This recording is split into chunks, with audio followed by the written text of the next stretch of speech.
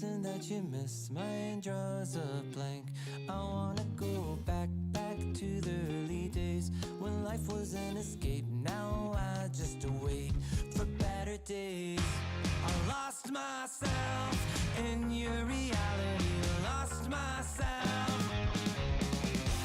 I lost myself in your reality, lost myself. I feel that life, according to a friend, we're all shrink wrapped in families and making ends meet, stuck in jobs we'll never leave. I never wanna be like that, so I wanna go back to my reality. Wanna go back. I wanna go back to my reality. Wanna go back. Didn't mean to sound so concerning. Am I alone in the hurt? I never followed anyone. It's so absurd.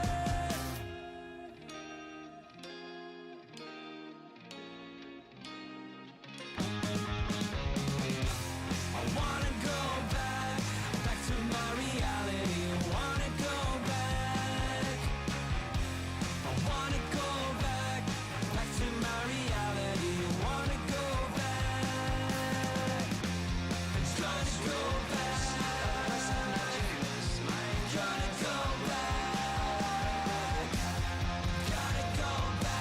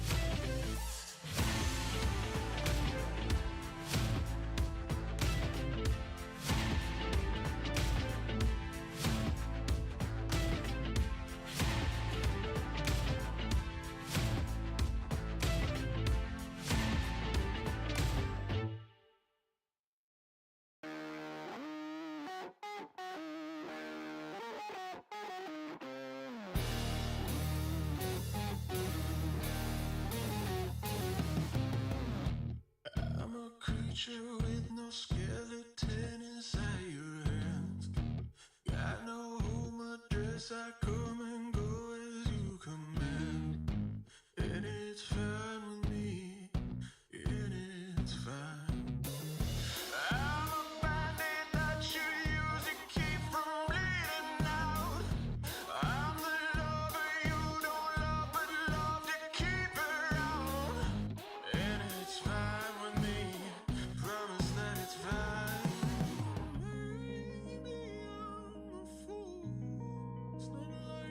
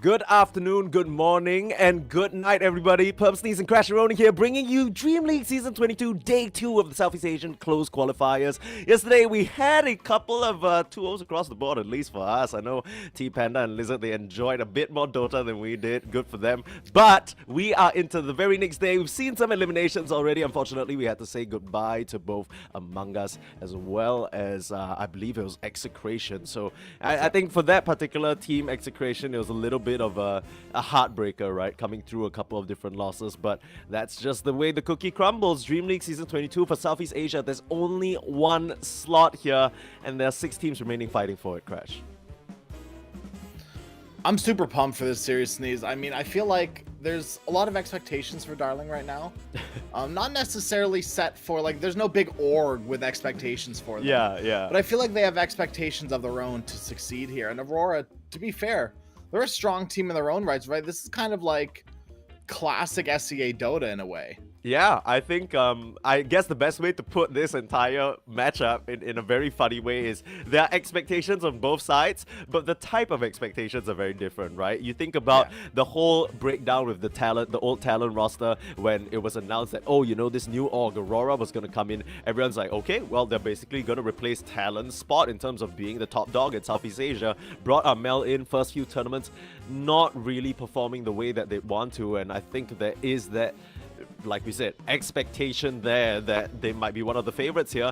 On the flip side, Team Darling, Cuckoo's coming back after a little bit of an unsuccessful stint in Blacklist Rivalry as a pause 5. You know, everyone was memeing, Cuckoo fault and stuff like that. He took a little bit of a break to go stream, comes back with a bunch of his Filipino pals, and suddenly they are absolutely tearing things up.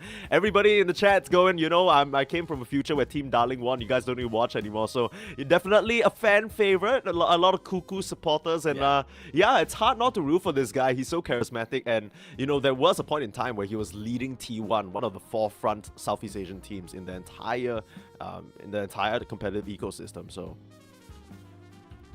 yeah, we'll see how well Cuckoo can lead his team to victory this time around, as it's gonna be a hard fought one for sure. Aurora, they've got a lot of good players, and Darling, they are gonna have to fight quite hard for this victory. yeah, I think the difference between Aurora and Darling in terms of experience is really the big one that I'm looking at, specifically for the supporting duo of the side of Darling, right? Drake as well as Jotun. These are not really names that people who don't follow the Tier 3, Tier 2 scene will know. For Drake, he's been floating around the same lineup of Manta Esports, who have been very successful in the Tier 3, Tier 2 side of things for Southeast Asia, but haven't really been able to break past that. This kind of feels like his first chance to really try and scratch the surface of Tier 1, prove himself among some of the top dogs. And same kind of situation for Jotun. So for those of you guys who watched the Execration match yesterday, you noticed that they basically swapped out Palos for this new up-and-coming carry called Yona. Both Yona and Jotun were on a team called Atomic Esports, where they were kind of middling around the Tier 2, Tier 3 scene. No major achievements there. So it is a good platform now for them to potentially prove themselves, and who knows, maybe, I mean, Darling, we never know how these qualifiers are going to go, right? They could win the whole thing. Yeah, right. This is a team specifically made for the qualifiers. I feel like Cuckoo, he handpicked a team very specifically, right, for this reason to run these qualifiers. And like you said, they've been kind of owning. Yeah, kind of is an understatement. They picked Clinks yesterday, which we were kind of fishing around as maybe some of these teams, specifically Neon. We know CDR loves his Skeleton Boy, but picking the Clinks up and also the Meepo in their game against Execration, honestly, both games didn't even look close. Now, if we're using Execration as a bar, given their performance that we saw yesterday, it might not necessarily be the best, because it's clear that they are playing a little bit deflated, playing a bit disjointed, and that's not the best Execration can be. We've seen peak Execration. That's not them, right? So I think guesses are still up, right? Darling, how well are they going to do into this experienced lineup led by Jabs? And bans are coming out hot and heavy. Nothing too crazy. I will say the one hero that's still in the pool right now is the Chen. And that is something that Ollie, I'm sure he will have no problems picking up. Now, we're not entirely sure about Jotun's specific hero pool. He seems to play pretty...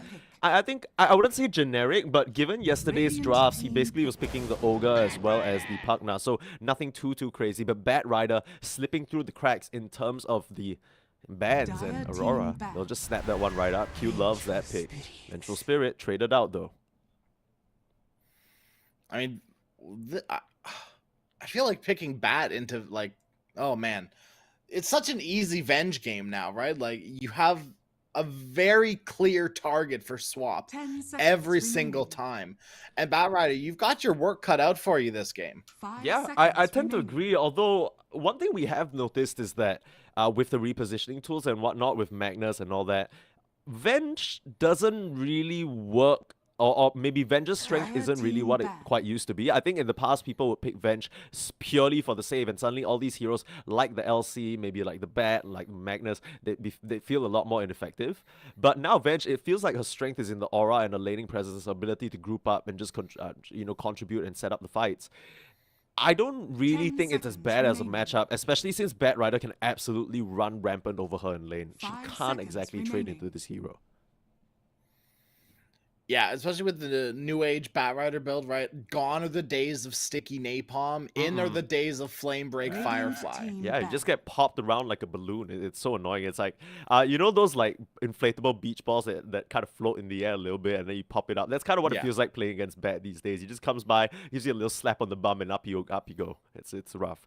Okay, Aurora, choose to ban out the Weaver, the Luna, as well as the 10 Storm. seconds These remaining. aren't heroes that I think, have shown their face 5 at seconds all in remaining. the Darling game so far, but it's worth mentioning that, for them in particular, they these are but Palos. Come on, like you know Yeah. what this guy likes to play, right? Palos, and of course Yaoi as well. Interesting the Darling ban out the Lena just because of how much Yahweh and Palos love the Lena, right? And you have pick priority at this phase as well. So Yeah. I guess maybe if they left in the I don't know. Actually, Yeah, maybe if they left in the pool, it gets picked up instead of the Batriders. Maybe that's what they're thinking. I think okay, so my read is that maybe Palos isn't quite as comfortable executing that strategy because if we take a look at their recent games, they first banned the Lina Radiant in team true. pick. they first banned the Dire Lina team and they pick. second banned the Lina. So this is just clearly something they don't want to deal with. They'll snatch up the Slada, which is a very strong off-lane pick. We have seen some mid laners on Dota 2 Pro Tracker try and work it in the mid lane to middling success. I think in particular, let me just check my notes here if I'm not wrong. 10 Yeah, so seconds remaining. Yaoi is actually one of the one of the players who actually 5 recently has seconds been remaining. practicing that pick, and I believe they ended up running it on off lane in one of their open qualifier games up against 500 Bananas.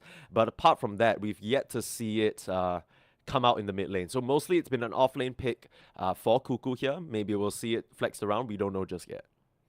It's going to depend on mid matchup, right? There are a few heroes, the key heroes in this meta right now that Slider absolutely destroys. Ember Spirit obviously is banned, but he's the first one that pops into my head for me when I think of like heroes that Slider destroys. So any sort of melee hero that doesn't necessarily have the best way of getting out pre-level 6. So even to lesser extent, heroes like the DK, like obviously for the first little bit, you don't really care about Slider, but by the time he gets level 6 and you get level 6, kind of switched around favors. Like all it takes is one Vengeful Spirit gank.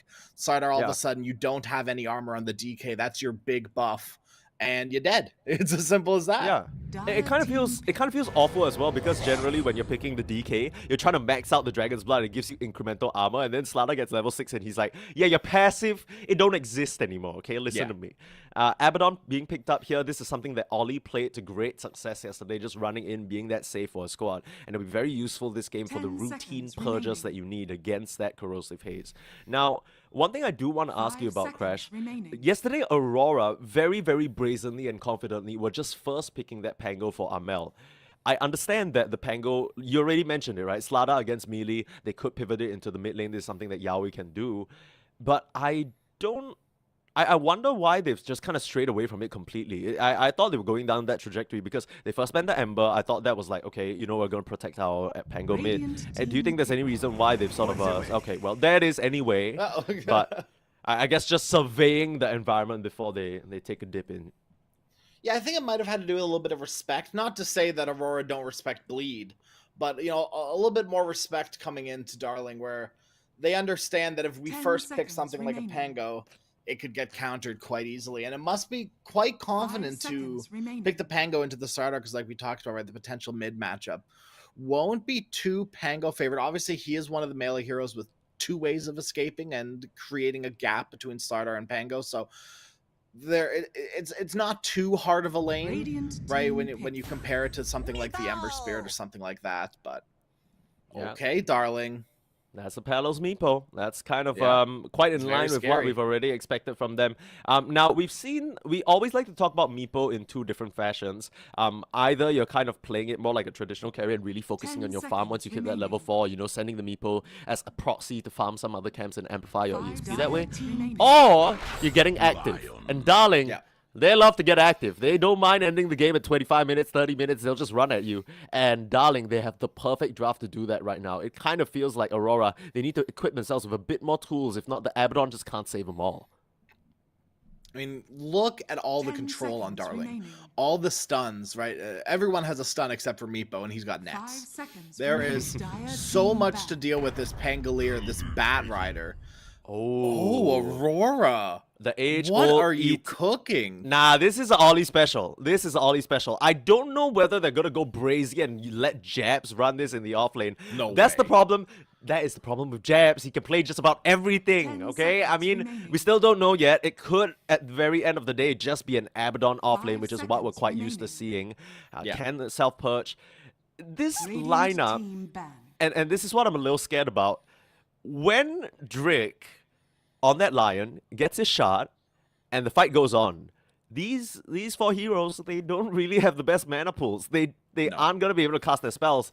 And if Meepo and Slardar are able to buy enough time, I know the mana drain meme is a whole thing on its own, but it's kind of lethal this game. I'm feeling like it's quite look, mana drain was memed on for a reason, right? It was quite good, and now people are asking for it to be nerfed. Some people are saying straight up remove it.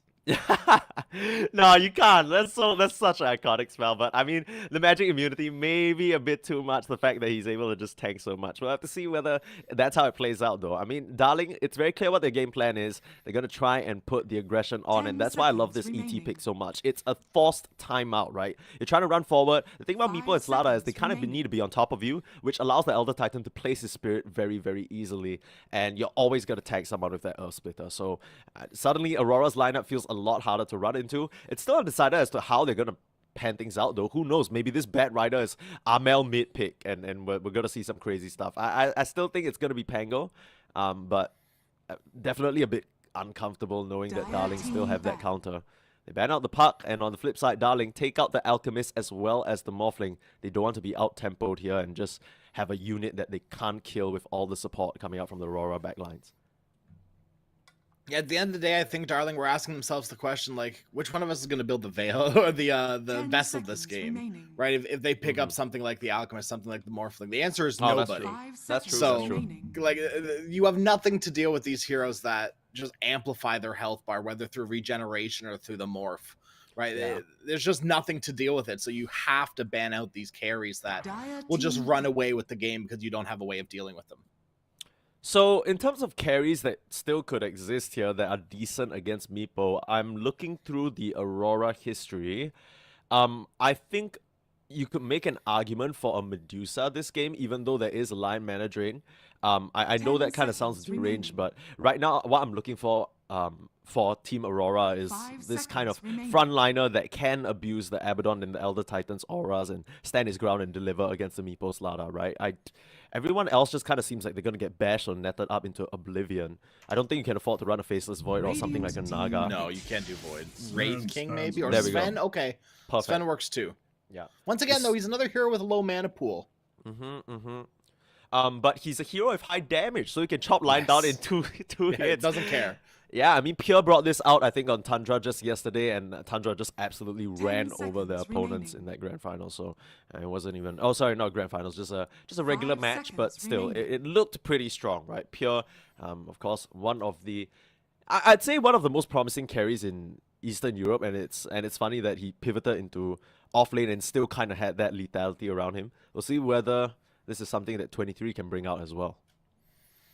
Back, I don't know, 2 years ago maybe now, when support Sven was a thing, this was the pick into things like Slardar, into Faceless Void, right? This was the hero. So obviously, playing it in a core role, it's going to do the exact same thing. The war cry is going to be so valuable this game, into Meepo, into Slardar. So much value coming out from all of these little abilities from the side of Aurora. Yeah, and they seem very well equipped to deal with what Darling are trying to do, which is run at them, right? Suddenly you're running into ET Aura, you're running into Warcry, you're running into Abaddon Shield. It's no longer quite as enticing, but this is the front-facing unit that they need to just kind of mow down these objectives. That's kind of what they were missing here. And Yahweh, he's likely going to be picking that one up in the mid lane. It's a good matchup into Armel and the Pango as well. And Darling, I think they've sort of got themselves a pretty good recipe here. No, actually they've switched it around. It's going to be Yahweh on that mid lane Slada. So true enough, our research pays off. You know, Yahweh, he's been experimenting with this to quite a decent amount of success. And we'll see whether he can outmuscle Armel. It should be a fine Slardar lane, right? You have the regen in the river, which I think a lot of people don't think about. Yeah. So it's just going to go quite a long way of helping him sustain himself in the lane against Pangolier. Look, I'll be real with you. I'm sure a lot of people don't think about it, but you know the person playing against Slada is like, damn it, you know why is he? Why the heck is he just regenning so much? This is silly. And we might have to see a couple of rotations come out, and true enough, it is going to be Jabs on that off-lane Elder Titan up against Meepo in the lane. I mean, he very confidently picked it for himself, so there must be something cooking there. But yeah, I mean, I just kind of got this word from Hang Soka, who's one of the regular Thai managers in the Thai Dota scene, and he's saying, like, you know, Cuckoo seems to have something against Thai offlaners, right? First he took down KNP, then Masaros, and then now he's coming for Jab. So we'll see whether that ends up being the case. Worth noting before the game starts as well that, of course, Jabs Jabs is one particular figure, but 23 will be playing up against his former T1 captain in Cuckoo. So definitely I think definitely some history there. That's, you know, when I say history, it's not necessarily bad, but with Southeast Asia, everyone's chill. You know what I mean? Yeah, yeah. it ain't like that. But you know, just having that, seeing your past ally on the other side of the battlefield definitely has got to stir some memories. You know what I mean? Oh, absolutely. Hopefully stirring some good memories and some good good feelings coming to this game, right? It might not be bitterness and like, oh, like expect to see the tips coming out when you killed the Death Prophet, right? Expect when you mess up, your teammates are going to tip you. Look at that. The opposing, your old teammates are going to tip you, I should say. Come on, they're already smiling, all chatting. Yeah. These guys know each other very, very well. We'll see whether Cuckoo is able to pull out a sneaky one. I think this is the tricky thing, right? Like, it goes back to what we were talking about, expectations, and this is really the story of this match. Aurora, they fell short of expectations in recent times, right? And now they're trying to climb back up that hill. On the flip side, I think realistically speaking, nobody thought much about this Darling lineup until they came in open qualifiers, tore up everyone, first round execution, crushed them as well. And right now it feels like the possibilities are endless. They're playing with a certain fire under them that's not because of any sort of pressure, but instead just, hey, let's really mess with these guys. Let's really give them a hard ass time, right? Like, it's that's kind of the feeling that I'm getting from this Darling lineup, and it's gonna be fun Dota to watch. And they've got this crazy draft to go off the back of their crazy play as well, right? The minus armor into DP Ghosts, yeah, very good, right? Keep in mind the Ghosts do physical damage. Yeah. So, amplified by all that minus armor on the side of the Venge, Sardar as well. You have, like we've already talked about, so much control. And that's where Sven BKB is going to be the big timing for Aurora. Yeah, that's kind of what they'll be working towards for sure. Aurora, we'll see whether they can hold it down though. I'm a little bit worried about this Elder Titan.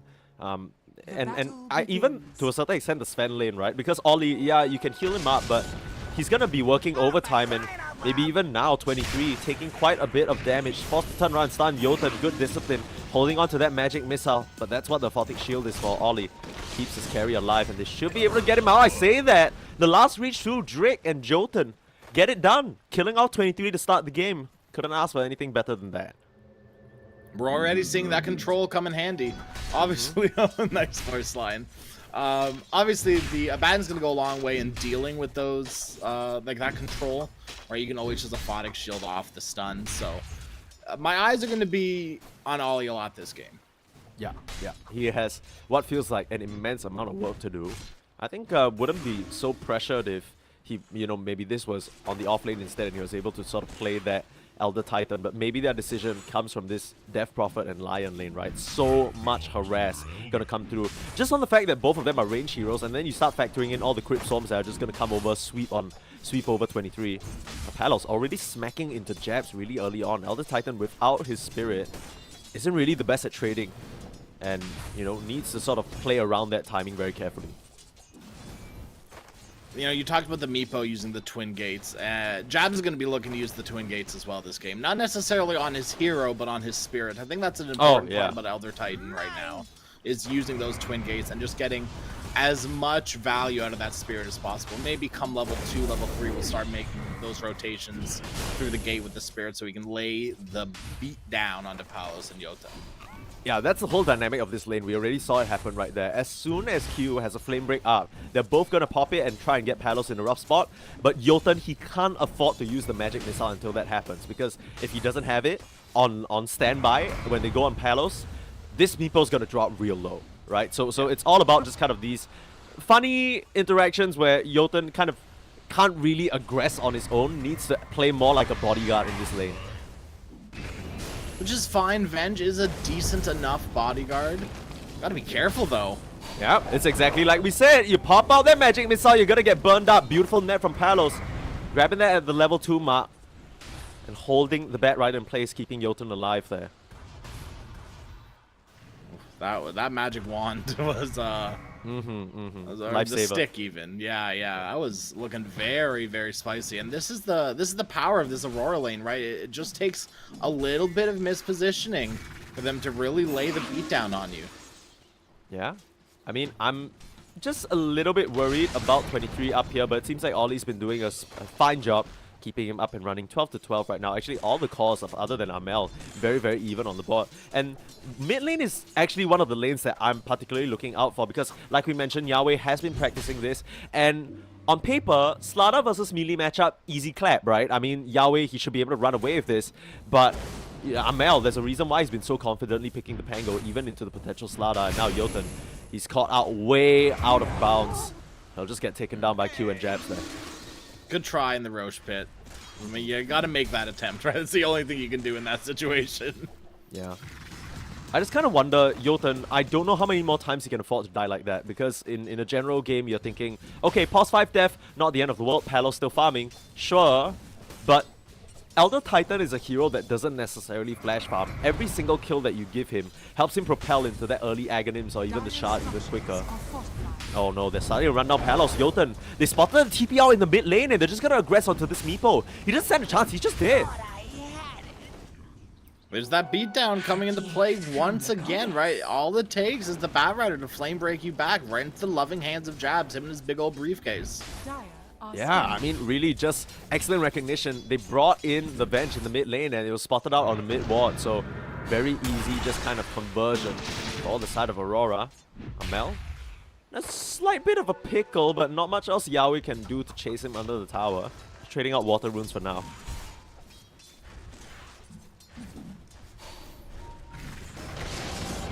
He's doing actually not too well in this lane. Obviously, the Death Prophet is quite a hard laner to lane up against as any sort of melee hero, especially a double melee lane. But I didn't... Okay, no, that's not true. I didn't expect more. I expected Ollie to maybe do a little, like, some pulling. Like, he's already unblocked that easy camp. You just want to pretty much deny as much XP from this Death Prophet as possible because you're not killing her. And that's really how you counter Death Prophet in lane. Is, you know, you kill her in these early levels because you're not going to be able to as the game goes later. Yeah, I mean, once you hit that level 4-5, right, Spirit Siphon up to level 3, ain't happening, especially with 2 melee heroes. I think that's kind of the trickiness that we're seeing. Early on, Sven was still able to keep up, but now Jotun, speaking of keeping up, they're right on top of him. Last few auto attacks, great net again from Palos, but he is dropping solo jabs with the briefcase. Might just find another, wants to get Palos. Last touch is there. Oh, actually doesn't manage to fire off that auto attack, but Q will clean up shop there. And once again, the safe lane of Darling just gets mopped up. Radiant's bottom tower is under attack. this lane for Aurora is actually going a lot better than I thought it was, or like thought it was going to at least. Same. I'll be honest. He hasn't even done any funky shenanigans with the spirit yet. He's just walking up on them, and it's just enough. And I mean, it goes to show. We were talking about the Venge having an easy game. Yeah, maybe in the team fights, but in the early lane, it's rough. Beautiful rotation from both supports to try and punish Agent Amel here. But yeah, I mean, Agent or not, he's just gonna get smacked down. That's just a byproduct of the Slada inherently having so much control. Yeah, now that Yaoi's hit level 6, game gets a little bit harder for Armel. He can't just sit in lane as freely as he used to. He's got to be careful. Every swashbuckle, every shield crash has got to count. Yeah, now running down here on this bot side, trying to take advantage of the level 6 timing.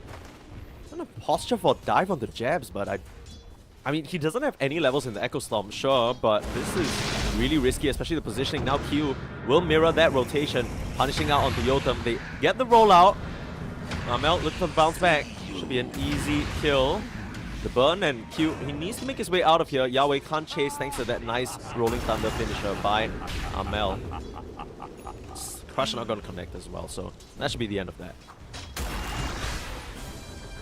You know, Yahweh, he's giving me a little bit of validation because I remember I was talking about this Slardar in another game. And I was like, oh, getting 1 point into Bash. And I was called crazy. I was called absolutely bonkers for saying mid Slardar gets only 1 point into Bash. But looky here. Slardar 1 point into Bash, focusing more on that Slithering Crush.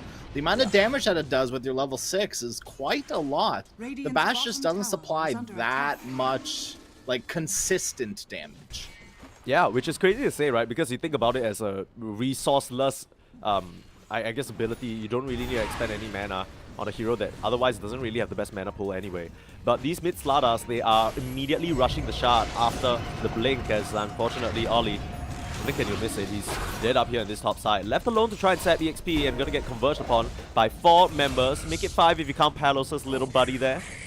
And they will make quick work of this tower. Exorcism available and first tier 1 of the game. Everything according to the Death Prophet plan.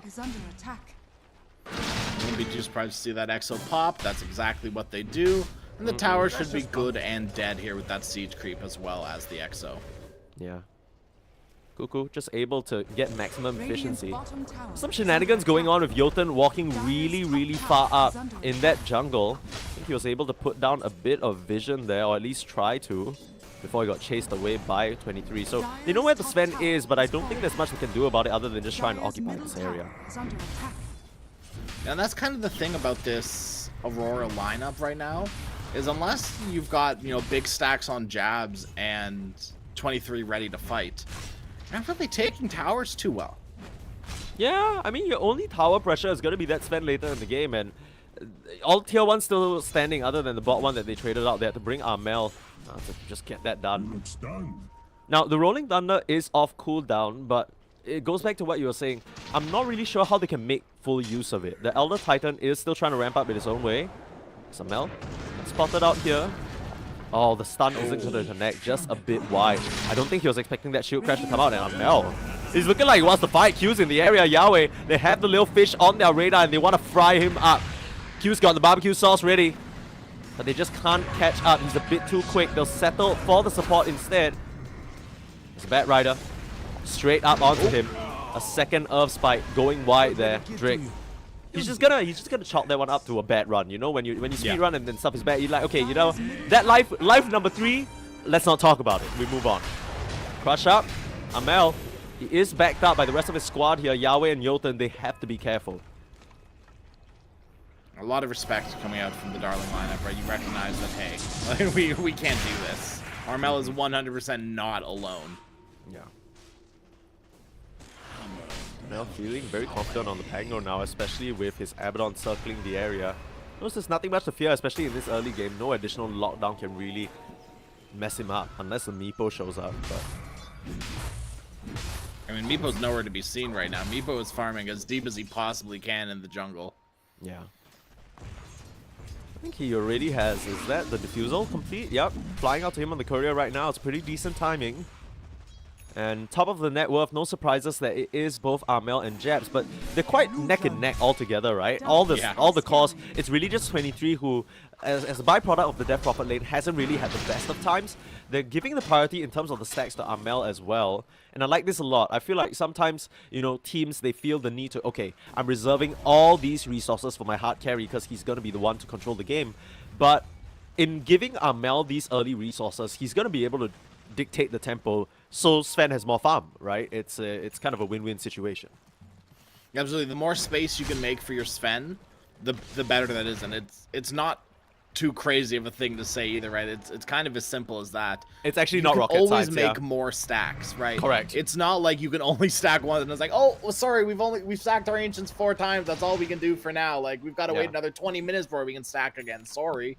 It's the stack cooldown. Oops. The stack. We used all our stacks. We ran out. Yeah. Oh, sorry, Sven.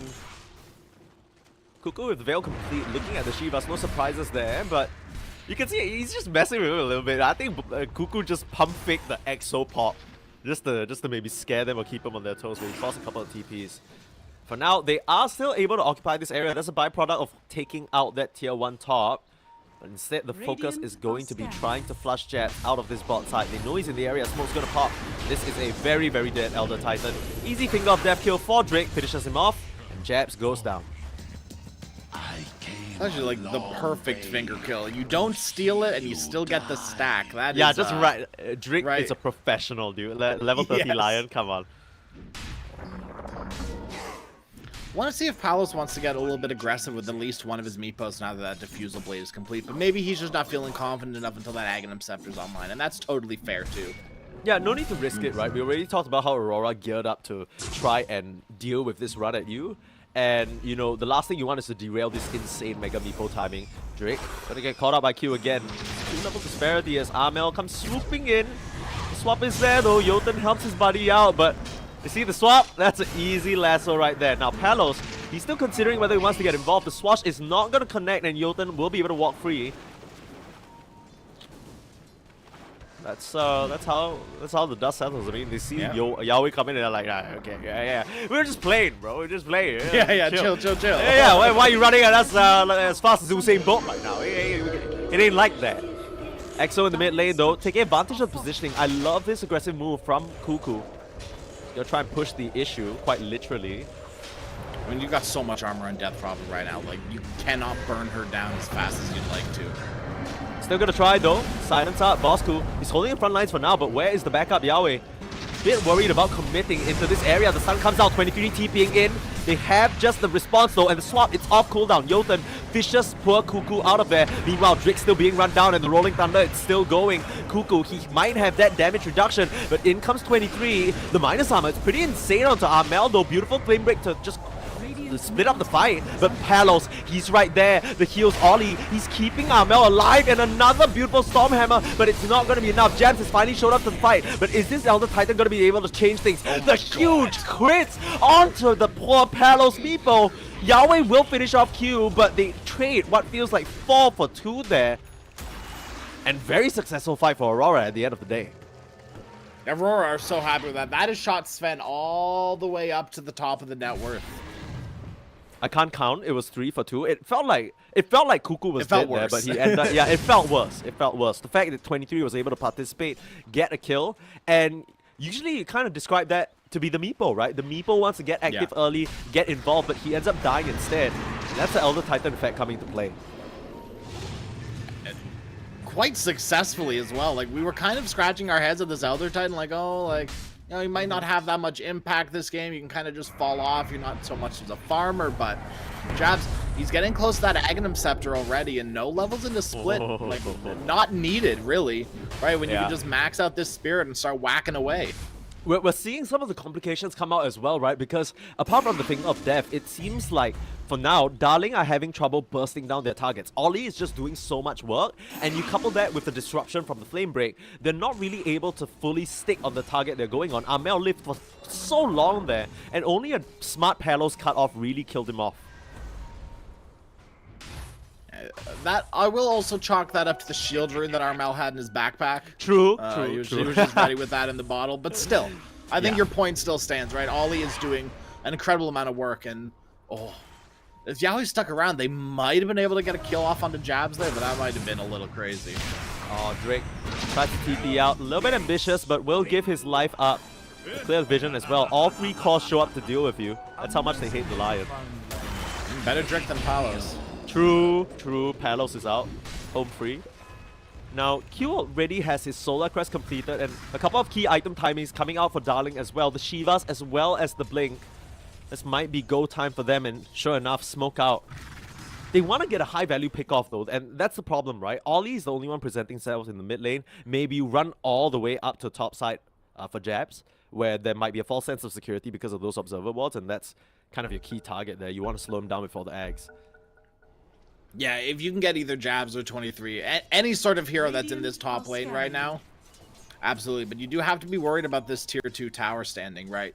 Both of these 2 heroes that you want to gank are sitting around the tier 2. I mean, it's not as easy as a gank as you'd like it to be, right? Aurora, if you go on their cores, they are going to rotate heroes in. It's not, it's very simple. Excellent discipline here from Ollie, but it's not going to amount to much. He has the borrowed time, and they aren't even able to pop it. Amel coming to him to roll, and it's a beautiful stomp onto 3 lands, the Orb Splitter and jabs. There's his Aghanim Scepter. They hold Cuckoo in place, and they absolutely smack him down. Amel will set up another. He might have turned invisible. Do they have the detection? Doesn't seem like Ollie and Q can close the distance and find any sort of a dust or a sentry. But they'll wipe out 2, answer right back. And now they're the ones working down this tier 1. Just felt so forced from Darling. That was... And to be fair, they didn't recognize that Jabs had his Aghanim Scepter completed. And he just comes in and slaps them down. Yeah, I mean, 23, speaking of slapping, forcing the Mega Meeple out Palos with that timing. This was supposed to be Darling's moment of power, but they're letting it slip away a little bit. Here comes Jabs, magic immune and ready to absolutely fight. Your swap can't even come out in time. Jotun, he wasn't expecting that. But Jabs, he's going to be swapped out to the high ground. He's fine with that. He's in position of safety. He'll run up onto Bosku. But here comes Amel with the shield crash. Single step into what? You are getting obliterated right now. The Elder Titan is just crushing them under his foot. And this off-kilter pick is destroying them. You dare pick Meepo? We got the perfect answer. And it's not even like obviously, yes, it is the perfect answer to Meepo, but it's also just working out perfectly this game in general. Right, Elder Titan is doing so much this game, and it just comes down to the early kills that Jabs was able to secure.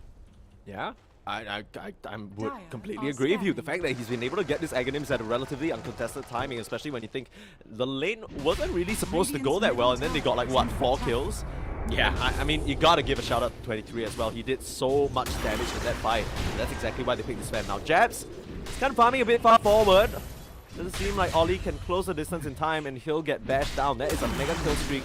Going over to Jotun, which isn't ideal, but at the very least, he slowed down the Elder Titan just a bit. Yeah. Much needed kill. Obviously, you want 23. That's the ideal kill, but you'll take an Elder Titan or 2. Yeah.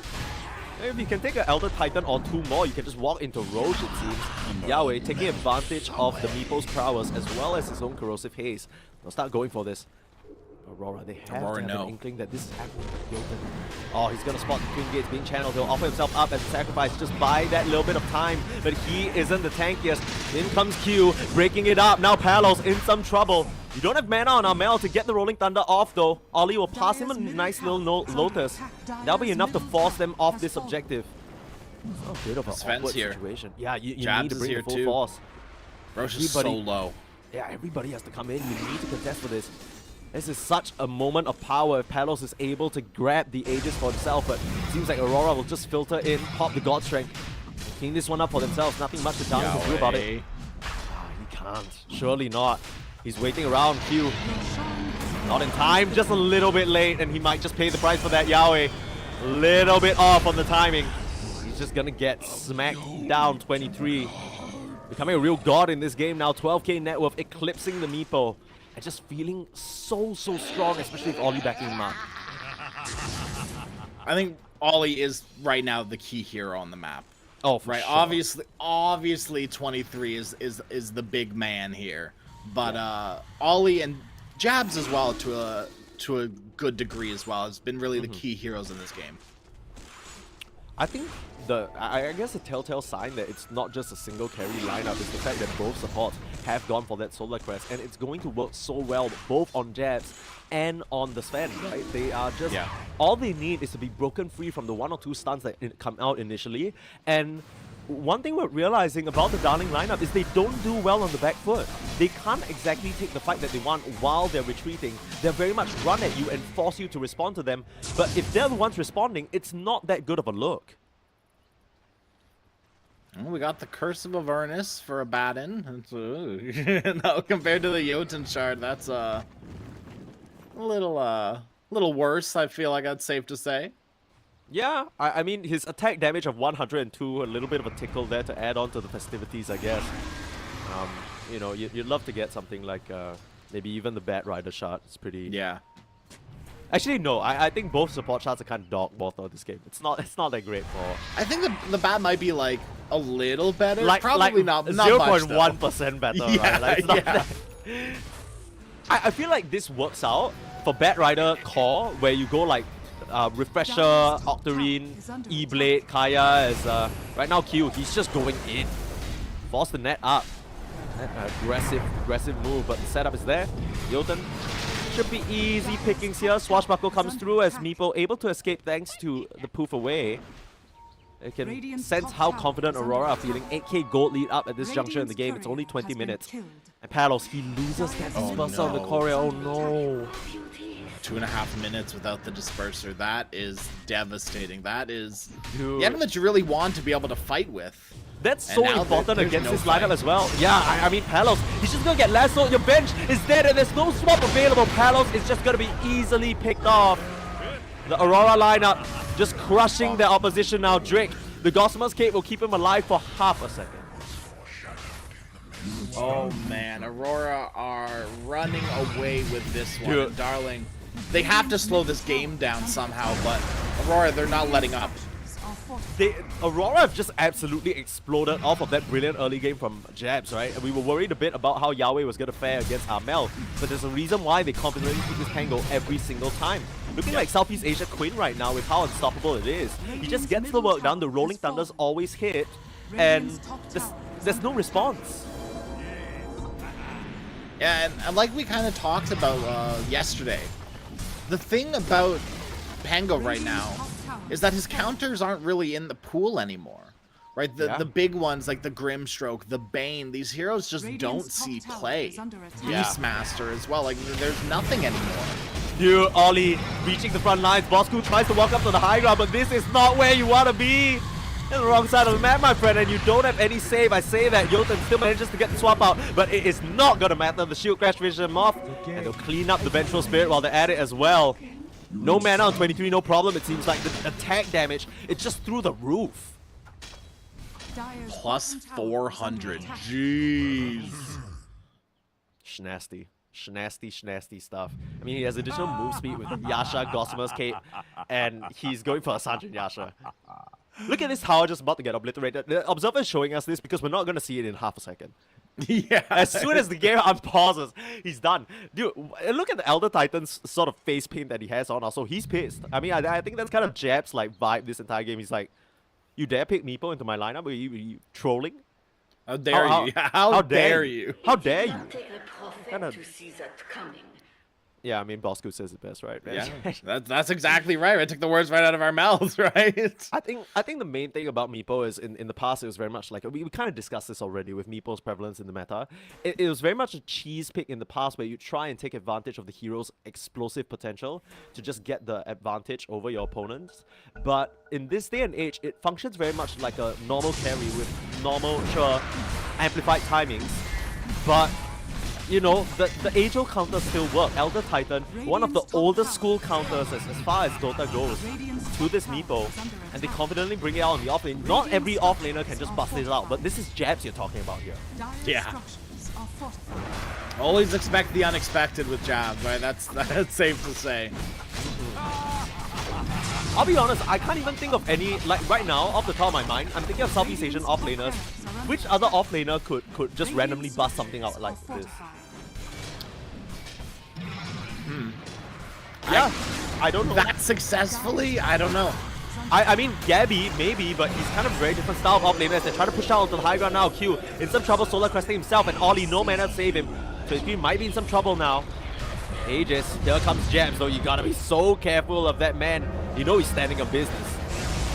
Boss pop the BKB, 23, he just turns around, the boss cool. I'm not sure whether this is a fight you want to commit into, though very low mana on everybody on Aurora, and they choose to back out instead, but the question is, can they? You'll hex him up before he can get the roll off, Armel, and at least get that picked off. You'd love to find more. Palos, he's still on the hunt, bring the meepos out. Japs should be able to skirt his way out of there, especially the move speed coming out from that spirit. He will just scurry on out. Spurser though, Palos, they don't want to let him go. But look at him. Jabs is so fast. Though. He is on an express flight to get out of there. Oh man, what do you do, right? You have Disperser, Jabs has his spirit. He does not need a Disperser to walk around at max movement speed. Yeah, it's disgusting. I mean, how fast he's moving too, and the magic immunity. All these little stunts, like the only thing you can really do against him, or hope to do against him, is maybe bash him with Yahweh. But I can't help but feel like Yahweh, sure, he's got the shot, he's got the blink, and even the Echo Saber working his way towards the X now, but he's yet to really find the connections that he needs in this fight. Cute. Oh, cute. Oh.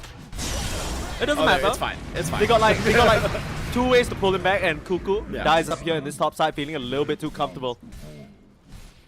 Easy pick up. Maybe Q was waiting for like the lion stun or something, right? He was waiting for some sort of control from the lion, but lion was gone. The lion's out of there. Nah, this kind of feels like one of those anime moments where, like, you know, you're in the middle of a fight and suddenly a way stronger foe shows up and he doesn't immediately hit you. He first, like, there's this like whole 3-second cutscene where he's like smiling next to you and the main character just kind of, there's a dread that sets in.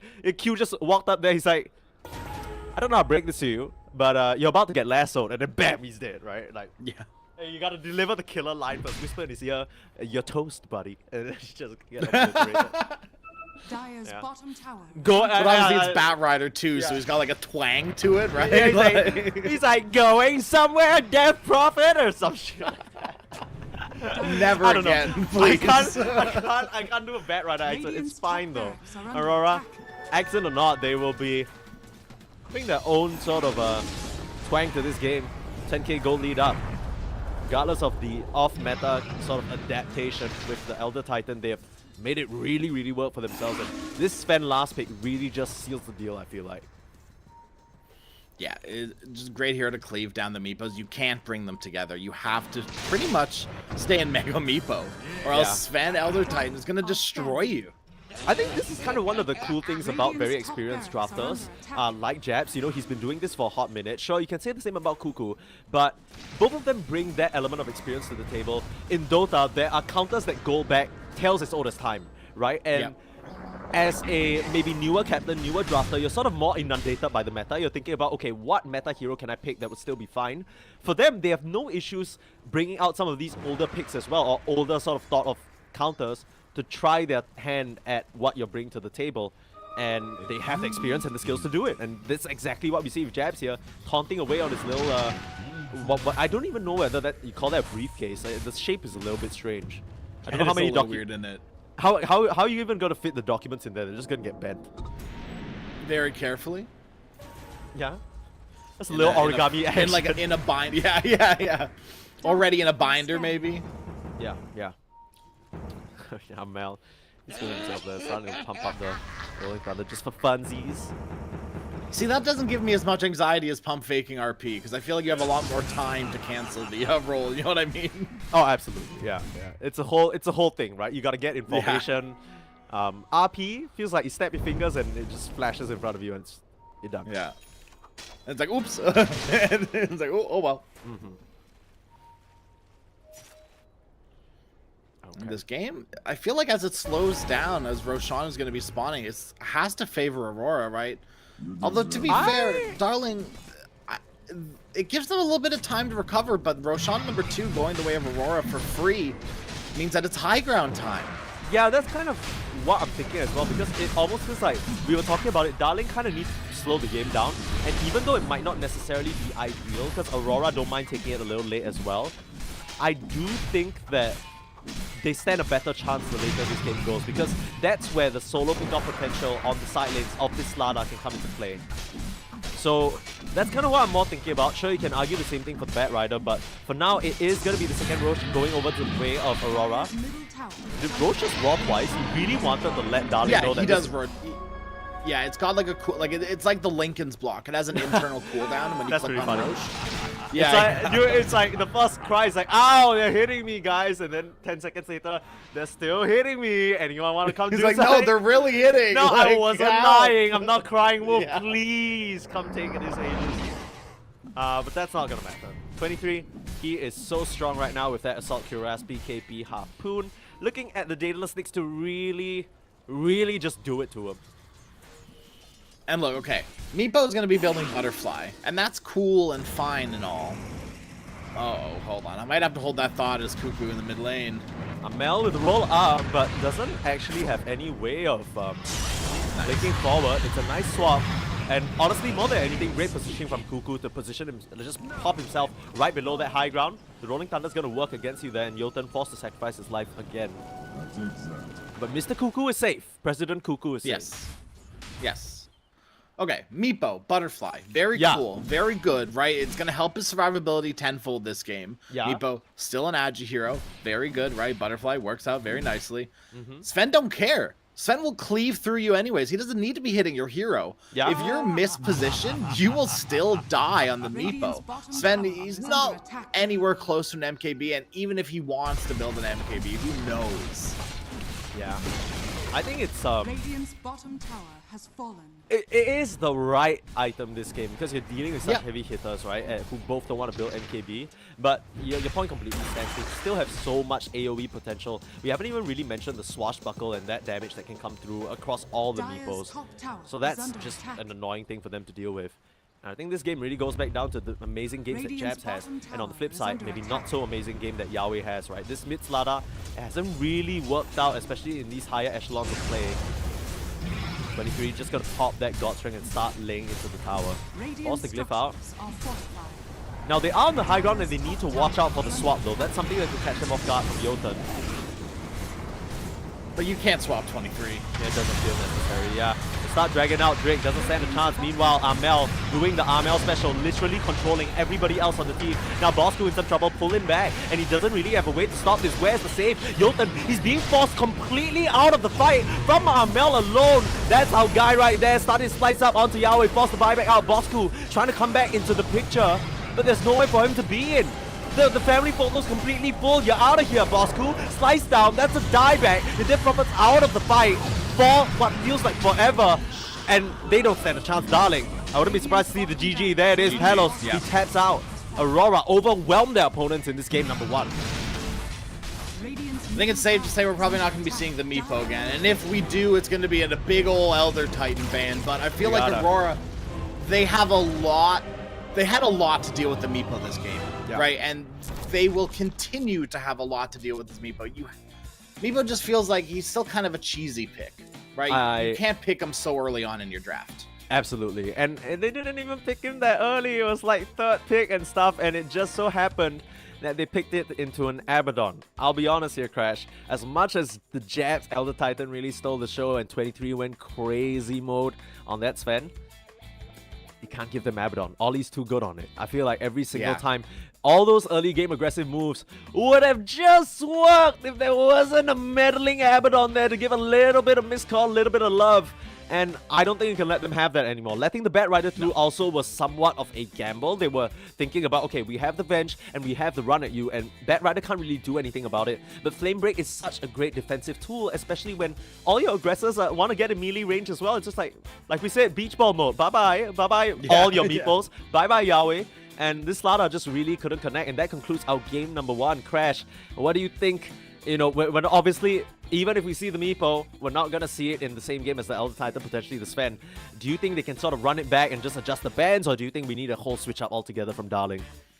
It's definitely back to the drawing board for Darling. Okay. We'll see what they do want to do, though, right? Because at the end of the day, it's their game. It's Yeah. in the upper bracket. If they want to take risks, now's kind of the time, right? You don't want to be doing that in the lower bracket. Yeah, absolutely. Now, they still have that Clinks in the back pocket they could bring out, but that was very much a last pick surprise. We'll see what else Darling has in the bag of tricks for us in this game number 2. We'll be back after a short break. Don't go anywhere.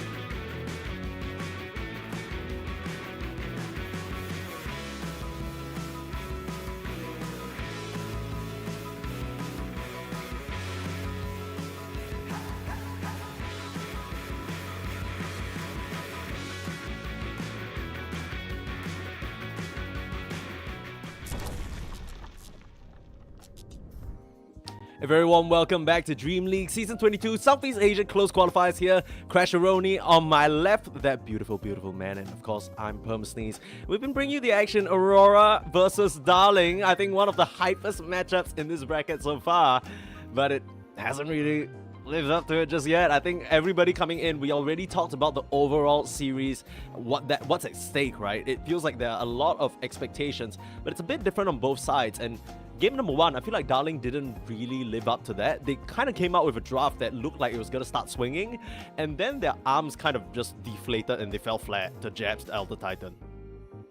Did you ever watch that SpongeBob episode where he had those like muscle arms? Oh, like those inflatable muscle arms. That's what it felt like. Yeah, right? yeah. You had this big beefy like Meepo, Slarda, Raw, big muscle arms, and then they punch you, and I was like, oh. Ooh, there's no power there. Yeah, they like walk up, like you see like all these like big buff dudes, and then you kind of poke a pin in them, and then they all just deflate. That's kind of what it felt like with that Elder Titan pick. It almost, I'm not gonna lie, even though it came midway through the draft, and respect due to Cuckoo, I'm sure he's a very experienced drafter, felt like they didn't expect it. Which, to be fair, I wouldn't have either. Yeah, neither, right? Like real. in a way, we sort of knew that Ollie had past experience playing the Abaddon, but I think what we're more used to seeing, especially in recent times, is that Abaddon potentially in the off lane as well. So I think definitely catching them off guard. Now we are in the upper bracket, so it's not like if Darling lose this next game, they're out of the tournament, right? They still have a chance in the lower, they can make that run, but it is worth noting, all 8, or rather 6 of these remaining teams are fighting for only one measly slot for Southeast Asia. That pains my heart to say out loud, but that's the reality that we have right now. And another reality that we have to face is Darling. They're one game away from dropping down to that lower bracket, like we said. They're going to have to really pull together, and I think, Crash, you were mentioning it right as we went off for game number 1, but you were saying, okay, Darling kind of need to go back to the drawing board and rethink everything. First ban Pango, that's a good start. We're finally going to see Armel and a new hero. I feel like, well, we have the Aurora series the other day, and then now today as well. It was just the Armel Pango. I'm curious to see what Armel can do now, you know? Well, it's also worth remembering that Armel famously won the Battle of the Mels, right? The 1v1, the first time it was unveiled, it was Sumail versus him, and he 1v1'd him to success. So he can't, as much as, you know, the support, the Pango has been playing a bit more of a disruptive, supportive space-making role. This guy can boss up. Okay, this guy can boss up. I mean, there's a reason why Puppy handpicked him, brought him all the way over there. When Fnatic were making the Southeast Asia Super Team, they're like, get Armel in here right now. And I mean, there's a certain, there has to be reasons why. I mean, of course, we don't know the exact dealings, but of course, this entire Aurora team is literally old talent minus Mikoto. And Mikoto was widely heralded as one of the best sort of mid laners in the world at some point. So yeah, the fact that they did that switch, I'm sure there's some sort of rationale there, and he's proved it so far. Let's see what else he got cooking. Yeah, that's what I want to see mostly, right? Is what else is Armel gonna do here? Right? And to be fair, he's been very successful, not just in the past, but in these close qualifiers as well. I'm looking forward to it. I'm looking very forward to see what Armel can cook up here. It's not going to be the Ember Spirit, but there are still other spirits left in the pool, right? The Void Spirit as well, Storm Spirit to a lesser degree. I've been impressed by Storm Spirits recently, but I think Storm still runs into the same problem that he's always run into, is that he's very susceptible to ganks pre-level 6, and even then you can still get full to 0 at almost any point in the game until you get something like a BKB or Linken's. Any channels? Any channels anywhere at all? Darling already addressed 2 of the prior picks with Bat Rider and the Pango, but they don't have... I mean, that opens the floodgates for a bunch of other stuff like the Lina. So finally, after first banning it and first phase banning it against all their opponents so far, they finally want to try and run it for themselves. They immediately snag that pickup. Good for them. Right, they have 2 heroes that absolutely love to play this Lina, so I just think it makes sense, right? Give your players what they want, especially when you're on the cusp of being knocked out into the lower bracket. Just give your players what they want. Give them what they're comfortable on. Ooh, this is an interesting little spin, huh? We now have a Rubik as a response. Not really what you think of when you're considering first pick, but it is a bit of a Q favorite here. I feel like, you know what's crazy? Which position 4 doesn't play Rubik, right? Isn't this just the position 4 hero of all time? No, absolutely. He's fallen out of meta 10 seconds recently, remaining. but I mean, in the grand scheme of Dota, how long has Rubik 5 been meta? seconds And remaining. he's still able to see picks nowadays when you're dealing with heroes like Lina. Heroes like even like Tidehunter, you've got a lot of range of abilities to steal. Yeah. The Den, the Water, the Gush, obviously the Ravage as well. Like there are a lot of good abilities in the meta right now for Rubik to steal. So it's just got to line up, right? And obviously the Lina LSA is such a good spell for Rubik. Yeah, the additional range that you get from it is kind of ridiculous. It's out of nowhere, just a flat AoE stun that does a Yeah. nice chunk of magic damage as well. And we briefly talked about this the other day, but I do want to revisit this idea. I think for the longest time, everyone's talking about Rubik like, oh, okay, you know, he's going to steal these teamfight ultimates, oh, turn the whole game around, oh, Ravage from Dandy, turns... Okay, beautiful, right? Amazing moment. But where Rubik is really lethal Dire is when you team have your back. hands on these low cooldown, high impact spells. The Shikuchi, the LSA, the Fissure, the Ice Path. All these little spells, even... Yeah, I mean, it just completely ruins the fight. I mean, even if you steal something like a Flame Break, right? Or you steal something like Yeah. a Sprout on the Prophet, that is so much damage coming from you because of that 10 arcane seconds supremacy remaining. that... I mean, it kind of puts Darling into a weird spot because so far they've been 5 playing fast, they've been seconds playing low remaining. cooldown, they like to go, go, go. And you're staring at the Rubik, you're like, do we really want to have to fight against our own medicine? It's a little bit awkward. So right now I'm leaning Dire towards something team like a pick. Primal Beast incoming for Darling. Radiant team pick. I'm just curious to see why they banned out the Clockwork. I think that's the big question mark for me right now. Obviously, Yeah. Clockwork's a decent enough hero, but like he's a decent bodyguard. That's very fair to say, but I just don't think he's really that meta 10 unless you're playing seconds something like a remaining. Primal Beast. Look, And I that's kind really of... the only hero that I think cares Clockwork. 5 This is Lina seconds protection remaining. scheme because they don't want to... Mm, I mean, that's right true, too. now, Darling still have the option of Radiant picking that team bench. pick. It is available, and it's going to be the Ogre instead. So defaulting back to something that they've already brought out before, just kind of a safe steroid and a good bodyguard for the Lina in lane, right? We were talking a Yeah. bit about this. The main problem with Lina is she doesn't have her own way of getting out of tricky situations, and the Mars is going to put her in that exact tricky situation. The arena, that's why I was thinking maybe 10 the bench is going to seconds come out again, but remaining. seems to be a hero that both teams aren't really favoring that much, particularly in this game. 5 seconds I remaining. mean, last time Dire Darling team ran pick. this Ogre Magi, they did run it with a Vengeful Spirit. Okay, this time they're going to run it with the Techies, which I don't mind either. Mhm. It's not a get out of jail free card like a swap, but it's a good team fight ability Yeah. that is going to be your initiation, one of your initiation I don't tools. know, dude. 10 I seconds look, remaining. I have 500 games on Ogre. That's my guy, right? I love Jotun Okay. for picking 5 it up. Love seconds Darling remaining. for giving this given you know in the Chinese Dota scene they have like nicknames for heroes. Ogre Magi is called Dire Fat team Blue pick. Boy. But I love that they're giving my Fat Blue Boy a chance here, but it doesn't really... It's like, it feels so bad against Rubik. He just kind of turns Yeah, around, it stuns does. you. You're giving him like a 4-second just point and click stun. On command, he already has that with telekinesis. And the even lower 10 cooldowns, Keep Off seconds Light. remaining. I mean, this kind of sets up for a bunch of cool mid laners like Spirits as well 5 for the low seconds cooldowns. remaining. Darling have a decent chunk of magic damage, but Aurora, they're gearing up to meet them right where they want to be. I think we're definitely leaning towards something like a Storm or a Void Spirit incoming. I think that's pretty safe to say. I mean, you could go for something like a Kunkka as well, Oh, which would kind of be interesting, right? The lower cooldowns on Kunkka go a long way. You could still... Nah, okay, look, this is what I'm thinking for Okay. Aurora. Void Spirit, Storm Spirit, mostly because even though there are control tools, you kind of need to cut through the noise. You already have a Mars who's going Yeah. to jump the front line, but you need someone who can close that distance without having to worry about the entire, I guess, distance you need to cover while the Lina is auto-attacking you while you're getting there, right? So that's kind of Yeah, my you concern. can't run at her. You can't run at her, and you need to materialize Radiant behind her team and pick. obliterate her. That's kind of the plan. Enchantress. Enchantress here implies that this is going to be a Armel mid Keeper of the Light, which I don't mind too much because it's going to be a good matchup to the Lina if they do choose to pivot it mid. Radiant But- team Yeah, it's one of the pick. few heroes that can like stand up to Lina. Okay, so Puck is going to be selection instead. This Ench is pretty interesting because I know that it is something that Ollie's quite comfortable on, and maybe he's feeling like it's good enough for him to trade against the techies. We talked about this hero's trading potential before, but it 10 kind of feels seconds super remaining. easy to kill with the magic damage that Darling has.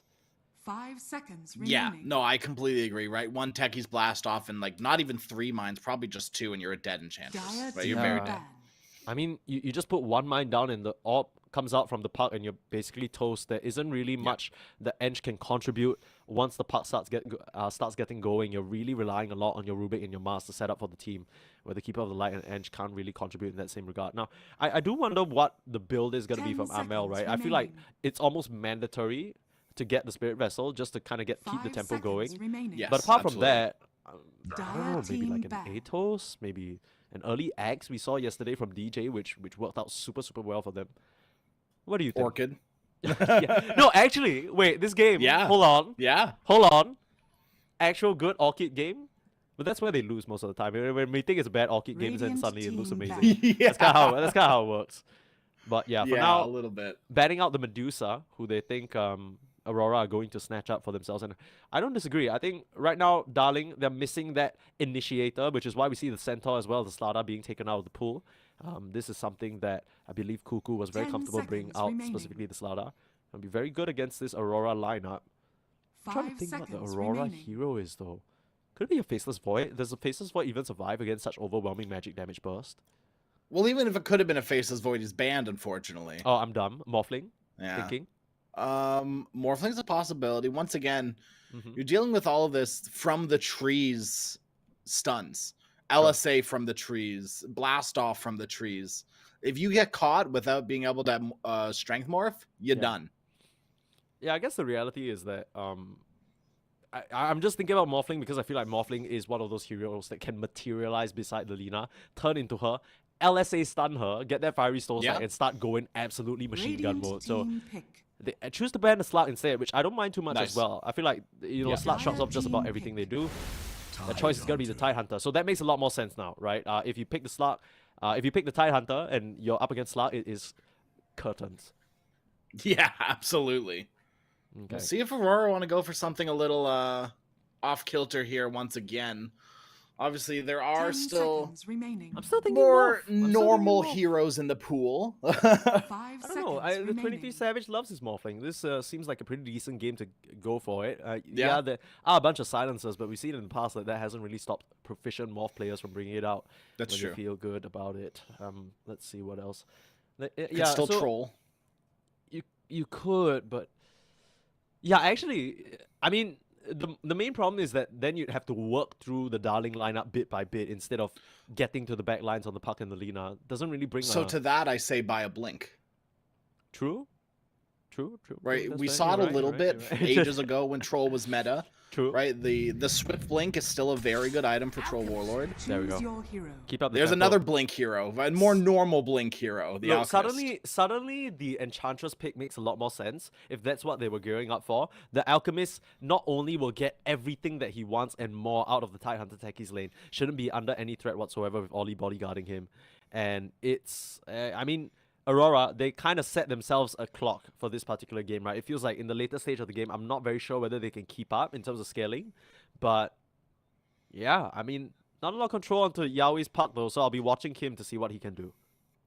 A lot of telegraphed abilities that you should be able to easily dodge. Right, if you get hit by a stray concoction, there's a lot of problems for your puck at that point. Yeah, okay, look. Caveat, if 23 blinks right next to you and pops it, I'm willing to close. I'm willing to close one eye. I'll be like, yeah, Yes, Yahweh. that's fair. Oh, unfortunately, Yeah. Yahweh got jumped from the trees. But even then, if you're fast enough, you just kind of make the out stun himself. Same thing. If Jabs gets right in there, right beside the puck, and you hit the spear, it's like, okay, like that's fine that you can't dodge a projectile that's literally like 1 millimeter away from you. That's fair. That's fair. Yeah, it goes back to a bit of a old school. Okay, it's not old school. Mars is new, but we've seen this off-lane versus off-lane matchup quite a bit. It's a Tide versus Mars, right? Mars basically implies that, okay, I run in, I stand there, I control this entire area, and you can't do anything about it. We're gonna kill the heroes in the arena, and the heroes outside arena can't do shit. Tide Hunter kind of says no to that, because unless you're popping BKB preemptively, he's just gonna buy that flat 4 seconds of time for his team to regroup and the walls of the arena to come down. So we'll have to see how that interaction plays out specifically for this game. I don't know how well of a lane this Tide is going to get, especially since he's not going to be able to pressure 23 here. No Pago, no win, smile. We'll see whether that's the case. I'm not too sure whether that's a necessarily yeah, they're just commenting on the Pango like, oh, you can play as Pango, man. Like, what are you talking about? Well, imagine a mid laner only playing Pango. Couldn't be NA. Yeah, no, I know nobody like this. Yeah, no, I couldn't be a prolific NA player who's abandoned the scene. Dude. Abandoned the scene. That's harsh. He man. abandoned NA, dude. What Relax. Everybody's moving all around. To be fair, if you are looking out for yourself and you want to improve as a player, most NA teams are scrimming and playing in EU anyways. So Yeah. it just seems like a natural transition for NA players at this point. For sure, for sure. Okay, so we talked about execration. I'm gonna be confused there because of some of the names. Palos, my bad. We talked about Darling. Going back to the drawing board, well, they went back to their drawing board with their existing strategies and picked the second one, which is this Lina carry. Well, but they haven't really brought it out in the closed qualifiers so far, but open qualifiers, that's what they were running, and they were very comfortable on it too. And this Ogre Magi is the big question mark for me because I understand what it does in this game. It's bodyguard for the Lina in the lane. But later on, it's kind of hard to navigate the engagements. We'll have to see what you're thinking get done. And this is a great Rubik game on the counter to that, right? Hard Ogre game. This has got to be one of the best Rubik games I've seen in a while. Yeah. You got Orb, you got LSA. I mean, hell, even Gush is pretty neat and nifty if you wanna. And I mean, the last Blast off, Dead in the Water against Puck. There's a lot. literal Ravage. If you could steal it, that just ruins the entire team fight for the side of Darling. As Ollie will start laying into Bosco. This was the plan for the Enchantress all along. Just be able to trade up into the techies and whatever offlaner that was selected. They should still have a nice time here. Dude, that Christmas set is so cute. Look at that bag of goodies. It's so cool. Yeah. It's so cool. That's one of the, like, if I played Alchemist, that's one of the sets I'd be buying. I don't care if it's 20 bucks. Look, let's be real here. We know about the Dota economy. It ain't gonna be 20 bucks. It's gonna be a much more expensive. Oh, is it? Well, is that what's sitting at right now? It's around that. Yeah, it's around like 20, 30, I'm pretty sure. Okay. I think the AA set was the most expensive. I think that's sitting around like 35 or something like that. I don't know. I could be wrong. I haven't looked. My must buy was the Tusk one because the words that I'm gonna be getting that one too. It's so funny. Christmas is over. We're into New Year. Yes. Okay, get over it, Crash. Dude, it's always Fistmas though. Are you kidding me? That's Like, true. That's true. That's the funniest line I've ever heard in my entire life, dude. It's also kind of weird to say out loud in like no context. Yeah, it is. For now though, mid lane, no surprise at all that Amel is doing okay. That's one of the benefits of the Koto mid. He's gonna blast the wave, move back, stack the camp. Blast the wave, rinse and repeat, right? And there's not much counterplay to that. That's kind of what made Koto such a strong pick a couple of metas ago. I think there's still a little place for Coddle in this meta, right? There's a lot of magic damage coming out this meta, right? True. We already see it from Darling's Trap, right? How heavy magic damage focused they are. Obviously, Lina has the ability to kind of be a hybrid, as well as the Tidehunter, but still, right? Puck, Techies, Ogre, these are big magic damage dealers. And Aurora, they're going to be looking for someone to be able to pipe this game almost certainly, or at least a few Glimmer Capes. But that's where heroes like Techies comes into play. Coddle as well, like this spell amplification goes a long way. This is why Veil and Shivas are so good right now. Absolutely. I mean, all these, it really just started, damage amplification mechanics, we talked about this already. Straight up busted, honestly. Yeah. Every time they're in the game, suddenly all these metrics, it's kind of like Bounty Hunter and Alchemist with the gold sort of manipulation, right? All these little ways of just completely altering the trajectory of the game. Sure, you have a level 4 spell that's supposed to do 400 damage, you get 20% spell M, suddenly it's up to 5, right? And then these kills that used to not be possible suddenly can happen. It's definitely what is being abused right now, and for good reason. Now Drake, looking for a setup of the 23, they will connect and do a lot of damage. Found Ollie on a rotation, back to the jungle to try and find a creep, but coming back in with the Pinecone Raider, 23 gonna turn around, nice Lotus. Bosco in some trouble, last touch the armor, is it enough? They're trying to find him in the tree line, but slippery little watermelon. Able to just dive his way out of there. Now Ollie will spot him out finally. The auto attacks. Oh, look at that Pinecone Raider. Cutting him off. Can they get the body blocks? A little Akon shot evasion, but it's not gonna be enough. Beautifully done from Ollie to be a one-man wraparound. That was insane. Look, Ollie has played, so out of all of his pubs, I'm doing a little bit of research on him. He has played 14 Enchantress games out of the 35 games he's played with an 80% win rate. Oh, Drake's still gonna get the kill though. Not respecting the blast off, sticks around too long, perhaps a bit greedy, but that's not gonna stop Ollie. Gets another. I'm the carry now. How dare you disrespect my alphabet? Level 4. He's on level this 4, dude. Enchantress. Bosco knows as well. He's like, all right, buddy. You know, like, can you lay off a little bit? I'm trying to have a game. Yeah, here. chill, brother, chill. We don't need to be like that. It's we're all Southeast Asia. Okay. 32 last hits for this Koto, but we understand why the puck was picked into it, right? Every single time you get the blast out from the Koto, you just phase shift, and literally nothing happens in that lane. It's just a snooze fest until probably level 6. Crazy. Yeah. It's not a hard matchup for Puck, but it's not one that Puck's gonna run away with. Yeah. Maybe come level 6, you have some sort of kill potential on the Coddle. But that blinding light illuminates Solar Bind, right? Like, if he's level 6 as well, you got to be so careful about using your abilities. Ooh, nice D-ward there from Q. Gets it early so he can get the stacks going as well. And yeah, I mean, just so much pressure coming out from this Aurora lineup. Come level 6, I'm fully expecting the Puck to make a rotation up here with how aggressive they're playing, but Amel beats him to the punch. Jotun getting pulled back, but they've already used all their disables. Great recognition from the Ogre Magi to fish himself out of that situation. This is going to leave Palos alone in this bottom lane for quite a long time. Ogre Magi, he is not the fastest hero. Amel. He's got to make some sort of great retreat here. Amel is on the hunt. There's no retreating. They found him.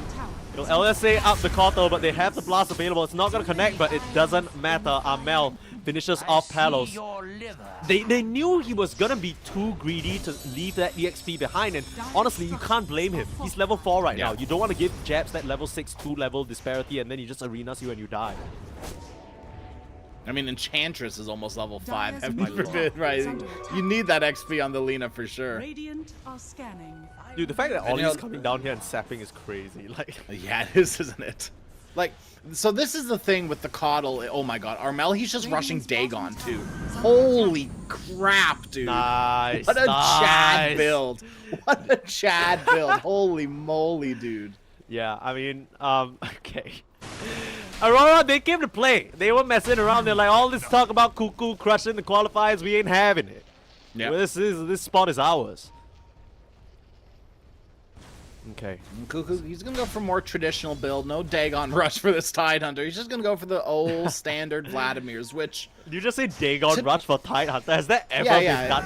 No. Never. Jeez. Okay. So, Vlad's this game, honestly, kind of meh. Right? Obviously, the Lina likes the Vlads, but that's really where it ends. Yeah, I mean, I think overall they're still geared up for pretty good timing, but that's if their lanes can find a way to stabilize, right? Aurora, they're at risk of running away with this. Now, it's a huge stack being farmed right now. Yahweh is going to try and intrude and steal some of these creeps. He's successful in grabbing 1 or 2. Not too bad. I mean, necessary move, right? The thing is, you always know the Koto is going to be ramping up way faster than you if you leave him to his own devices. And sure enough, it's reflected in the net worth. Both the Elk and Armel doing so well for themselves. Yeah, you know, we questioned Armel, no Bango. What can you do? Well, this. We have our answer. Completely destroy the lane and destroy this early game on the Coddle. Dude, so I was a little bit worried because I was thinking, okay, I saw the first 3 picks and I'm like, okay, how are Aurora going to take objectives, right? You have Mars Koto, you can get kills, but you need a carry that's going to hit the tower. Ollie is doing everything for this team right now. This guy is playing some of the... He's good. He's doing it big style. Like, I don't know. Top side, gets double kill, go mid lane, pressure out, secure camps for the Koto. Now at the bot side, he's just occupying space on this edge, being so annoying. I mean, look at Ollie's net worth right now, right? Compared to the Lina, too. They are so close in net worth. And Paolo's that just, like, he's got really nowhere to farm right now. He has to be so careful. That strip has been warded, so he's not able to farm there anymore. Heaven forbid he get ganked by an Enchantress Mars who would just kill you from full. Yeah. And so you've got to kind of like run around these outskirts of your jungle close to the tier 2 tower, because if you farm anywhere away from that, you're just dead. There's no rotations to come in to help you at that point. Yeah, it's literally less than 10 minutes into the game, but it somehow feels like Darling are playing with such fear in their hearts, right? You're constantly worried about maybe Armel just swooping in, getting a freebie. And I believe that Dagon is completed already, so he can just come in. He's extra fast with the boots and the faded brooch. He's just gonna get up in there. And all the health pools aren't looking too hot. Sub 1k on most of these heroes other than the Tide Hunter, who has the flats complete, but even that isn't really gonna help him out against the instant magic burst that's gonna come out. That was a nice little play by Ollie. Did you see that? He aggroes the little bird there, pulls it back into the low ground just so he can enchant it. Yeah. Right? Didn't even need to show his face. Use your creep for that, baby. Just the little things, right? Shows how well Ollie is playing on this Enchantress and how confident, comfortable he is on the hero. It's so impressive. I think in recent times we've seen a lot more Chen in favor of Enchantress. As they set up on the jabs here, this will be a good pick off for them to get. But the stun isn't actually going to connect. Jab turns around the spear, and with the walls of the arena, now things are troublesome. Blast off, but the lift up is there. Q fishes him straight back in, and Amel gets that freebie. Now they're chasing after Yahweh as well. Oh, not again. No, you tell me this guy's gonna find a stun? Lucky silence. And a bit too quick, but the solar bind, you need a jaunt away. Yeah, you can't play around. Still trying to chase him. Slow. Yeah, they're trying to make it to the rune. Okay, Yahweh, he should be fine here. He'll make it back to the safety of his tower. The sticky bomb? No. No. I mean, even then, you know, your phase shift exists. Yeah. Oh, really? Puck has that? I no, you know what's crazy? The fact that that almost was a kill on the Puck. Like, how is that even? Yeah, it was. Talos, Laguna Blade available. The setup is there, and jabs. Nice spear back to keep himself up and running for only a little bit. Much needed pickup. They get what they came for initially, but it still comes at the cost, right? 6k gold lead, 2-5. Aurora, they're completely fine with this. The Alchemist is farming up a storm right now.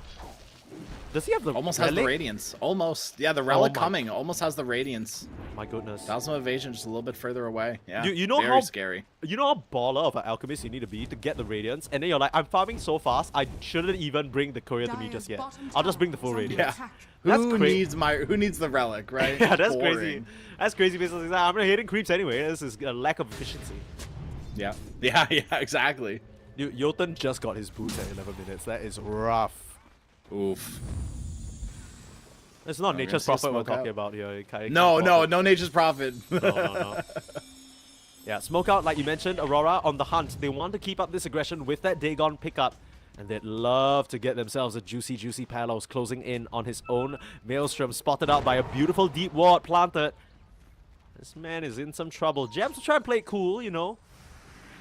Maybe they've given up the gig here. Amel just appears right behind him. Palos. Bye-bye, buddy. Dagon and Amel is dominating. Well, now Palos knows exactly where the ward is, but the damage has been done already. True. What can you even do? Bottom tower is under attack. Nothing, right? You just have to somehow not get ganked like that, which is so impossible. I feel like, you know, when this map expansion was first introduced, all carry players unanimously shouted one big hurrah because they're like, we have so much safe space to farm. But teams are adapting and they're making really great moves into these areas, setting up the vision in place and just catching these carries off guard in areas where they feel like, you know, they technically shouldn't be touched. It's just one of those scenarios where, like, I don't think, like, carries were rejoicing, but I think at the same time supports were as well, because there are so many now cheeky ward spots that you can couch out the enemy carriers when they think they're safe. Like, that's like half of the name of the ward game. That's true. Right, is making sure that the carries aren't safe when they're farming, so you can scout them out and catch them out at any given time in the game. Yeah, vision in its entirety just boils down to protect carry or kill carry. If you want to break it down very simply, I think you're kind of on the money there a little. Yeah. 23. With this Radiance, it feels like he's ready to get active. You pop out the Dream Core and start doing a bit of damage, but you're running into the whole of Aurora. Amel being there during daytime. This is not the territory you can afford to fight in. Jotun will try and fog him. Try and set up the LSA, but beautiful pullback. Jotun doesn't stand a chance. The Ogre Magi takes a tumble. Arena slightly off the mark there. There's the catch out onto Palos as Yowei trying desperately to get away. Successful in doing so. Tower not quite as lucky though. It will be going down soon. Yeah, I mean, it's a long time coming for this tower, right? As we near like that 15-minute mark, those towers, these, you know, tier 1 towers in the top lane and then mid lane don't really have too much of a reason to be standing somewhere. You kind of want to be taking those out of the picture around 15-minute mark. So the weird thing for me is with this type pick, it's always seen as a good answer to some of these pushes because you can plant him right in front of the tower and he essentially acts as a defender, right? But Cuckoo hasn't really seemed interested in participating so far. He's focused a lot on his own farm, trying to rush his way towards the pipe to hopefully mitigate some of that, I guess, magic damage burst coming out from Aurora. But you can imagine, at any point in time, maybe if a Ravage in any of those situations, there could be a chance that they burst down 23. He's not super tanky just yet. No, he's not. He's not there yet, right? And as our observer points out, 23, he is going for the Orchid. Oh my god, come on. we look. We knew it was coming, right? We already said this is a decent enough Orchid game. Sure. It's great into Puck. To a lesser extent, it's good into Lina as well. Ollie finally goes down here, just trying to hold that perimeter. And yeah, I mean, that's fine. It's a good chunk of change, mostly because Ollie's had such a great game. And much needed recovery gold for this Puck. Yeah, Yoei currently top of the net worth right now for his team. Actually, I mean, what can you turn it into, though? That's the question. Maybe a 23 kill. Amplified damage rune, really effective. He needs to get out of here, tries to turn around the stun Dagon! Yowie out of nowhere, Drake trying to get the setup for the blast off, but can't connect! It's a beautiful blinding light, and can Sticky Bomb finish off 23? Doesn't seem like it. You need to get out of the proximity mines. Drake is able to seal the deal, but this is looking like an RML triple kill if you ask me. Spear out, and the last touch. This Keeper of the Light is dominating, no Pango, no problem. Yeah, who cares? Who cares? Going for a BKB next on the Coddle too. Absolutely crazy. Beast. What the... Right, what a Chad build. Dagon into BKB Coddle. You love to see it. He's absolutely smashing it in this game. And I mean, at some point, we're going to see the full team fight with the Ravage, but that seems like a far away dream for the side of Darling right now. Cuckoo, he's still focusing very much on his own game, trying to get up to the point where he can become that frontliner for his squad and at least buy them the space to do damage. It hasn't really worked out that way, and it seems like Aurora want to address him, want to finally pay some attention. I say that, maybe, and then just going over the room. They get Palace to set. Oh, beautiful setup into the spear! Oh, you couldn't have asked for anything better, Jabs. He knows how to get things done, that's for sure. Jolton trying to lead them towards those mines, but Shirun on Jabs literally untouched, and they get another 2 kills. Aurora, they are absolutely running away with this game right now. If you're Darling, you are hoping and praying that this game slows down. But like we said last game, Aurora are showing no signs of stopping, and that's been the name of the game for them pretty much this entire close qualifiers.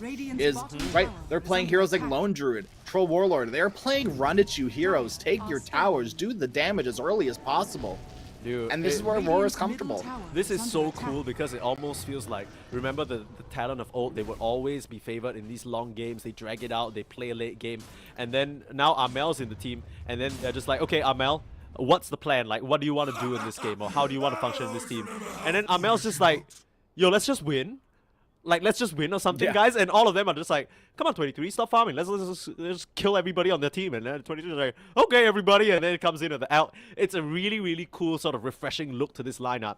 And I think that's what fans were expecting when we first saw this team put together, or at least them shift from under the banner of talent into Aurora. We were hoping for this level of dominance, and we're getting it right now. Yeah. I mean, some people heralded them as the best SCA team at that point, right? And I think that still holds at this point, too. Right? Aurora are looking incredibly strong right now. Yeah. And right now it seems like Yowie and the gang, they don't really have an answer. This Palos Lina hasn't really had the early game start that it wants. Now, it is ramping up in its own way, one component away from the BKB. And we see what happens when Lina gets to her timings, able to stand and deliver. Somewhere down the line with a Skadi as well. Could work down the Alchemist, but Alchemist is like what? How much gold above of her right now? 4k? Close to 4.5? Yeah. I don't know. It's gonna be a hot minute. Yeah, I mean, Lina, she's gonna need Gleipnir. She probably wants BOTs. She needs the BKB.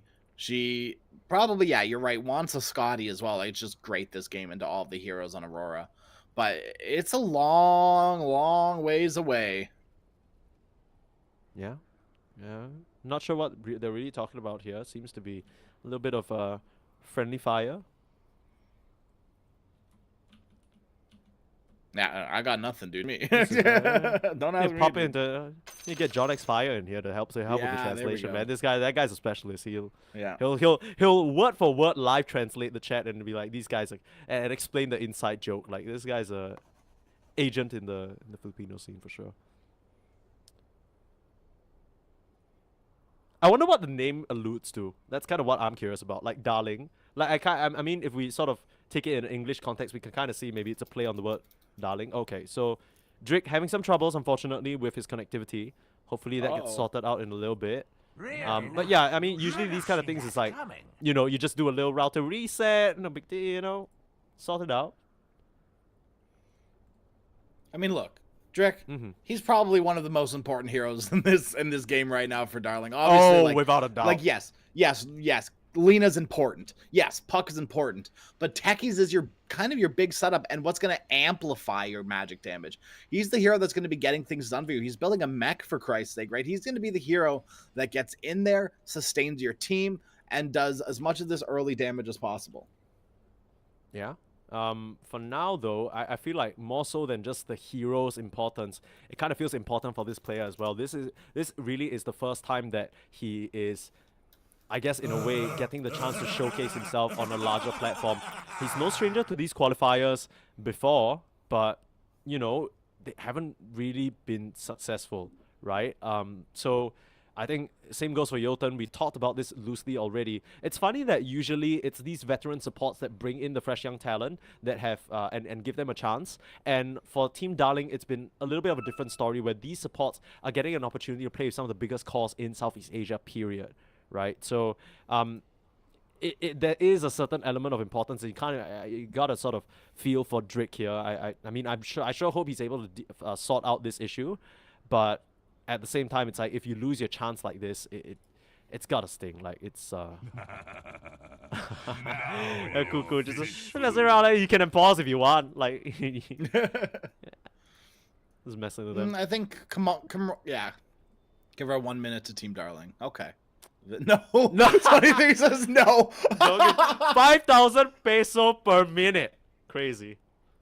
Don't give. 23 is not holding any punches though. He's like, dude, no. 23 ain't messing around. You know, these guys, they're all chatting, having some fun and stuff like that. Game 1, nothing but voice lines, nothing but business. This game, give some pause time? Absolutely not.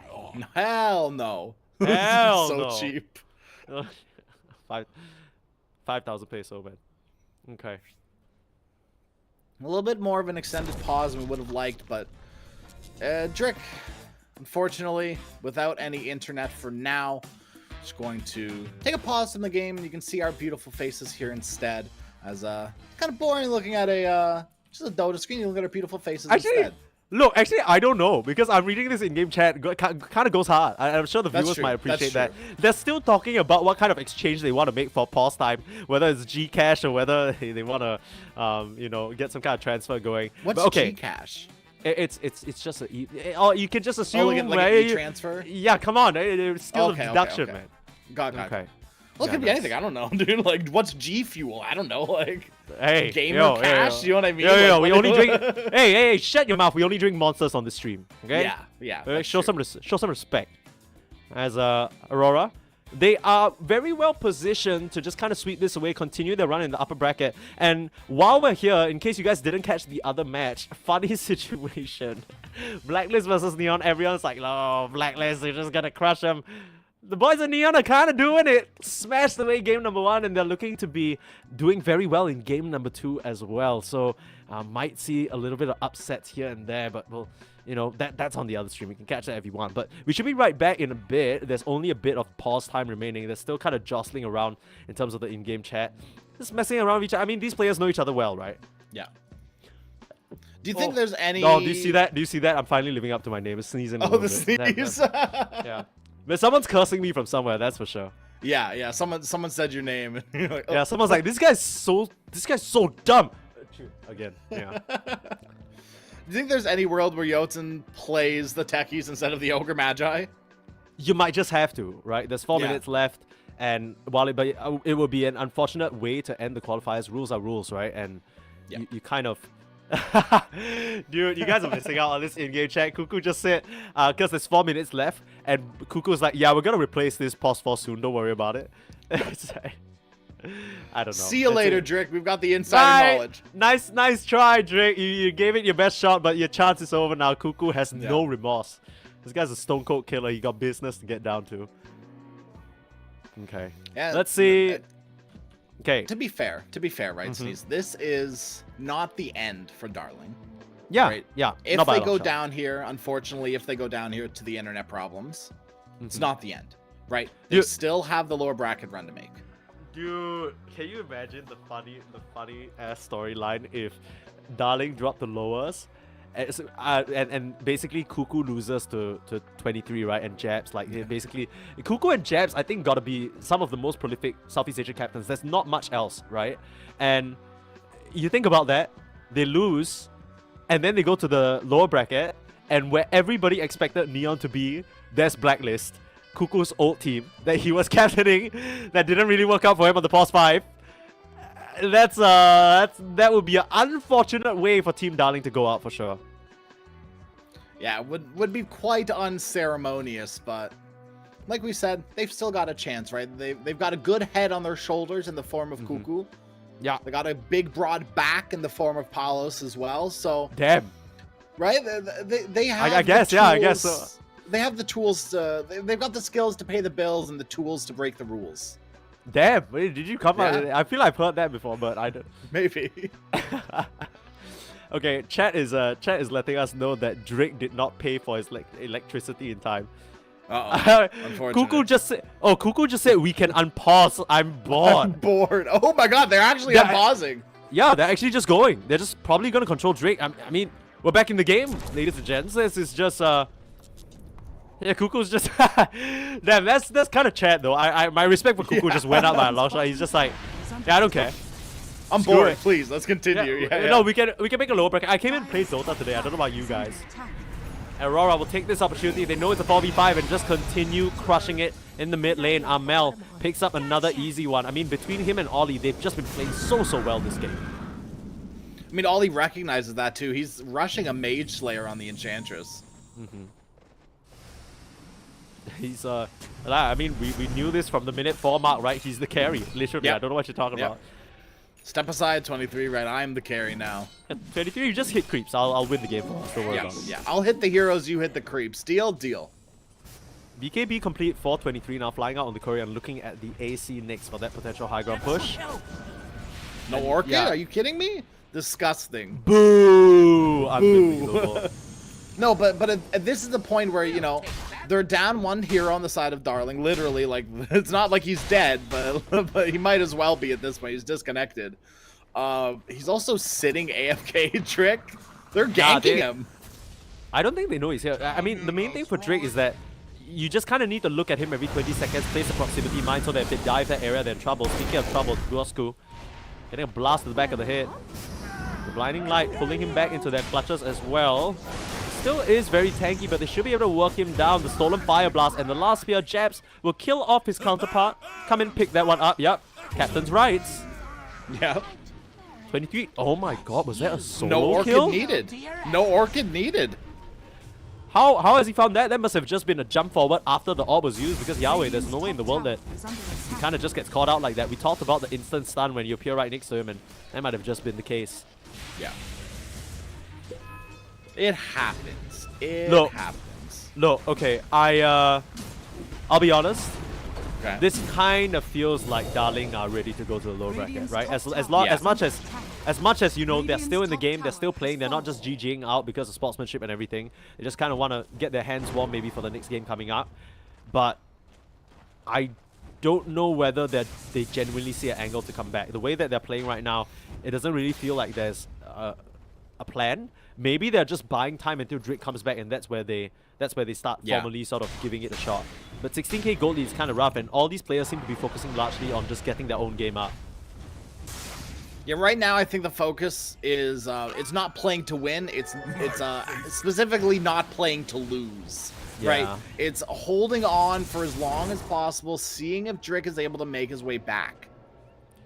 Yeah. Fingers crossed. I mean, we already talked about sort of the sentiments coming into this game, and I really just have to repeat it again. I'm sure, like, I don't know what's going on in terms of when people watch this, but I'm sure everyone's thinking that, oh, you know, haha, no electricity.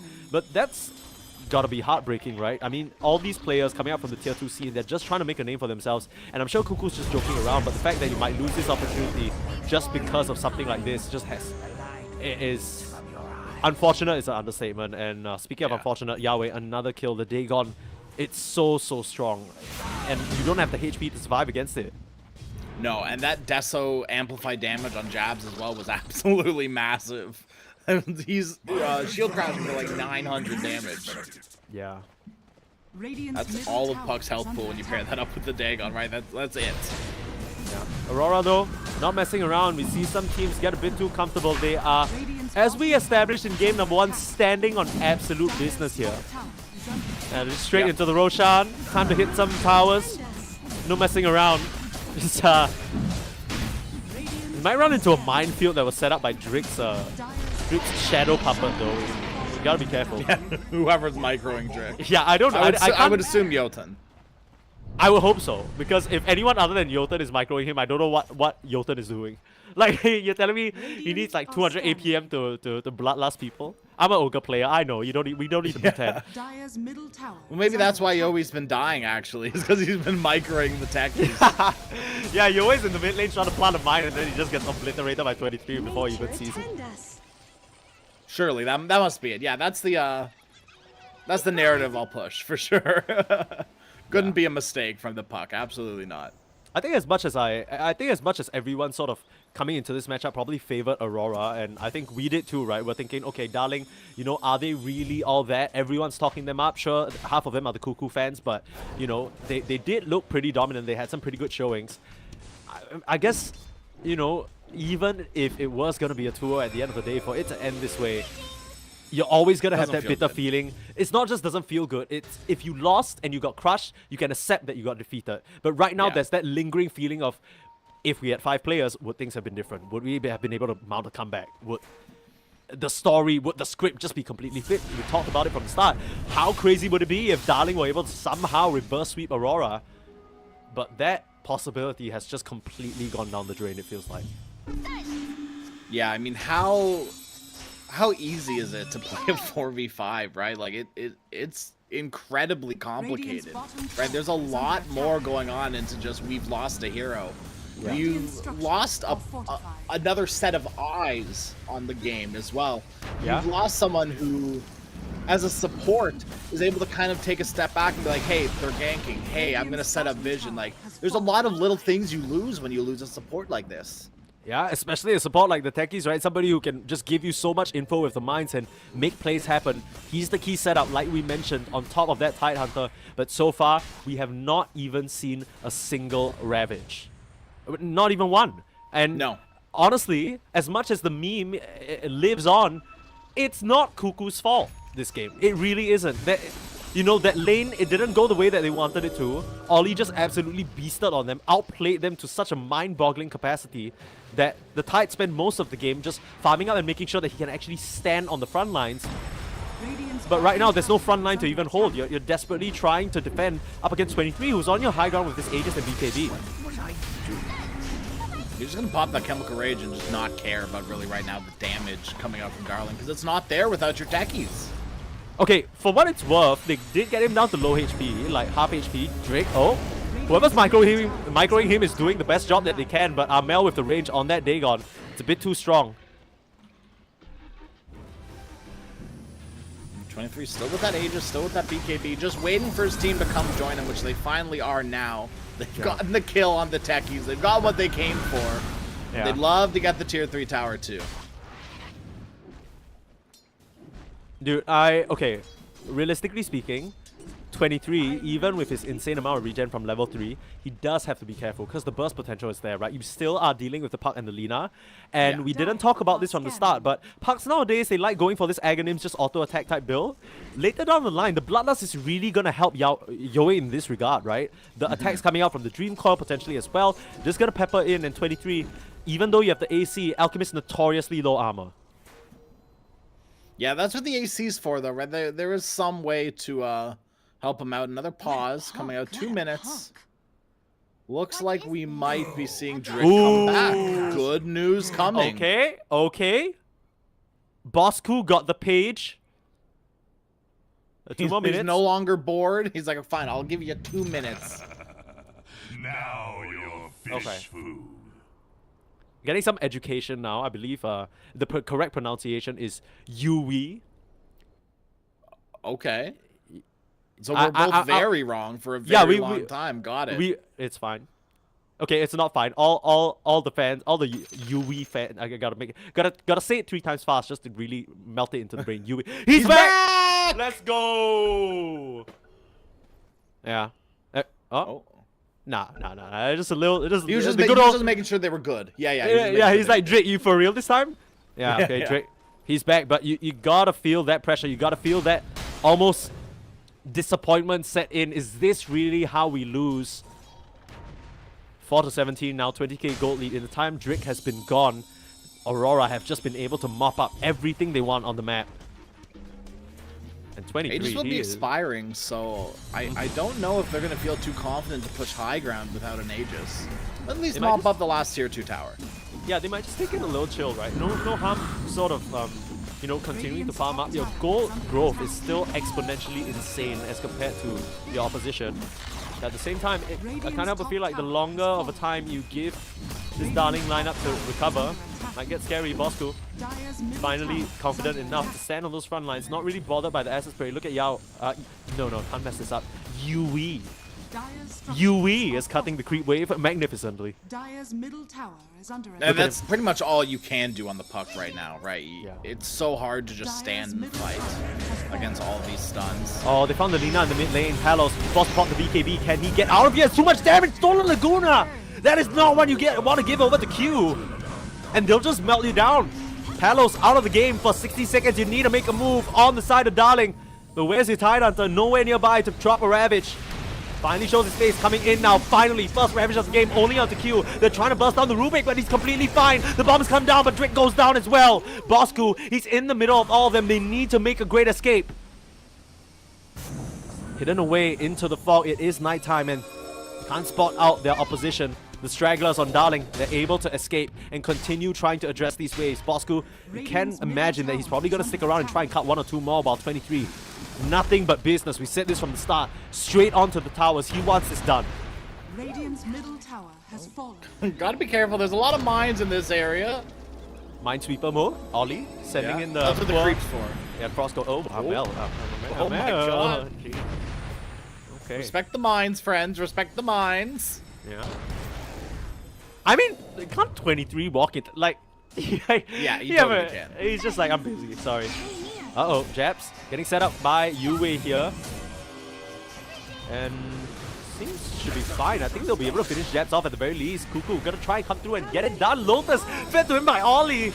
And this guy's been the MVP for sure. Yue still trying to chain him, but all the lift straight into his own death. They don't stand a chance. And Japs survives. The tip comes through. Jotun gonna get melted as well. Any sort of high ground defense you're trying to mount will have to wait for 42 seconds. And even if the Tidehunter was up, he doesn't even have Ravage, so this should be at the very minimum 1 lane of Rags, if not 2. I'm definitely leaning towards that 2 lane of Rags. As even when they're up, they've got no coil, they've got no Ravage. Pretty much the only thing you're working with right now is the mines and Laguna Blade. Yeah. Drake gonna come in with the blast off. They're trying to set up on the Alchemist, but you don't stand a chance. They're like, oh, no Chemical Rage. They still have the rest of their team. There are 27k gold lead ahead of you. Palos can do nothing but run. The Enchantress just completely clipping his HP.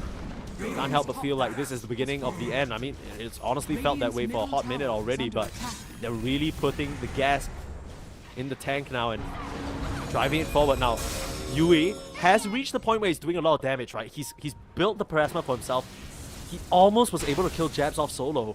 They just need to find a little bit more opportunities like that, where Aurora aren't just grouped up together.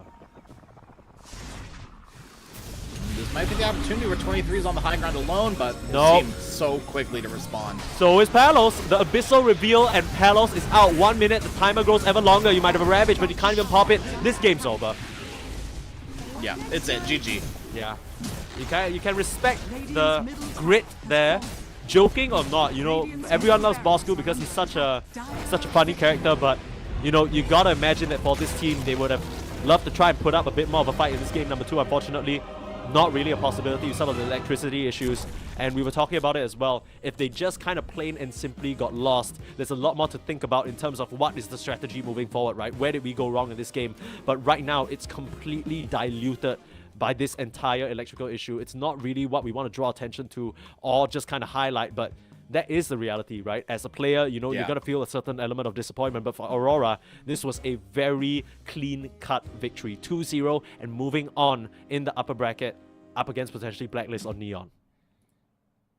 It's going to be pretty hype, actually, the next series. Yep. Whether it be like Aurora or Neon, Aurora, Blacklist, it's going to be very, very hype. Yeah, for sure. But it looks like, I'm just taking a look at the other stream right now, Neon are ahead 17-6, so it's looking good for them. Can't write Blacklist out though. We'll have to see what happens there. But for this particular stream, this means that they are moving on to the low bracket, Darling that is, where they still will have a chance. Maybe Drake can get his internet issues sorted out. Sometimes brownout is just unavoidable. That's kind of how it is back there. But at the same time, you know, you're playing DreamLeague Season 22. There's only one slot. You don't want to lose your opportunity like this. But big congrats to Aurora, living up to expectations at this point in time. And they'll wait for their opponents as the next game will be the lower bracket, at least on this stream. We'll find out who exactly that will be. We've already decided that it's going to be Darling, so we'll be covering their journey. But let's see whether it's Neon who face off against them or whether it's a surprise upset and we see Blacklist in the lowers. We'll find out after a short break. Don't go anywhere.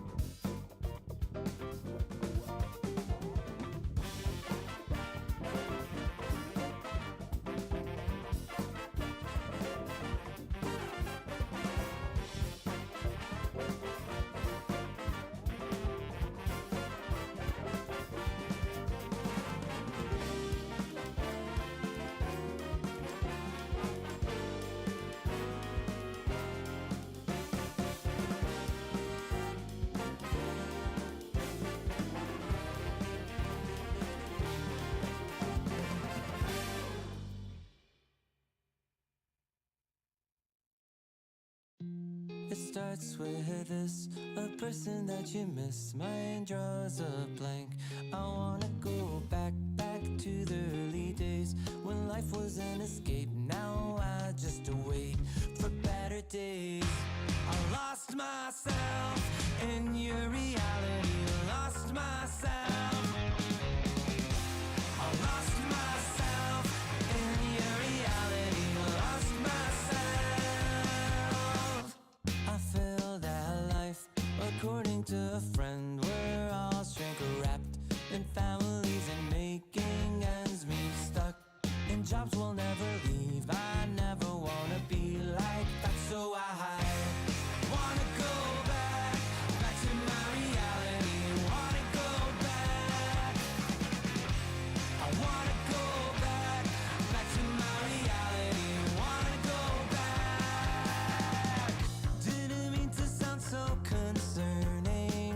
Am I alone in the hurt? Never followed anyone, it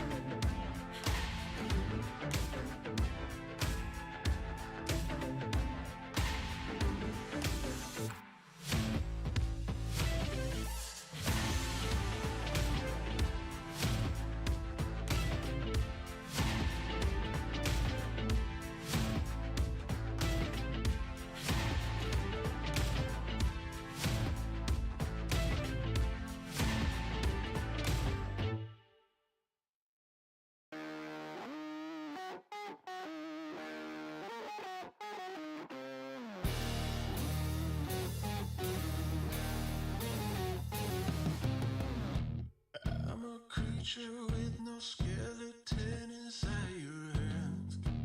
Got no home address, I come and go as you command. And it's fine with me, and it's fine. I'm a bandit that you use to keep from bleeding out. I'm the lover you don't love, but love to keep around. And it's fine with me, promise that it's fine. Maybe I'm a fool, it's not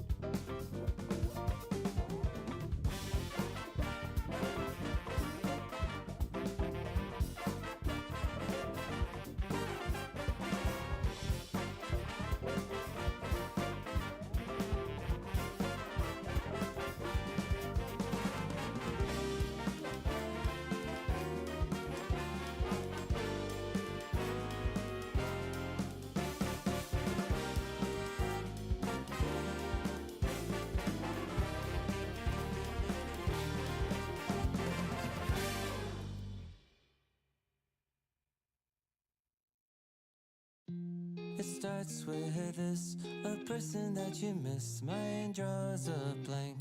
I wanna go back to the early days when life was an escape. Now I just wait for better days. I lost myself in your reality. Lost myself. I lost myself in your reality. Lost myself.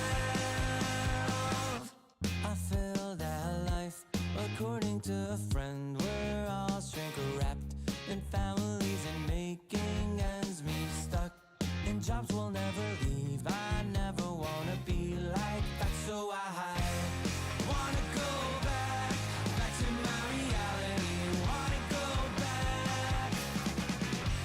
I wanna go back to my reality. Wanna go back.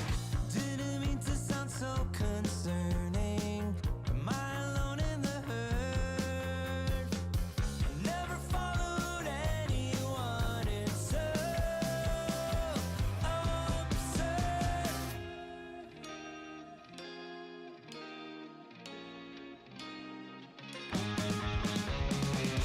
I wanna go back to my reality. Wanna go back. I wanna go back to my reality. Wanna go back. Trying to go back. Gotta go back. Gotta go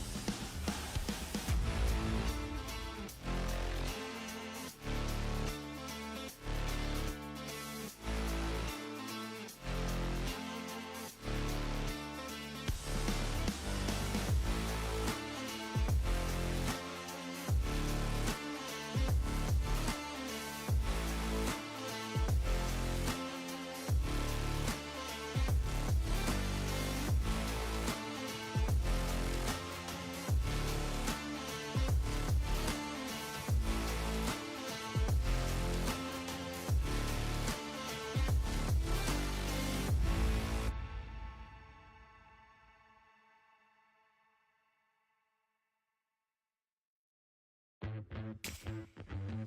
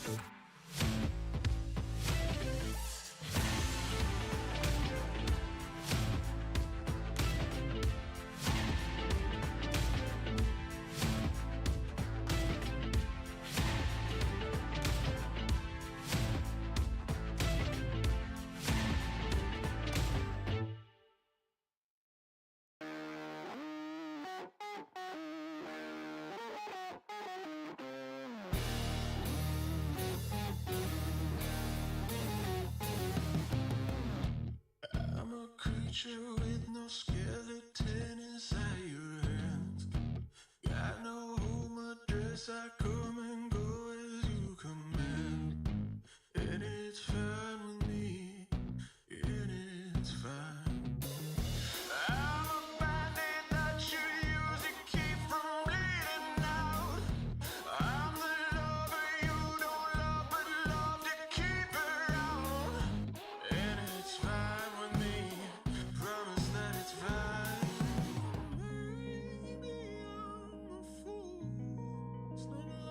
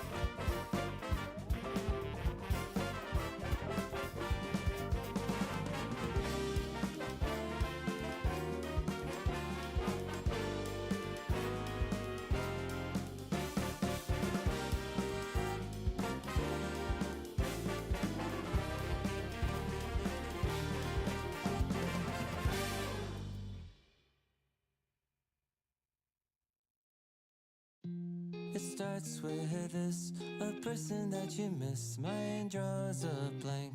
I wanna go back to the early days when life was an escape. Now I just wait for better days. I lost myself in your reality. Lost myself. I lost myself in your reality.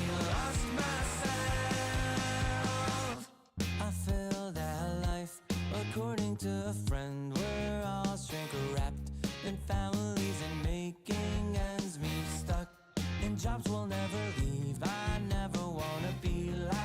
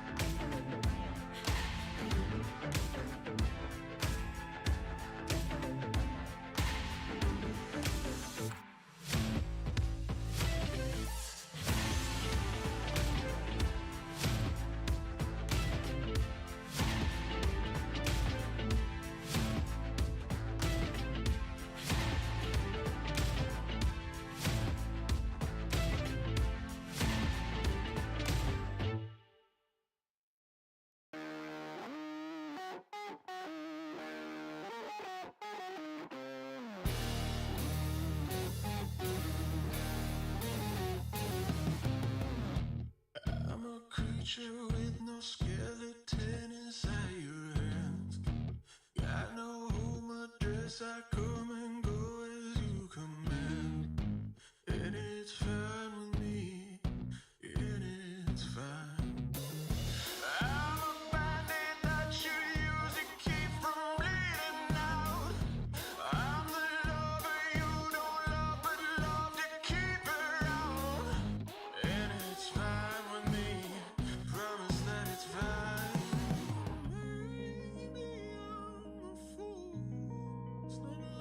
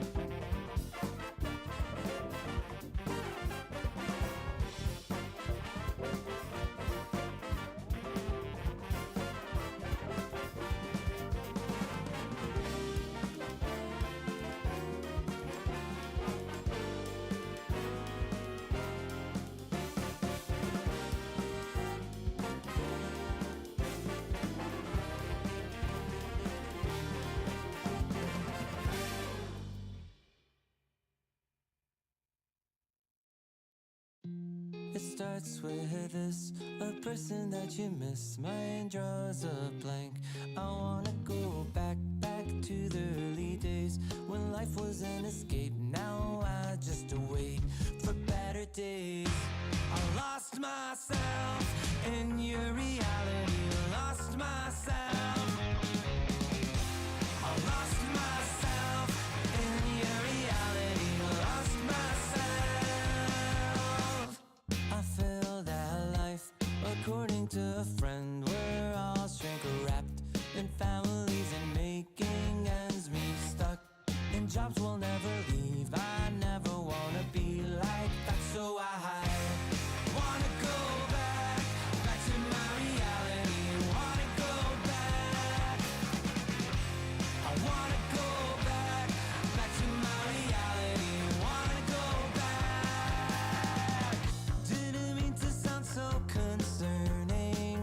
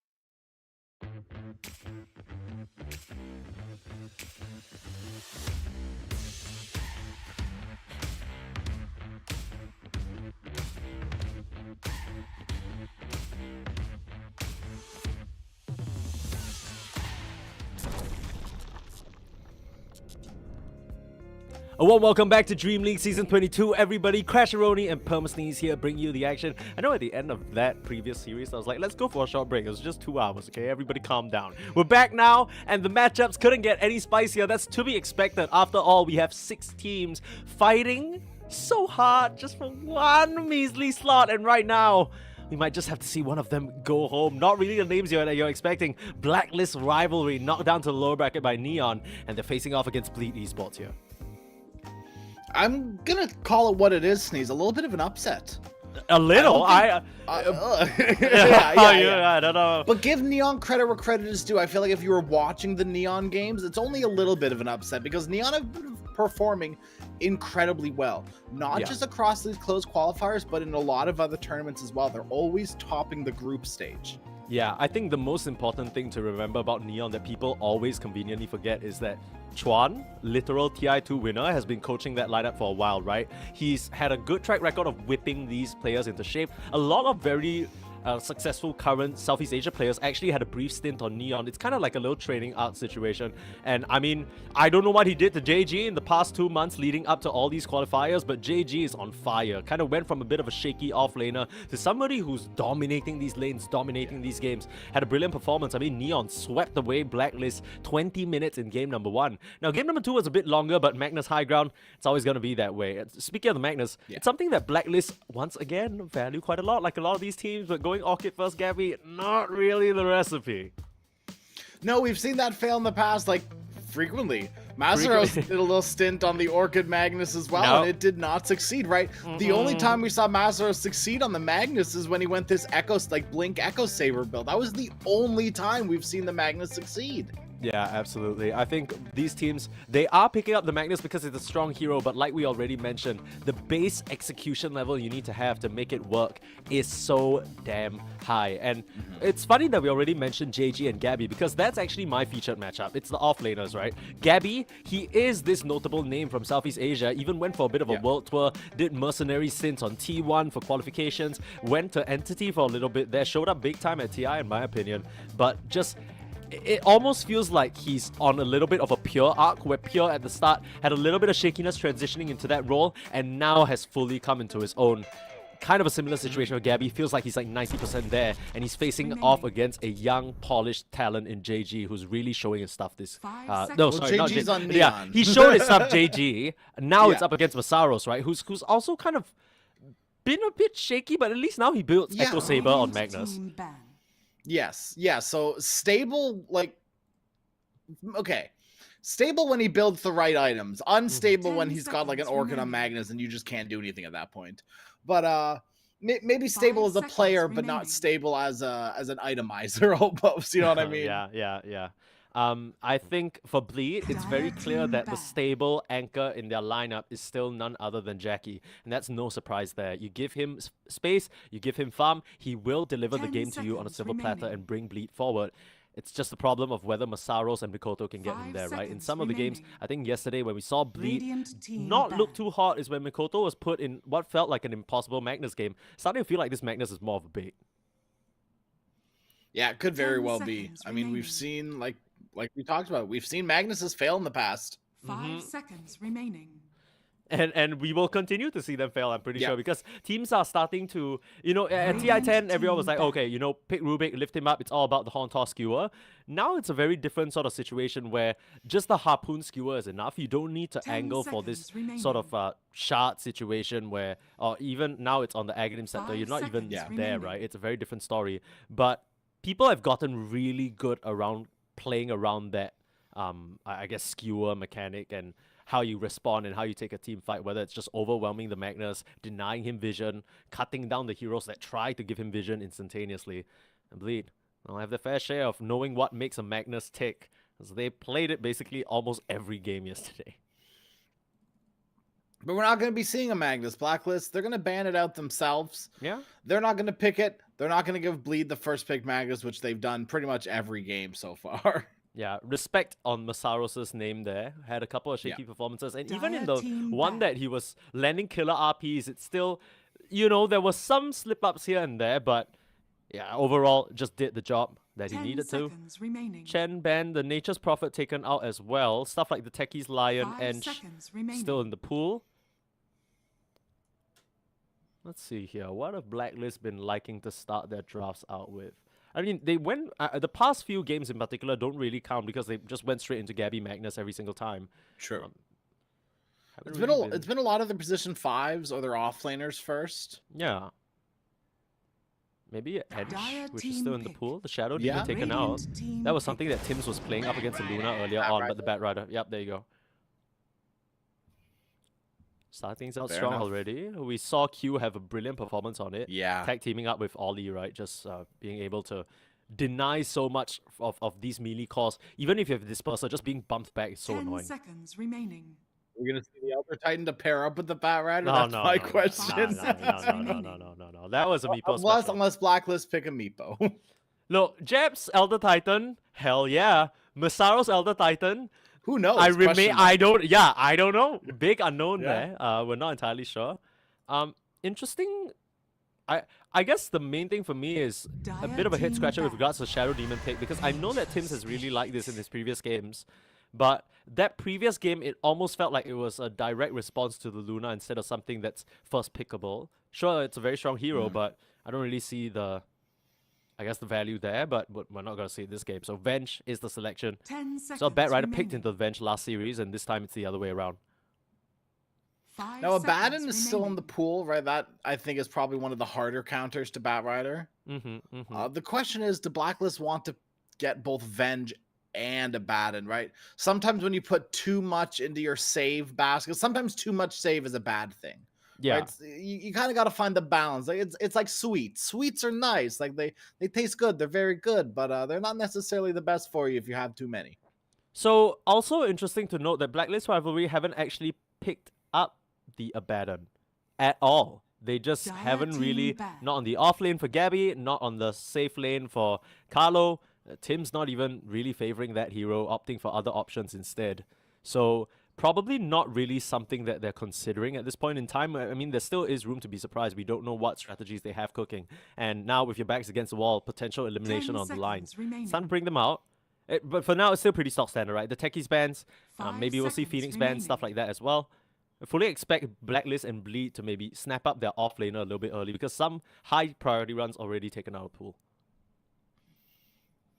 What do you think the best combo for this Bat Rider is? Because I honestly like it. It's got to be some sort of melee hero. Maybe like Tide could be good, right? The Gush and then the Anchor Smash. You get really strong the more levels you get. The knockback, Radiant team pushing back. someone into Tide Hunter. Gush, you can't escape. I'll be I don't know, honest. I'm trying to still a think of little other good pairings. I'm a little bit unconvinced by the Tide Hunter. I know that it came through in a couple of games that we cast already. Execration, I think Tino was the one playing it, and most recently it was Cuckoo. It kind of feels like 10 it's what you seconds said, right? You're remaining. not really picking it for the Ravage anymore. But if you're Yeah. not picking a Tide Hunter for the 5 Ravage, then seconds it's remaining. kind of weird, in my opinion. Fair. He didn't really manage to get much Radiant done, and team even in pick. the face of the Ravage, there are so many counterplay tools, it feels like, in this day and age. Centaur's another good one. Yeah. More standard, right? Veil Builder makes True, sense. true. We're still missing the Centaur. We saw some DP being selected as well. I think Masaros played it recently. It didn't really inspire the most confidence, but 10 seconds remaining. not too concerned about being swapped into the Dire mix of the team entire me lineup if you can start getting some spirit siphons off, sorry. Pangalia will be the selection. So the classic Arbet drafting style of picking his mid really, really early shares that note with Armel. Dire Just team pick. gonna grab that one, feeling confident, and immediately the Ember as a response. Pikoto knows what he wants against that matchup, and the Koto to back it up as well. Pretty good supports from Bleed. What they are going to need to do, though, is start drafting stuns on their cores. Yep. Right? They 10 right now seconds only remaining. have the lasso to keep people locked down. And 5 Venge is seconds going to be remaining. not the lasso target. Venge is going to be on point looking for the lasso target constantly if Venge isn't just so that's not even a reliable stun at that point. Yeah, I mean, we're so I think what I'm looking at is Bleed. They're kind of inspired, right? They watched some of the Radiant the other team games going on so far. This will be their first game of the day. They're like, yo, these teams are playing mad quick.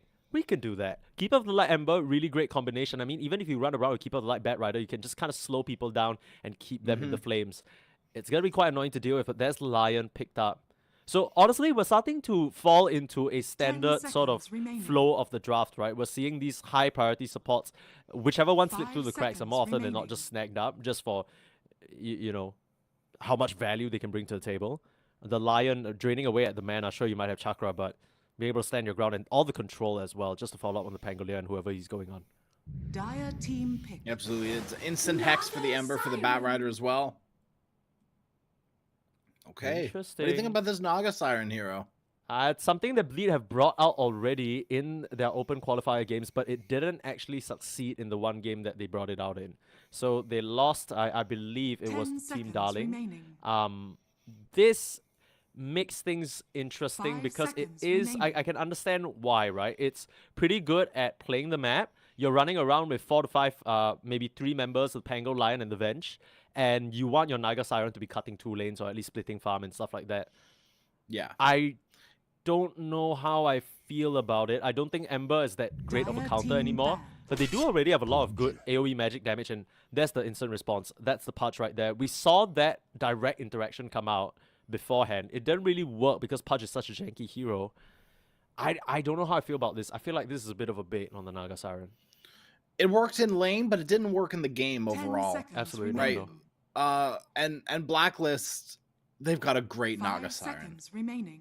Right? There's Let's just call it what it is, right? Raven is so good on this hero. There's still the chance that we see a Jabs-esque mix-up when Naga Siren goes into the Radiant off lane team instead to back. Yeah. really ruin whatever lanes Bleed are trying to set up. And, you know, the Pudge is a very abusable hero in the lane. There are certain matchups that he just absolutely dominates, like the Naga can't actually touch him. And then on the flip side, the Pudge, you kill him once or twice in the lane if you get, like, maybe an aggressive hero. I know we don't see the CK very 10 much anymore, but seconds something like that to tag team up with the Lion of Venge. This guy is going to be 5 some free meat. seconds remaining. I mean, taking a look at Blacklist's drafts from the past few weeks of the Asia Predator League, they were doing exactly that. They're flexing the Naga Siren into the offlane and picking heroes like Luna, picking heroes like Lena as well. Radiant team Yeah. back. Pair up with it quite well. And you get a Luna in this game, you're going to start running. And, you know, the timing is going to be insane. Because what they can do is they make sure the Luna gets a BKB. Naga Siren's busy splitting the map. So all these moves that you want to make, Pudge, very much a hero that capitalizes on pickoff. Same thing for the Ember, same thing for the Bat. 10 seconds You can farm a remaining. decent amount, but not as much as Naga Siren Luna. And once he gets the Yeah. BKB, pop 5 out, seconds mow down your remaining. towers, it's going to be rough. Oh, Luna would be so good. Yeah, I'm just thinking about it. It's, Dire team I back. think this Kind of is- crazy. Yeah, and worth mentioning as well that the Luna has a very long range ability in the Lucent Beam to cancel the Pudge Dismember, just to keep the Ember in place for a potential net or follow-up stun. Decent against the Bat Rider to stop whoever's being lassoed away as well. Just kind of ties in all the knots 10 here for now. seconds remaining. Seems like Bleed believes that it's going to be a last pick carry, and are still 5 banning out the seconds Tidehunter. remaining. Yeah, it could just be they want to cover all their bases here, right? Maybe ban out an offlaner and a carry just to kind of, you know, dip your toes in both the waters. I mean, give her a fishy friend, right? I don't know. Like, Yeah. Well, you can't give them a fishy friend, right? It's like the same thing with Slark. You just can't give them. Look, Actually- Dead in the Water is kind of insane against these heroes, but the Ravage isn't, Yeah. which is my problem. Like, the Ravage is like, Yeah. they don't actually give a shit, but... Okay. Bleed really considering what they don't want to play against. Maybe protecting a specific carry that they have in mind as well. I doubt we'll see anything crazy like the Radiant Pudge pivot into team carry. I feel like Dawn or Blaze or Pudge +1, and it'll be a Life Stealer. Yeah, nice. Okay. So there's Lifestealer delivery in the Ember. You have a lot of sort of mini control in terms of like stuff like the Blinding Light or the Hook that will bring heroes nearer to the Lifestealer. How's the Naga Lifestealer matchup though? seconds Because remaining. I feel like Lifestealer can get a Radiance and render her illusions not as effective. 5 seconds But in the remaining. 1-to-1, it's a little bit awkward. Like the Lifestealer can never really catch up to the pace of the Naga if his lane doesn't go well. And if this is an offlane Naga Siren, the lane is going to be awkward too. And I think Yeah. Raven, he could go for some sort of cheeky hero like a Slark. Yeah, I mean, that's still in the pool. It's a really good carry-to-carry matchup and doesn't really care about the Pudge, right? You need to be so careful with the Dismember. you only have two really major disables in terms of the Dismember and the Lasso. Sure, they go through BKB, but if Pudge manages to, I mean, if Slut manages to get the Dark Pact off, it'll be literally that's it. Like, there's nothing else. The Lifestealer at no point in time can really mess with him as well. It's going to be the Now Slada select instead. So your they've hero. switched. Ooh, okay. They're going to commit fully to letting this Naga stay in the safe lane and instead give him a different fishy friend. We had three options, right? Tidehunter, Slada, or Slut. Yeah, yeah, We go yeah. for the third one that we didn't mention just yet. It's sneaked his way all the way to the end of the draft. Really good minus armor against heroes with not that much armor in the Pudge and the Lifestealer. I'm liking this sure. quite a bit. Yeah, Blacklist, I feel like they've drafted themselves for success. I really liked what they brought out here with that Naga Siren pick. It put Bleed in such an awkward position where they had to cover kind of all of their bases. They had to make sure if this was a safe lane Naga, you had the answer in the Pudge, and if it was an off lane Naga, you had some sort of hero that could farm up against it, like the Lifestealer. And that kind of puts them in a weird position now where Blacklist snap up the Slardar, and you've got two heroes that Slardar really doesn't care about between the Pudge and the Lifestealer. He could absolutely destroy Lifestealer at pretty much all stages throughout the game. This game could either be a speed run or it could be a residential sleeper snooze fest with us waiting for Bleed to find a pick versus Raven, Naga, Siren cutting all the creep waves and Abed being untouchable, right? It could go either way. I think, once again, DJ and Masaros, they need to be the ones to set their team up for success because Pelosa's going to have a rough time bodyguarding Jackie. But DJ and Masaros, if they're able to put Raven down, a lot of the scaling on Blacklist suddenly just hits a brick wall and has a rough... Have you ever seen a fish try and climb a wall? That's not what they're built for, okay? So Raven, you know, there is the potential for Masaros to just completely crush him. We'll have to see how that lane is executed. Like we mentioned, I mean, I'm particularly looking at both off-laners here. They have the potential to go brazy. I mean, how many times this meta have we all looked at the offlaners for the... True. Like the key moments of the game, right? This is the patch, past two patches. This has been the patch for offlaners, right? This is where your eyes are heavily focused on the offlaners because they're the ones that take the priority of making space. I mean, less so this patch because the Mage Slayer is so good in most of these mid laners, but last patch we saw a little bit of a slower build up for a lot of these popular mid laners, right? Going for more of like the Spirit Vessel, Blade Mail kind of things. Yeah. Not necessarily items that like win you the game by themselves, right? It's not like Days of the SF or things like that, right? It's a little bit slower. And I think Mage Slayer actually kind of fits into that docket as well, where it's not going to win you the game, but it's a nice item that helps you. Like it's just it's a security item, right? It's not an item you're going to be picking up on your carry unless it's something like a Slark. Maybe Lifestealer can too, but probably not. No, I mean, I get where you're going with this point, but I'll have to correct you there. Mage Slayer for everybody. Coddle Mage Slayer. Okay. Bat Rider Mage Slayer. It's just No, that disgusting. Orchid Coddle. Come on. Okay, now. okay, my bad. Get with the program. Get with Okay, the how program. good is Orchid this game? We really got to ask Not. because we've been kind of plagued Not. by the Orchid. If I see a single Orchid, I'm going to be mad.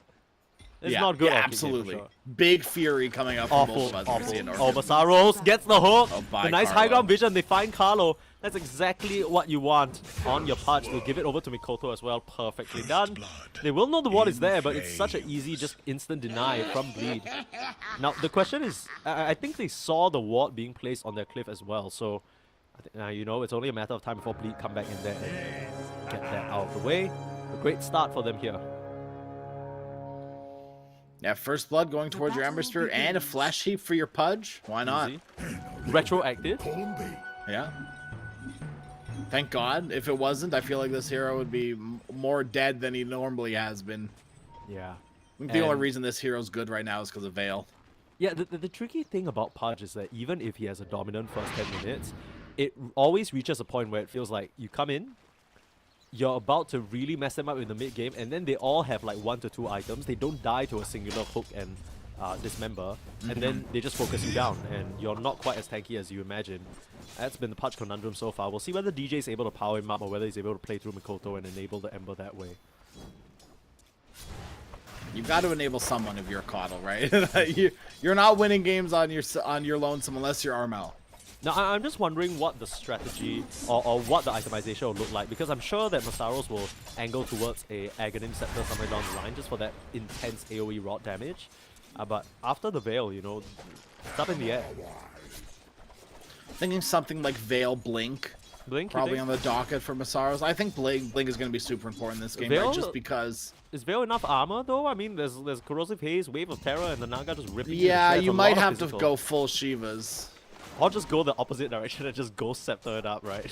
Sure, yeah. You don't want to get hit at all. I just think you need some like instant lockdown right now, because we've already talked about how Bleed, they're very, very, very limited on lockdown. Pretty much just being the Dismember and the Lasso.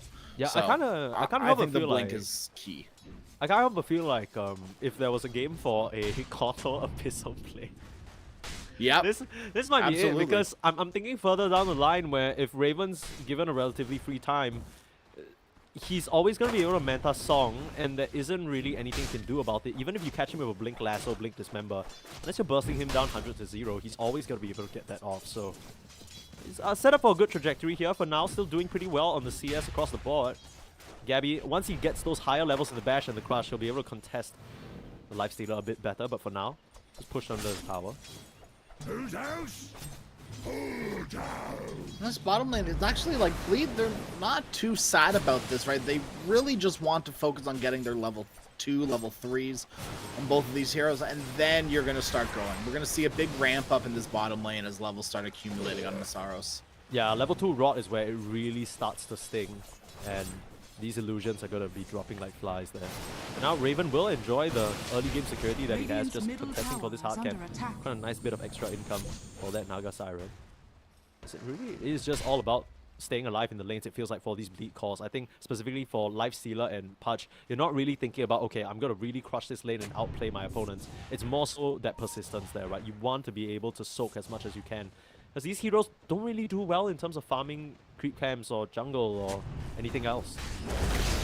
Yeah, Lifestealer is pretty much one of the few heroes that just kind of wants to sit in a safe lane for as long as possible. I think Troll Warlord's another one of those heroes that just kind of wants to take up space in a lane for as long as humanely possible. Yeah, I mean, you have that tool in the Whirling Axes. Why not put it to use, right? Every time the offlaner shows up, just toss a couple in his general direction. Scare him a little bit, keep him on toes, you know? I think that's one of the nice things about that, like, dire hard camp close to the lane, is that you can just kind of go back, farm it, go back to the lane, go back to the camp, right? You can just kind of bounce between it like the mid lane normally does. Yeah. Ping pong efficiency. Yeah. Gotta watch the Kazu video about it. I learned all about it. So, no, he didn't pioneer it per se, but it's always you're trying to juice as much as you can out of the laning stage, and if you can get additional efficiency that your laning opponent is not, then you're already well ahead of them. 4-minute rune, Carlo. Looks like he's departed here.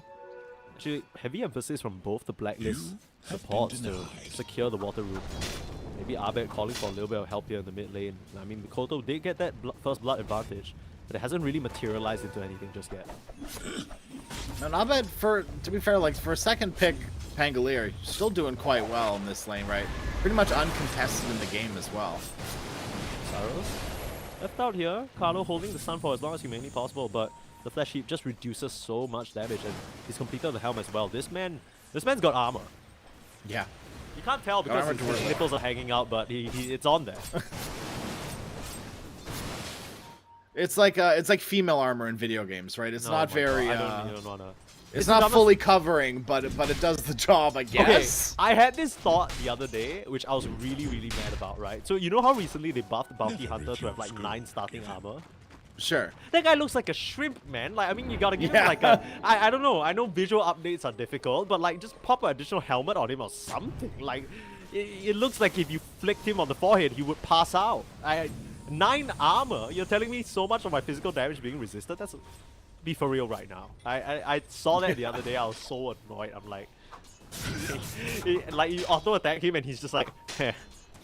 That's why he was seeing play in the mid lane, right? Just because of how high his armor is. You pair him up against a melee hero that wants to be right-clicking throughout the lane. Yeah. Bounty Hunter don't care with all that armor. Yeah, melee heroes in the mid lane, all about trading out, and when you start out with that inherent of an advantage, it's kind of hard to get the upper hand. Now Raven, left up here by himself, is just going to TP away, recognizing that the hook was already used, so good moves here, gets himself back to safety. But he's left alone here because the supports have put in a very strong focus on rotating around and trying to get control for the other lanes. Maybe they'll try for the set onto Jackie. Rage is available. It should be a very telegraphed magic missile unless you can catch it from the tree line. They actually make the aggressive move onto Gabby instead. Stun up the Bat Rider. But Jackie is completely fine. Yeah, you just need to TP out on Carlo. A little bit of an Radiant's awkward bottom exchange. tower is under As attack. Raven continually left alone here in this bot side. That's going to free up Masaros to feel so open. That may have very well been, maybe not a double kill, but at least you get one of them if Lion's there, but instead Lion's securing the rune. Yeah.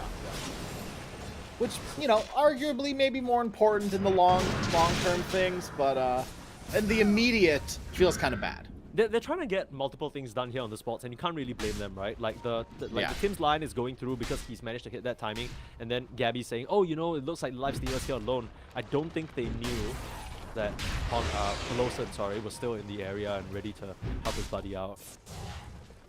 But yeah, I mean, the stacks continuing to build here. Bleed, they are very ready to just give this over to their Ember to really ramp up. 1-for-1 Wisdom Rune trade at the 7-minute mark, or at least it should be. Bleed haven't gone over for it, but doesn't look like anyone from Blacklist is in position to steal that.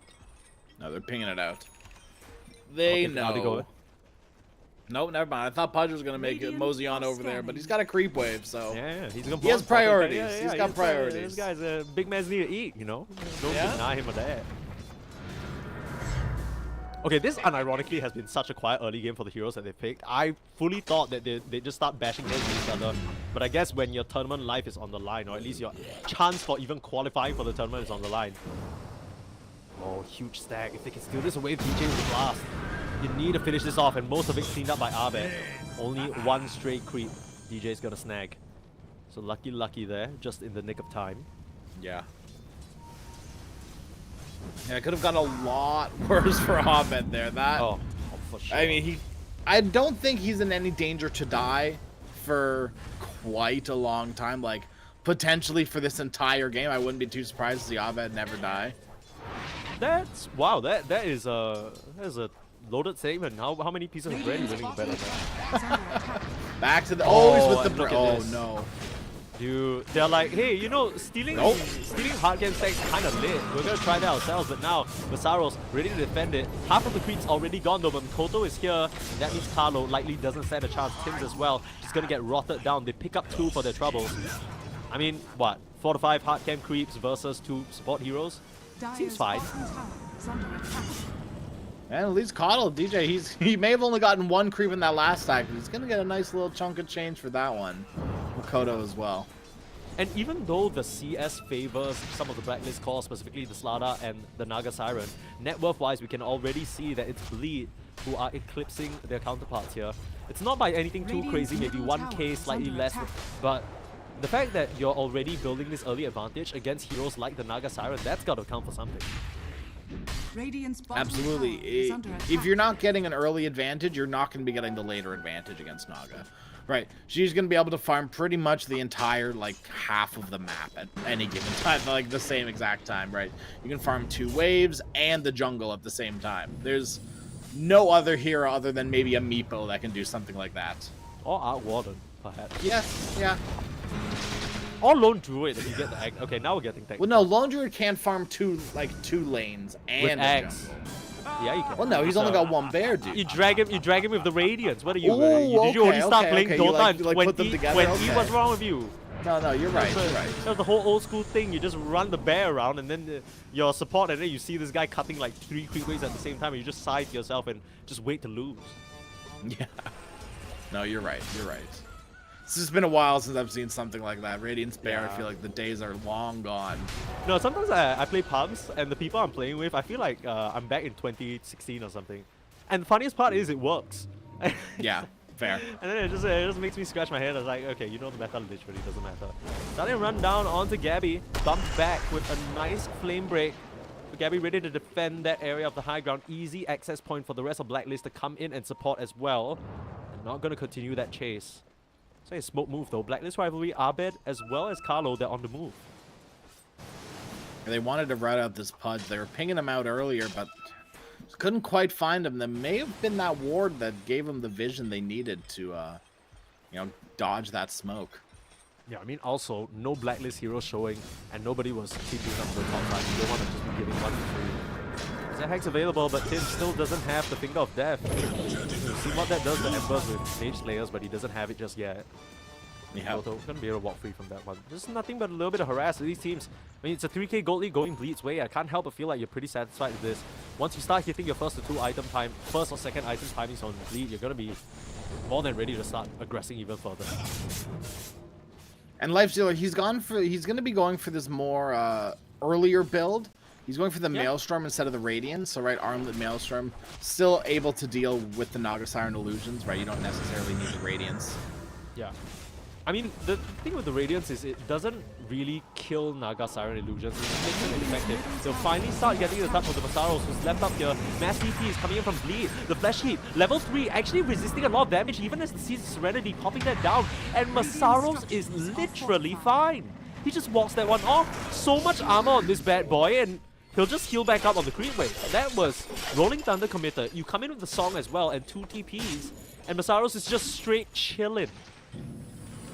And not to mention, you've leveled Song. Right, like, this is still fairly... Okay, never mind, you're level 10. Actually, that's wrong. Okay, you're fine. You're fine. I thought he was a little bit lower level than that. That's actually crazy. Man, holy moly. Yeah, I mean, this guy, he's been mech farming all right, and... Yeah. I mean, Raven's been left alone in the bottom lane, really, so... Ravens has now come up to this top side. We see this more and more. The carries just utilizing those good games to just make the move up, but they're committed to defending this. They want to give it away for free. And true enough, I mean, Blacklist, honestly, their tower push isn't the most impressive, so that makes it even more important to hold on to these objectives as long as possible. Yeah, we talked about it last series, right? As you edge closer to the 15-20 minute mark, these tier 1 towers become a lot more important, so you really have to start pressuring them down as early as you can, realistically. Yeah. And isn't this such a crazy sort of scene that we're seeing? Because I think coming into this tournament, Blacklist and Aurora are definitely the favorites, but the fact that they're just getting smacked down by a very, very informed Neon, and now Bleed... Look, it's 0-3, it's a 3k gold lead, and it's still early on in the game. It's unfair to say that Bleed are handling them, right? But it's clear that Bleed have a very solid idea of what they want to do this game, and they're getting it done. Yeah, so far they're kind of checking all the boxes. Pudge, as soon as Masaros gets that Shiva's, it's go time for Pudge. Like, yeah, he's so strong. We already saw it. I mean, we didn't even cover every single little bit in his inventory gives him survivability or armor. Like, the focus is so clear. Yeah. Mikoto, finding straight Tims. With a haste rune, this should be a very dead Lion. This is one of those what can you do situations. Yeah. Like how do you do with a haste? I mean that in our triangle, right? What can you do? Swap back, Pelosa in some trouble, turns around for the lasso to the one person doing damage to him. Now Gabby's in a little bit of trouble. The blast is gonna tag him. Abed able to trade out 1-for-1 for now, but Gabby now in some trouble. Jackie will run forward, get the touches off onto Gabby, but a very nicely disciplined magic wand will keep him alive. Now Mikoto needs to try and escape. Lion is back into the mix because of those early death cooldowns. Death timers. Abed's stuck. Yeah, this is a bit of a awkward position here actually. Not so much for Abed, but for Mikoto. He's desperately trying to make his way out, but I don't think he'll be able to tank it. The safety bubble doesn't come out in time, dodging the last auto attack. 10 HP and the swashbuckle doesn't let Mikoto. Are you kidding me? Oh, delivers Jackie out of there as well. Oh, that kill would have changed everything too, and the last swashbuckle going wide. Abed gets us wrong again, and Blacklist get nothing other than the Pelosan kill. And Mikoto, he's gonna look for more potentially. Oh no, just barely misses the slight. Do you see Masaros on the map? He's not been involved. Meanwhile, you bring all the Blacklist heroes up here just to try and defend that area. Masaros, straight chillin'. Shiva's got completed, already one component potentially into the eggs. This punch is a problem. Yeah. Top of the network, higher than the Naga Siren right now. Turn around, Finger of Death onto Pelosan. He's trying to get the grab, but didn't have a lasso. He's looking to set up for Mikoto, but they understand that the more heroes here on the side of Blacklist could threaten them.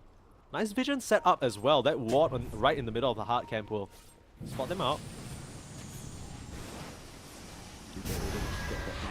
Nicely done. It's just such a tense battle of area and territory, right? You just want to make sure you're controlling the spaces so you don't get jumped randomly. Yeah. And you know what? This game, you know, we talked about it potentially going to be a snooze fest. There's quite a lot of action happening, but just not a lot of things being like there's nothing.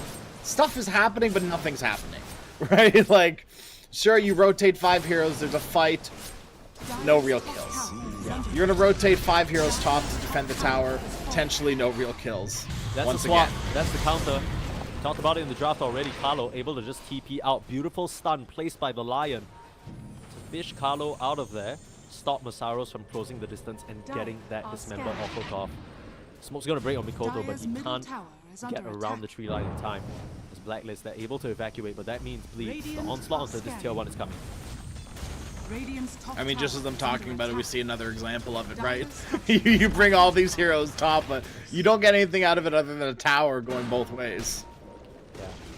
Very quickly talked about this bleed. They are no strangers to the low bracket because they've already sort of experienced one game through it. And they're starting to feel like they're on an upward climb, while Blacklist, this definitely must have been a bit of a shocker for them to find themselves here.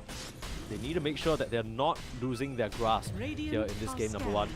If not, the momentum of the series could very quickly fall out of their favor, similar to their matchup against Neon.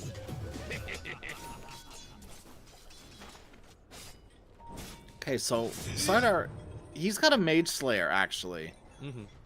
He's got the Blink Dagger now as well. What do you think of this Mage Slayer, Slardar? I don't think I've ever seen this. Love it. Love it. I think it's necessary, especially when you're looking at a Kotal, Pudge, Ember, Bat Rider. Like, that is disgusting. Yeah. That's gonna melt you. Someone's got to build it. You can't fight into it, and that's a problem, right? Slardar always has to commit, and if you're running and committing into a Pudge who's doing like, what, 40% less damage to you, suddenly things get a lot easier.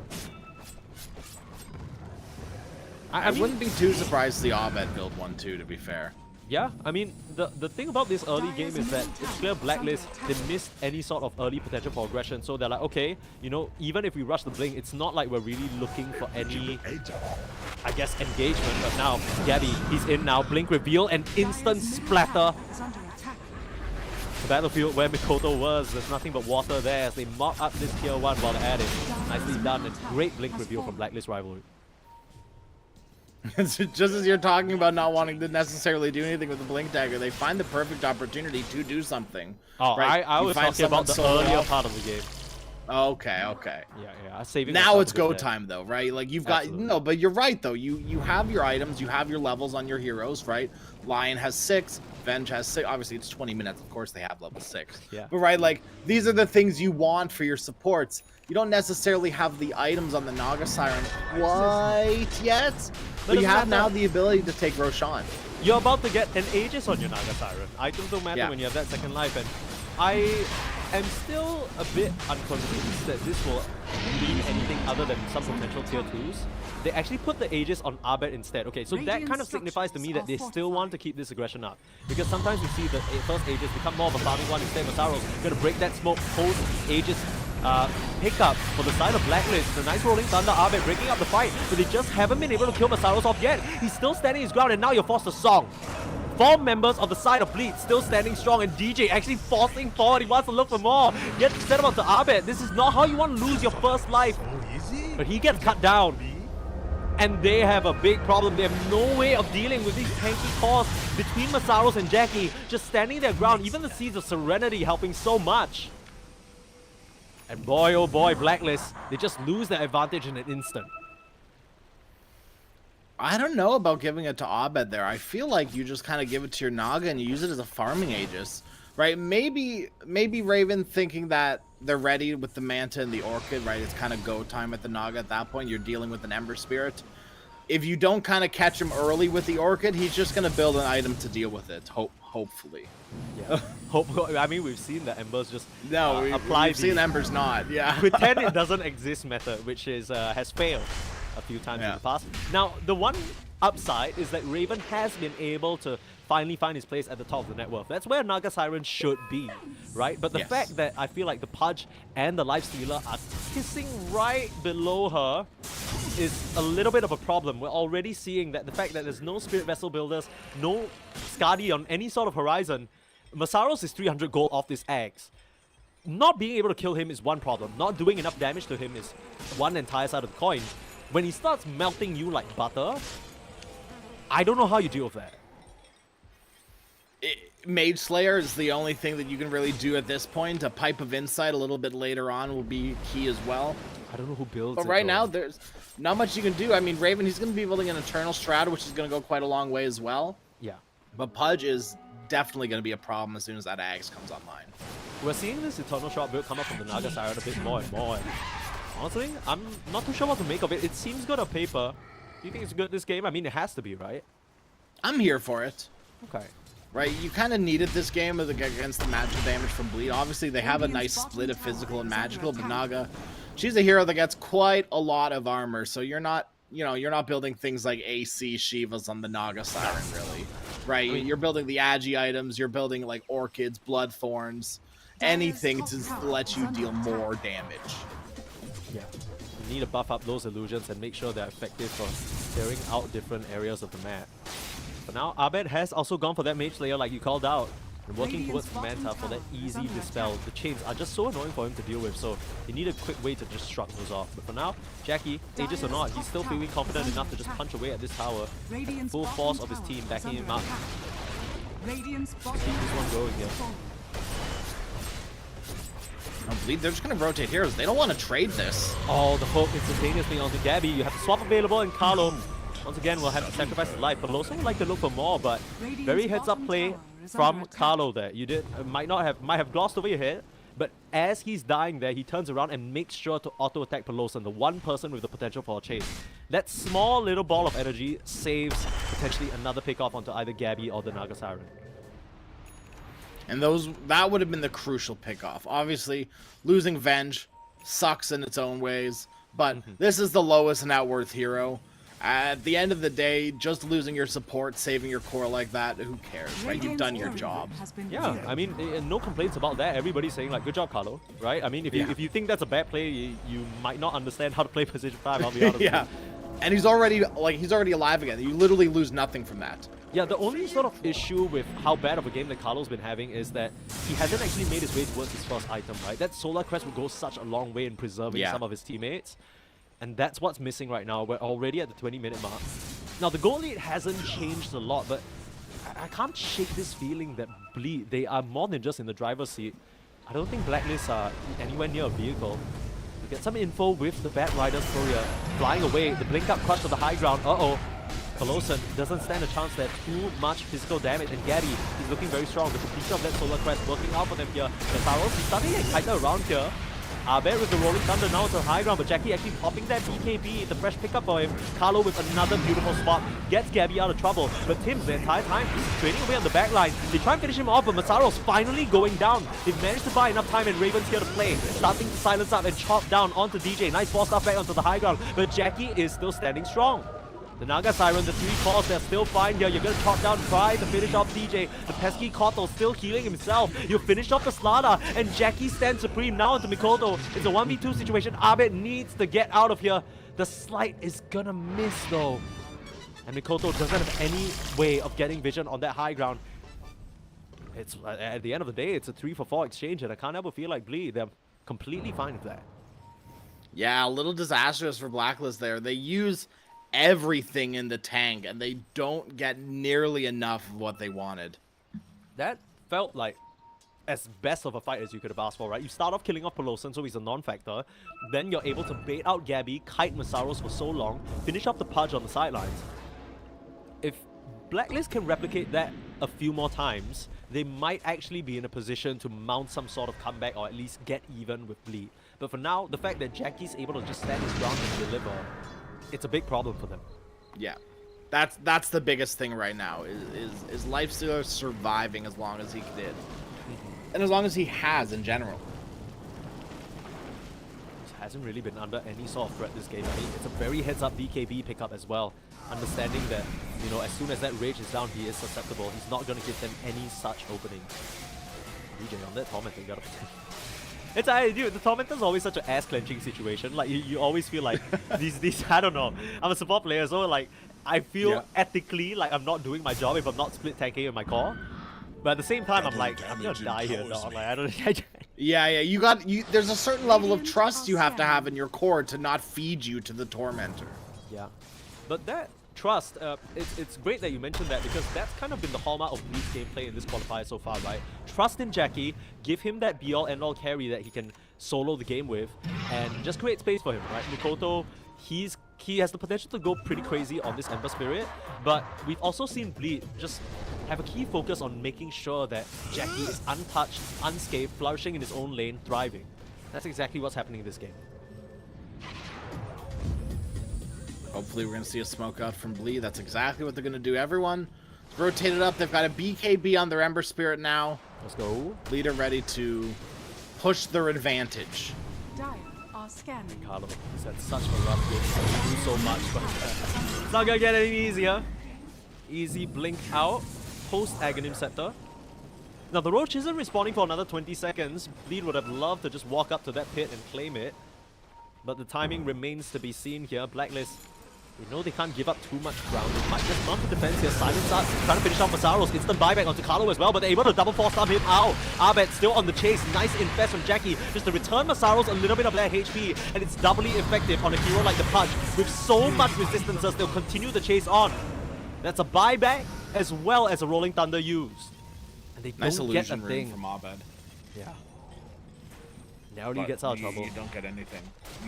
You need to smoke out Blacklist to recognize exactly Oh, that. that's a beautiful wall that was planted down by Carlo before he went down. Gabby, that's going to set up a two-man crush, and now Masaros is in trouble. No more 4-stars for you, and they eliminate Punch from the equation. They're holding on to Jackie as well, and he pops the BKB, starting to lay into him, but they can't pick a target. They're trying to work down Gabby. He's dropping a little bit low, but your BKB is going to run on Jackie. What else can you do? Raven has the song.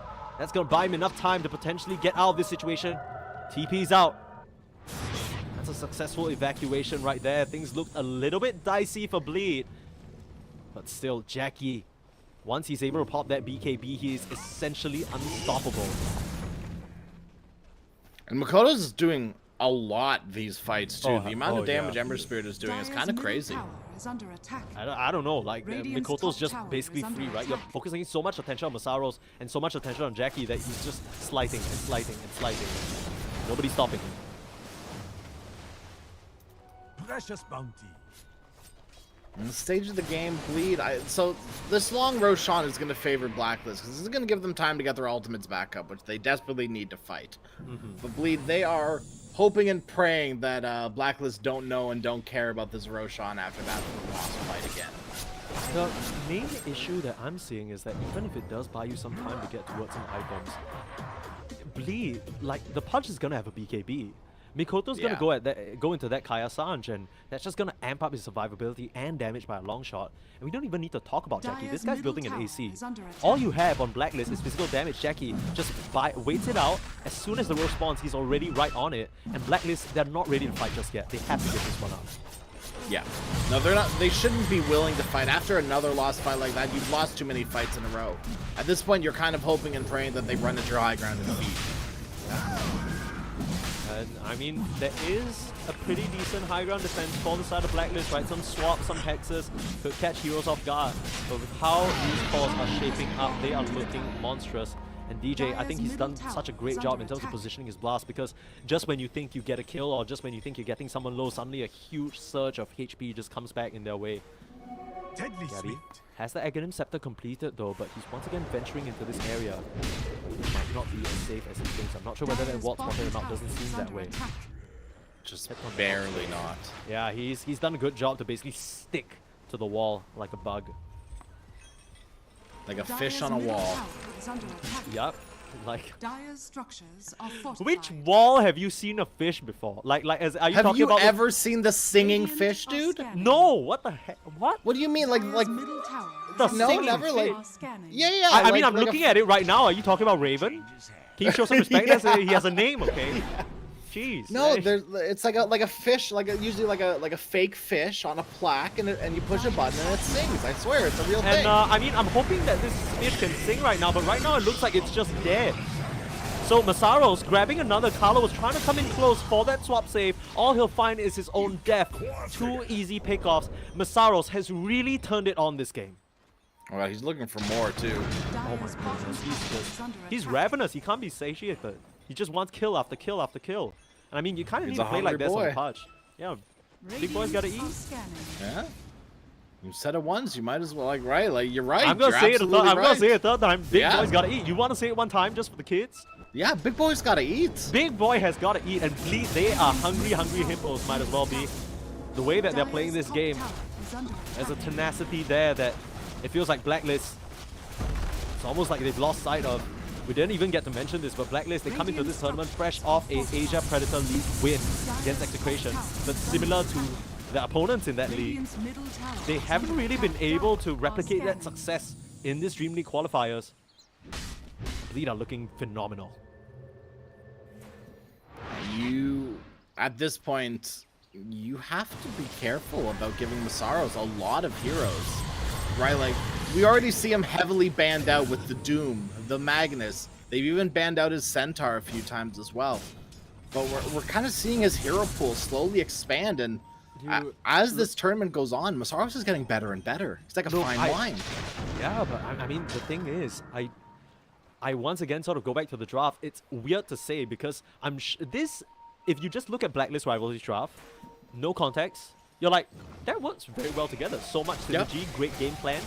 But when you put it up against the Pudge, you can understand where they're going. Pudge, you know, low armor hero, you're gonna destroy him in the lane, it's fine. But it didn't really pan out that way. It almost felt like they didn't account for how strong Masaros would be with that Veil pickup, with the investment into the phase boots, stuff like that. And Raven didn't really have a game until mid-game where he was forced to just AFK farm, and now he can't keep up. He's top on net worth, but just barely doesn't mean anything if you're Naga Siren. Yeah, you're not as high as you'd like to be on that network, right? You'd probably like to be 4, 5k ahead of other heroes, not just barely 1k ahead. Yeah. Butterfly completed, now being looked at as the Skadi. Kind of feels like you almost need that to fight. Yeah, you do. You Not need really. the Skadi for sure. It's just not ready yet, right? And you're still getting routinely kills on Jackie, smacking away at the high ground now. Blacklist, they don't look like they're in any position to defend them. Try and smoke up, get the swap through, but immediate Jackie, so quick with the rage! And Carlo, he's just given his life up for the cause. Nothing to be found other than a Slada. The nice song to break that situation up. The 5 heroes standing together, but there isn't really any follow-up. Abed, he's not feeling too confident to roll into this all willy-nilly. Masaros even blinks in, looks for another. They get the kill onto Jackie on his first life. He wasn't really able to activate any of his items. Nice 4-star. Get Masaros out of trouble. Abed looking for the punch down with the roll. But they're already raged up. I mean, you just kind of look like a pinball right now. And nothing to be taken seriously. That's a Rolling Thunder down and you're just back on the racks. I mean, Bleed, this team fight execution is just phenomenal. Mikoto even dodges that stun. Jump forward, Masaros is gonna get interrupted by that Earth Spike. Jackie with the infest again, saving his ally, but Gabby in some trouble now, forced to pop the BKB just to flee. That's not what you want, but small little caveat, beautiful Lotus to stop that swap from finding anyone. Your mana pool is out. The Lion has done his work, drained them all to bits, and Tim's essentially forces them back. Yeah, Bleeder definitely not too happy with that. They would have really loved to get a lot more out of that Aegis. Well, they still... I think they still can angle for aggression, right? The lasso's back up. There aren't really any crazy cooldown ultimates other than maybe the infest, if that's what you're concerned about. And, I mean, with this Lotus complete as well, there's so much on the side of Blacklist that just gets shrugged off. Yeah, a lot of their stuns that we talked about are very high value, right? The Hex, the Swap, the Venge stun. These are point-click targeted stuns. The Lotus absolutely ruins that. I mean, we saw it happen already. Carlos swapped and he just found himself in the same spot. He's like, huh? Yeah, what? It's like, what? Like, yeah. Isn't that supposed to... are we supposed to get a kill, brothers? Like, what's going on? Now, the two supports on Blacklist as well as the Naga have buyback. But the Naga, I mean, you see it in a cute item. She knows how much she needs this BKB to even stand her ground in these fights. The Blast as well as the Rod, it's just doing way too much into her, even with the Eternal Shroud. Yeah, ironically, I feel like this is kind of the best point you can fight on the Naga Siren with that shield rune. Just come back and lay it into them. Right? Yeah, to try for something, right? Straight back up onto the high ground, Lotus orb and protected by the rest of his allies. Set up vision as well, Jackie. Been so quick on the raid so far, yeah, instantly as well.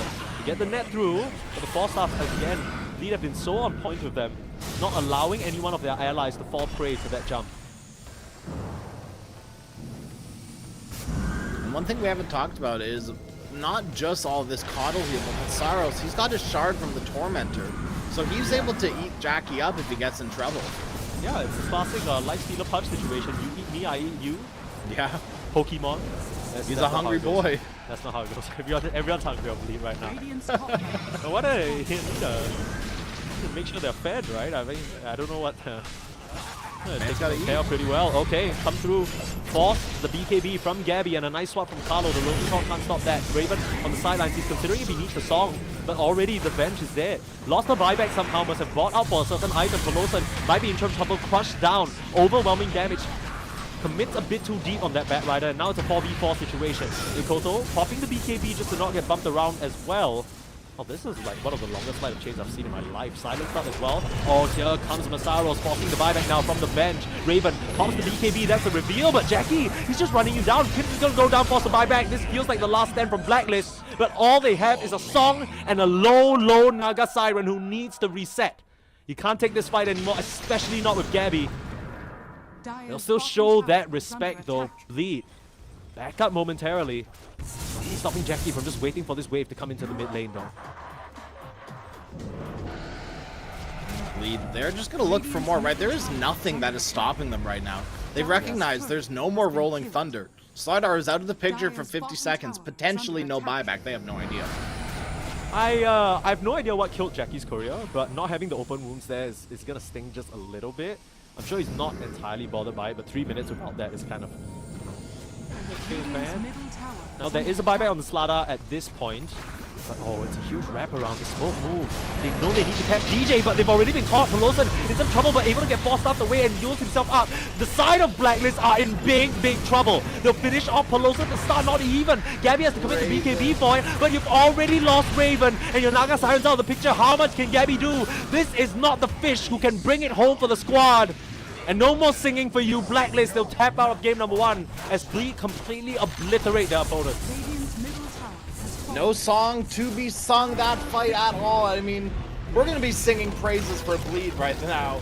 Masaros, what a showing on the Pudge, right? Yeah. We've seen before how this hero is quite literally feast or famine, and I mean, it's very full of feasts this game.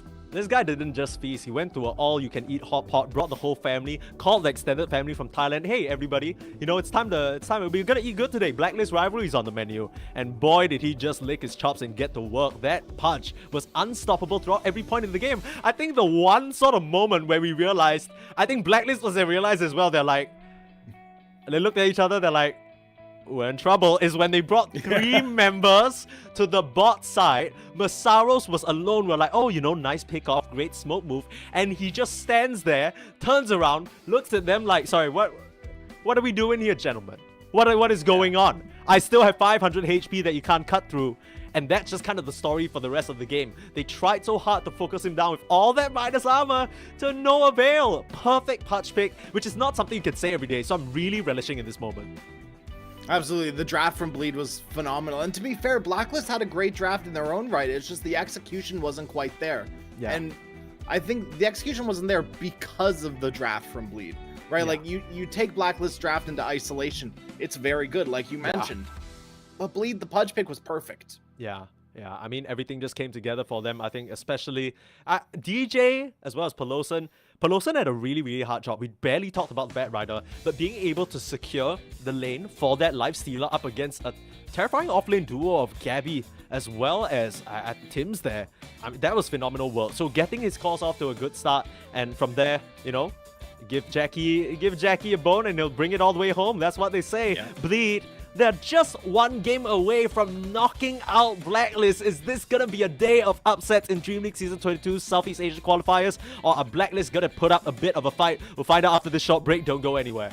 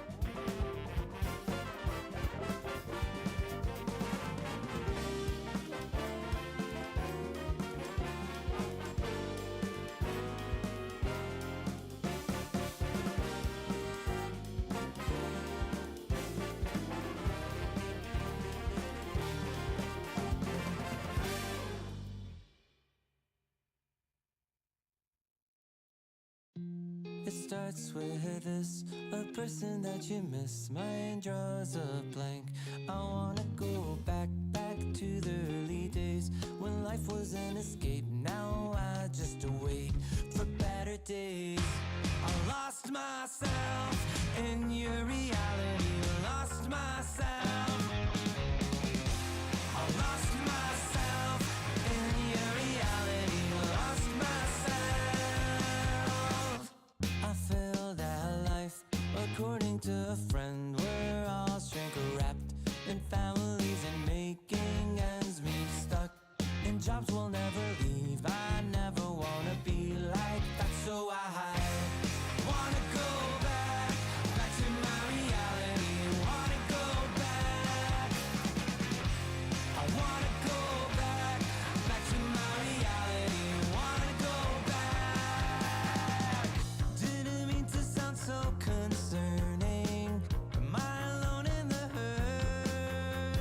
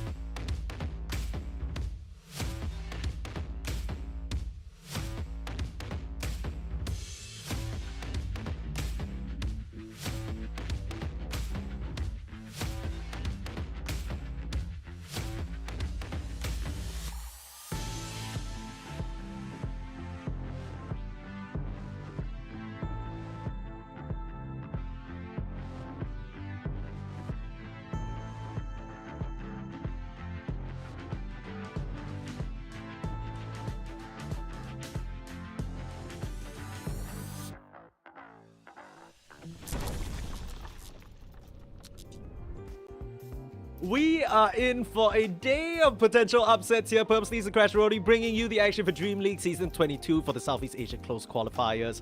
Started out with Bleed at first in the lower bracket. You know, they're sitting comfortable waiting for their opponents. Maybe thinking it's going to be Neon. I think everybody was thinking that it was going to be Neon. And then suddenly out of nowhere, from the skies, they just get crushed and Blacklist Rivalry end up here instead. Now one game away from getting knocked out. When Abed first came back to Southeast Asia, the fans were rejoicing. The people were in the streets. They were cheering his name. And now everybody's thinking, you know, is this guy, did he spend a bit too much time in NA? Has he been tainted? Is it over? A little, yeah. I don't know. I mean, Crash, you gotta weigh in on this. I don't know. Blacklist looked a bit shaken after that game number 1. They're definitely a bit shaken. I feel like they're a bit shaken after their loss too earlier as well, right? Yeah. Like, they were definitely the team expected to beat Neon. Right, I would say so. I think a lot. Yeah, I think that's fair to say. I don't think that's too out of the blue. But Neon, they came, they sloshed them, absolutely sloshed them. Yeah. And Bleed have kind of done the same thing, right? It was more of a slow burn this game, but still, it was like a 40-minute victory that seemed quite concise from Bleed. Like they knew what they were doing the entire time. Yeah, I mean, the game plan was intact. I was a little bit worried because that draft went a bit off what we usually see with that punch pick, but Masaros came and he absolutely delivered. I think even in some of Bleed's previous games, we were saying, you know, it doesn't really seem like Masaros as the player is the problem here. It just kind of seems like the Magnus and how hard he is to execute. But Punch, another high execution hero, doesn't seem to bother him at all. He just absolutely, like you said, I can't think of a better word, sloshed them. And we'll see whether Blacklist Rivalry can come back in this game number 2, what kind of adjustments they'll make in the draft, as we have that ready for you guys in a short bit. We'll get to that later. But what are you hoping for, Crash? What's the Blacklist Rivalry sauce that's going to get them back on the menu? Ooh, the Blacklist sauce. I mean, look, techies? Yeah, that'll be a good start. I think that'll be a good start if we can get some of that Bombi boy on board. I think, you know, Techies has had brilliant performances throughout the entire qualifier so far.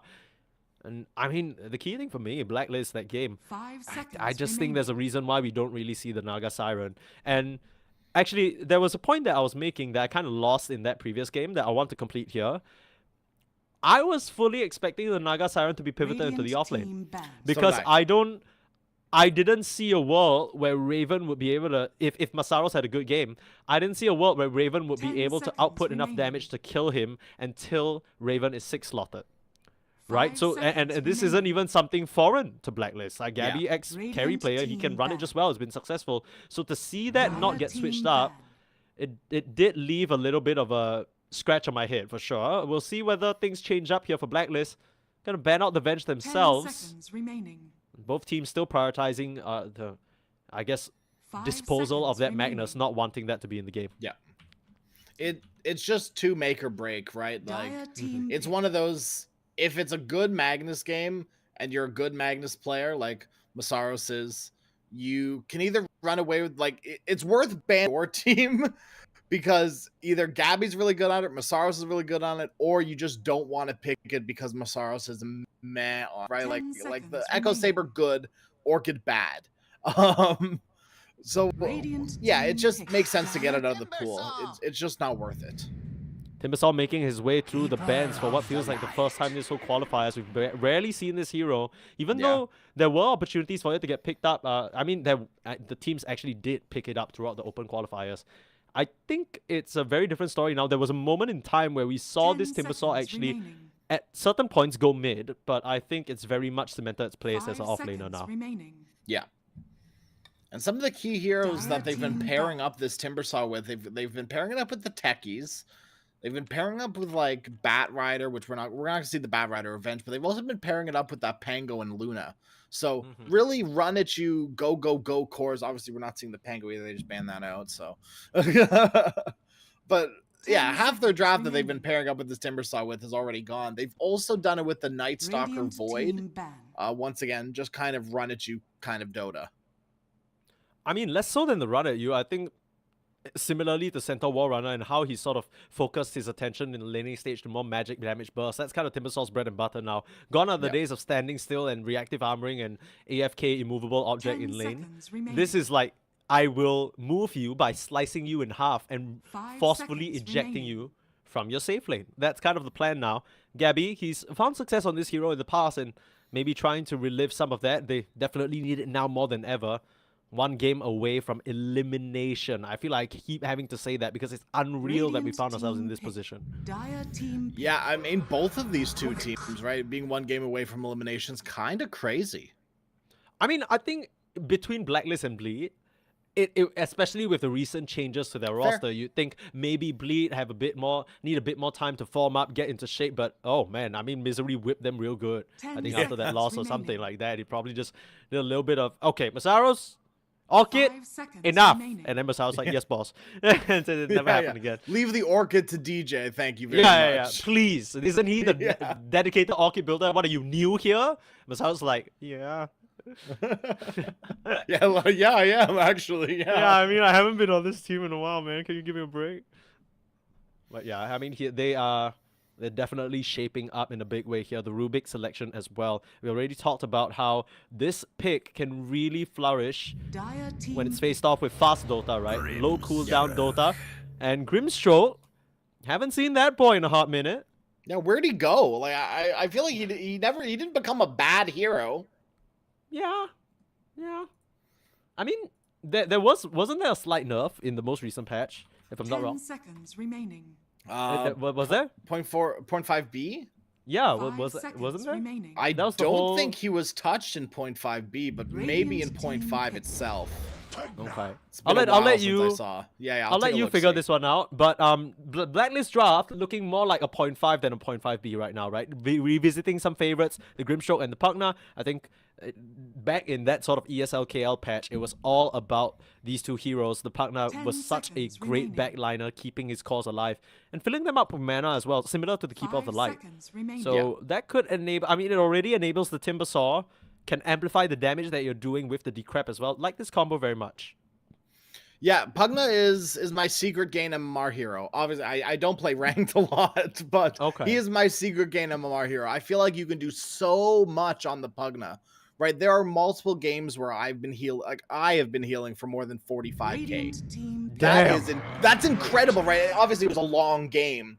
That's But, kind of like, insane. Wait, 45k? It's kind How of long was it? insane. It was How about long was it the game? a 58-minute game.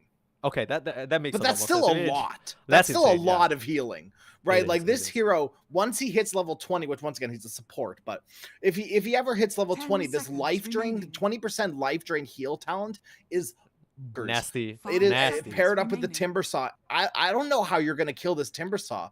Decrep doesn't really matter right now to Bleed's current draft. No one really is going to be right clicking you too heavily anyways. But that Nether Ward's going to put in some pretty good work this game. Yeah, I mean, Rubik could steal it as well. We never know. But I That's think true. the key thing for me is at least Bleed have a Spirit Vessel builder potentially in the Keeper of the Light. Yeah. We still, so far with this Kotal, it's been DJ who's been playing it. We're not sure whether that's going to switch hands depending on how they want to assign the lanes. Of course, Rubik and Centaur, such a threatening off lane. Just the instant magic burst. We've seen this come to effect before, just absolutely obliterating weaker or smaller HP pool cores like the Faceless Void, leaving you no room to respond. Blacklist Rivalry. The pool's still pretty open though, no real focus towards any of the carry bands just yet. Morphling, Faceless Void, all in the pool. Maybe you see a cheeky TA, that's a good favorite of Ravens, I know. But I'm not sure whether that really synergizes with Pugna. It's not too bad. It doesn't synergize too well with Pugna, but it's still not too bad, right? The Rubik Centaur, they don't really have ways of dealing with Dire team refraction. You're pretty much going to constantly be calling blood grenades out if you're the Rubik. That would be the only way you could deal with it. And once again, the Luna, not too good at dealing with refraction. Meld goes a long way against Luna. Luna doesn't like it when heroes are right on top of her, right? She kind of likes to have a little bit of 10 room seconds between her and the remaining. heroes that she's dealing with, unless she has Eclipse going. But other than 5 that, right, seconds she likes to remaining. keep Dire a team somewhat back. distance. Yeah. Life Stealer up into the Luna. We've seen this matchup before, just the natural sort of disarm. And you talked about getting on top of her. A good matchup into the Centaur War Runner. Can survive the lane on paper against Rubik Centaur. Now, we have seen some Centaurs just completely dominate Life Stealers in 1-1 just because of that magic burst.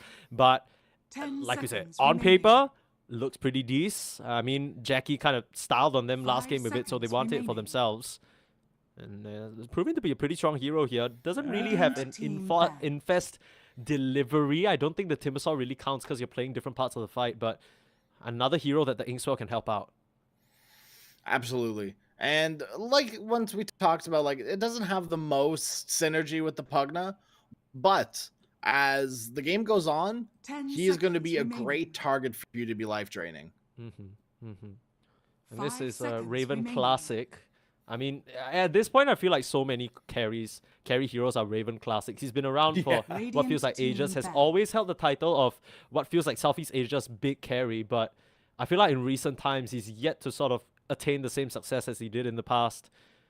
Especially at this present juncture, it feels like them bombing out of qualifiers, especially when they were the team alongside maybe Aurora that were expected to take this slot away. That would not be where Raven wants to be for sure. Pretty much all the spirits out of the pool now. Puck as well. Only one or spirit, yeah. A lot of Abed heroes are gone. Dude, where did Earth Spirit mid go? That's my question. I think Blade Mail Heart just fell out of favor.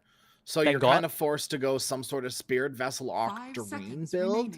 Sure. But it's a little weird, right? It's inconsistent.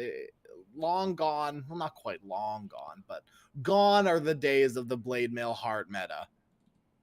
Okay. Thank God. So, two options for me here based on our research that we found. Kanka, Dragon Knight. Yeah. Right? These are the two that Abed really likes. Does pretty well with the natural high armor into the Luna and a lot of magic damage on the bleed, and both of those heroes naturally like to get BKB anyway. I'm personally leaning a bit more towards the Dragon Knight because I feel like that's insurance against whatever the side of bleed want to pick in the mid lane. There isn't really anything super crazy that I think about completely schooling the DK other than maybe super oppressive cheese picks like Viper or Huskar.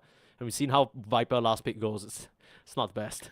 Yeah, it's missed more than it's hit. It's hit once out of, I think, 4 games or something like that. Like, it's kind of crazy. It's a little bit rough. I like the DK, right? For Blacklist, it gives you more a low committal tower pressure as well. Yeah. Right? Lifestealer having to walk up isn't the safest when you don't have the best saves. You have sustain through Pugna and Grimstroke, but you don't have any reliable saves like a swap or a Shadow Demon to save you if he gets into trouble.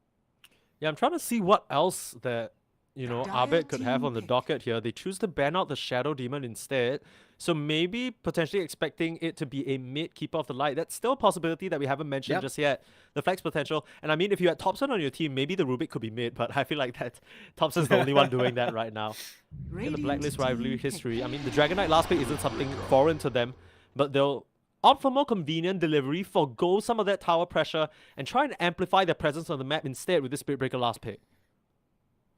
And actually, we still don't have an answer to the question if this Spirit Breaker is going to be safe or off lane or mid. True. I would be liable to think it's a mid Spirit Breaker. It doesn't do too poorly into Coddle, right? You just kind of trade harass with the Coddle for a long time. Obviously, Coddle, as he skills up higher and higher, even come that level 6, you might have kill potential on the Spirit Breaker, but it could go the other way as well. All it will take is one gank from the Grimstroke, and Coddle would be dead in the mid lane.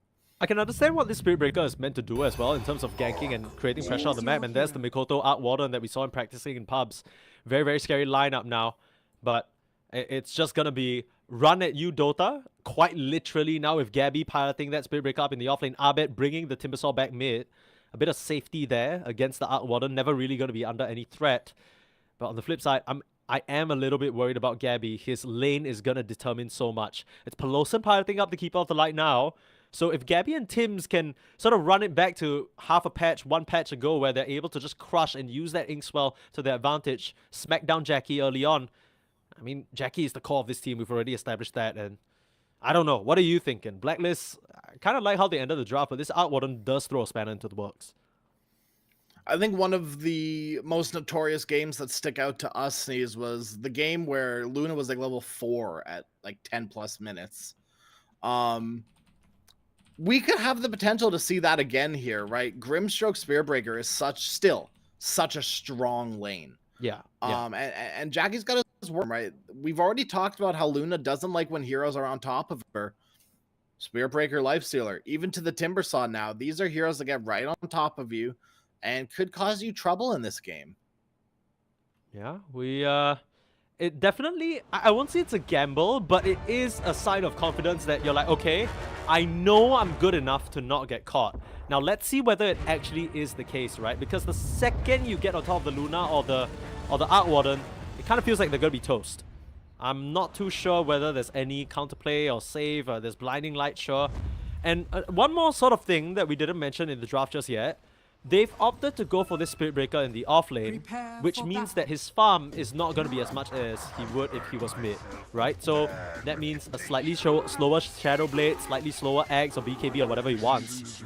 That's going to increase the window that Bleed are just able to stun him on entry, right? You try and charge in. If DJ spots you, it's an instant lift. If Luna spots you, it's a stun. Hell, even Centaur can time his Hoof Stomp to try and stop you in your tracks. I don't think Gabby has an easy game. Yeah, he doesn't have an easy game by any means in terms of connecting on these charges.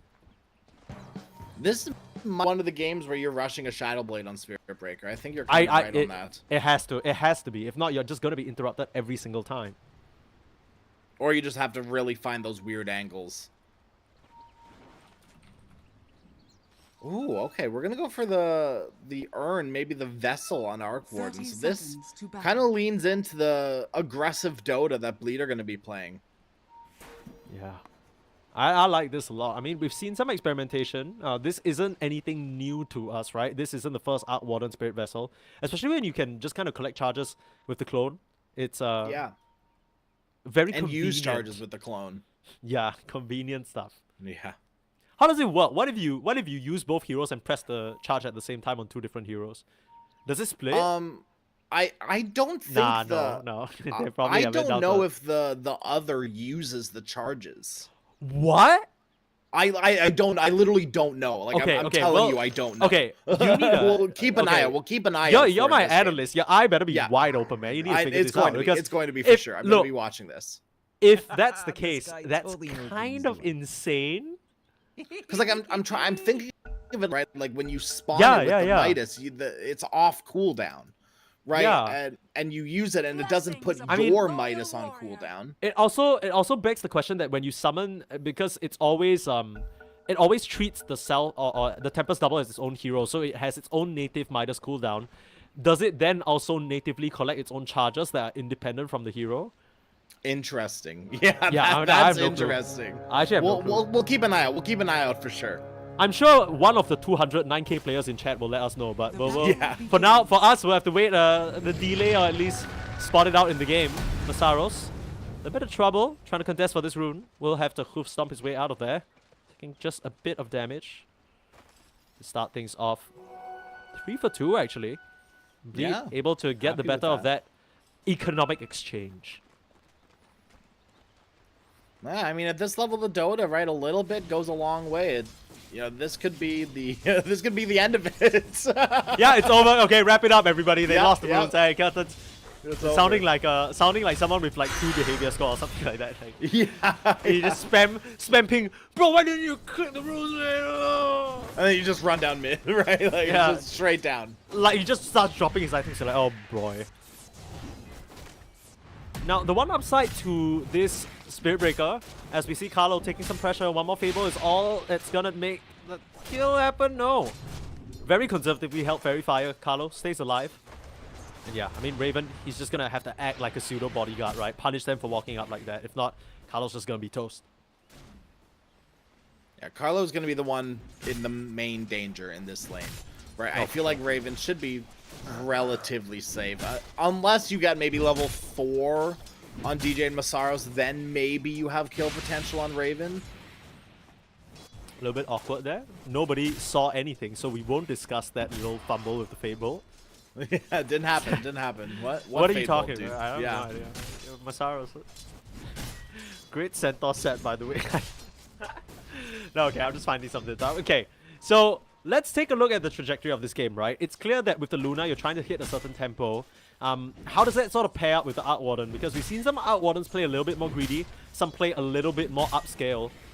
You already mentioned the potential of the Spirit Vessel coming out. How does that pair up with the target that Bleed are trying to hit? As Jackie, I mean, he hits a devious Lucent Beam to get that first blood for himself, but Yeah, I mean, where are we going with this bleed lineup, you think?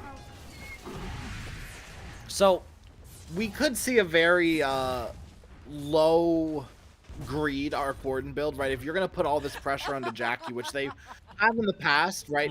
Put a lot of pressure onto Jackie to carry, and Jackie will carry you. True. So this kind of opens up Makoto to do something a little bit more passive.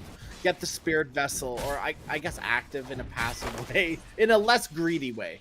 You get the Solar Crest, you get the Spirit Vessel, right? You're the one bringing utility, early game utility to your team. Yeah. We'll But who knows? have to- It could just be a Glypnir, right? That's also very good this game. I mean, specifically for me, I just want to see Bleed invest in some intermediate items, right? Like, so stuff like, I don't know whether anyone on the Bleed lineup gets something like a Mage Slayer, but your Dragon Lances on your Lunas, maybe your Veils on your Centaurs, just to make sure you're tanking up, because Blacklist Rivalry, if they're not able to get off to a good start on Gabby and the supports, they might face some damage issues. Lifestealer takes a while to ramp up. In Spirit Breaker, before he gets his major items, the charges do like, nuke you a little bit, but that's about it. So the Bleed heroes could become very, very difficult to kill. And the charge is going to be inconsistent this game, too, on top of that. Right, like we already talked about. It's not going to be a hard game to connect with your charges. And we see Gabby, he's going to go for this old school, I say old school, last patch Spirit Breaker build. Wait, hold on. Midas into the Octarine. Hold on, do you say it's not a hard game to connect on your charges? Didn't we already discuss this? It did. correct? No, I said it is. Oh, sorry. I might not have said that. I meant to say it is. I meant to I was say like, it is. I was so confused. Yeah, I'm like, yeah, are we? sorry. No, I'm sure We that's what literally you just talked about it. Yeah. Maybe going a bit more greedy, that might benefit him a bit more. You know, just split the map a little bit. Lower cooldown means you're able to just ping pong around side lane, mid lane, jungle camp. Ramp up in a big way. For now, it's Masaro's top of the CS again. He's having a stellar old time on this Centaur War Runner. It's a lot of the times we see these offlaners topping the net worth, and Spirit Breaker is not quite there yet, right? He's not doing too hot in this bottom lane. Dude, his denies are okay, but his last hit's not quite there. I was literally about to say, what do you mean? Isn't the Timber off lane? And then I realized, yeah, they did the switcheroo. Yeah. I mean, Abed and Mikoto are going just even Stevens here, and honestly, no surprise, right? I don't think there's any kill threat unless, for some reason, Mikoto decides to walk next to the tier 1 tower in mid. The same can be said either way, too, right? Like, if Timbersaw gets too big for his britches, then he's dead as well. The difference is he has Timber Chain, though. Yes, that's true. Just slide his way out of there. But yeah, it is going to be that Spirit Vessel build that you mentioned. He queued it up from the very start, so it's almost like he's letting his team know, like, this is how we want to play. Abed, nice rotation to the top side, potentially catching DJ off guard. 2 more seconds until that second round of spells, but looks like Masaros will be able to get a return. And Rube actually gets the EXP before going down, so ends up being a positive trade for Bleed, it feels like. Yeah, and this is time where Timbersaw, for some reason, he's left middle. And that's just more space for Makoto. Yes, sir. I mean, Mikoto, the difference is that Arc Warden tradition, not really a ganking hero, but maybe with this Spirit Vessel level 6, or rather even the Urn, right, you can really get things going. There's the clone. Straight up Monte Carlo. I said it's not really a ganking hero. It's a bit of a different story if you just run right into him at level 6.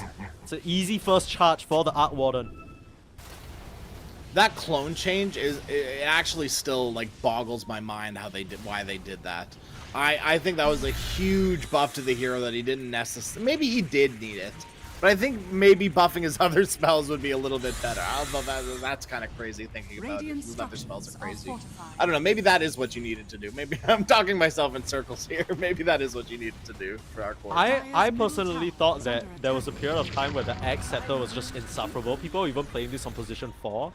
Like, I actually don't know what the counterplay was to that. I'd just stand there and, like, Wraiths would spawn repeatedly, and it felt like techies, but worse. Yeah. I don't really mind this change, though, on the Arc Warden, like Tempest Double. I feel like it allows him to play more active, which has always been the problem, right? You get an Arc Warden, you're like, okay, I guess I AFK for, like, 25 minutes. Yeah, long gone are the Divine Rapier Arc Wardens, right? Oh my god. I don't even want to talk about it. It could have came back with the Conda, though. Conda, Divine Rapier, Arc Warden. Please, no. Could have been back. Could have been back. You need to stop putting ideas in their heads. 3-1. I will roll in my grave if I ever see a Conda Arc Warden. I'm done at that point. I mean, they are getting pretty creative with the build so far, so you never know. But now, it's converging on this mid lane. Abed actually taking so much damage. No real tools for survivability in this early stage. And Mikoto, he's just trouncing all over his counterpart Carlo in a little bit of a pickle as well, but won't be tagged by that Spark Wraith. He'll be able to walk free, but look at this dominance in the mid lane, man. Mikoto is putting one on right now.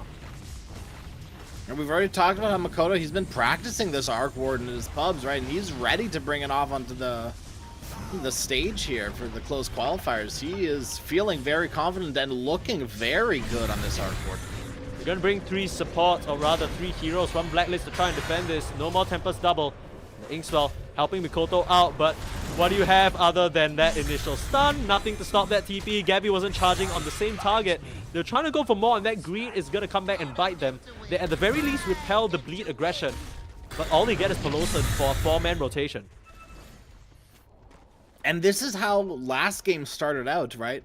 Time after time, they got the Peloton kill. Very cool, like, very nice, right? Like, it didn't really matter in the end. Great recognition from Masaros as well that, you know, Gabby is missing on the map currently and can be charging him. The last thing you want is to give over a small advantage to that lifestealer. It's just gonna allow him to continue to exist up there. And you're right on the money earlier. You know, you mentioned you want to be seeing these smaller items from bleed. That's exactly what Jackie has queued up in that Dragonlance. Perfect, perfect. Love to see it. I mean, last thing you want as a Luna is literally just getting blown up randomly in your own jungle while farming. If you're able to just buy enough time for your Arc Warden to come down with a clone and rip them to shreds, then suddenly Blacklist rivalry are very, very sad. Vessel is complete on Mikoto now. So it is big ganking hours for the Arc Warden. Oh, beautiful. He's got to get going. Top of the net worth already. They don't even have time to stop by for the Wisdom Rune. I mean, DJ will finally make a trip there. But Jackie's done well to keep himself safe here out here in this bot side. I mean, net worth-wise, Gabby isn't really doing too hot. He hasn't found the most CS and resources in the lane. He's opting for the Midas like you said, but that's still a ways away. Gonna potentially try to force something here in the bottom. Lots of pings coming out for both teams. Yeah, it's a bit weird. Like, the way Gabby's routing around these trees makes it seem like he's setting up for something. But no one else is here other than the Grimstroke. I wonder whether they believe they have enough damage to just work through the Luna all by herself. Oh, they're playing a bit of cold feet here because they keep seeing Mikoto dip in and out of this vision that they placed. And they're just worried about the rotation coming in to nail him.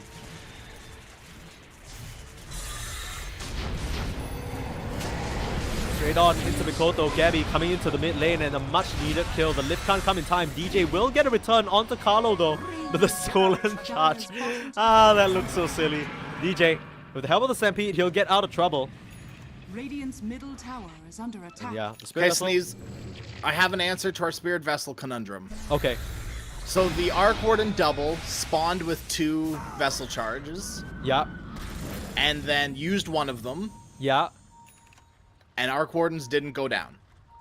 Oh my goodness. No wonder Mikoto with the tag, man. Dire's structures are fortified. Because I believe, yeah, Carlo died after Mikoto did, so Mikoto would have gotten the extra Vessel charge. He gets the charge from dying, right? Radiant's bottom Not if you don't have 0. Only when you have 0.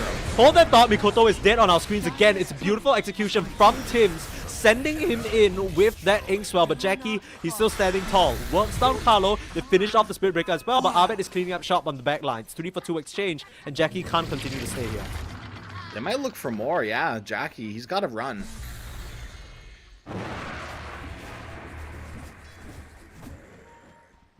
I mean, I don't want to say it was even that good of a fight from Blacklist, because losing your Spirit Breaker when he's so far behind is kind of bad.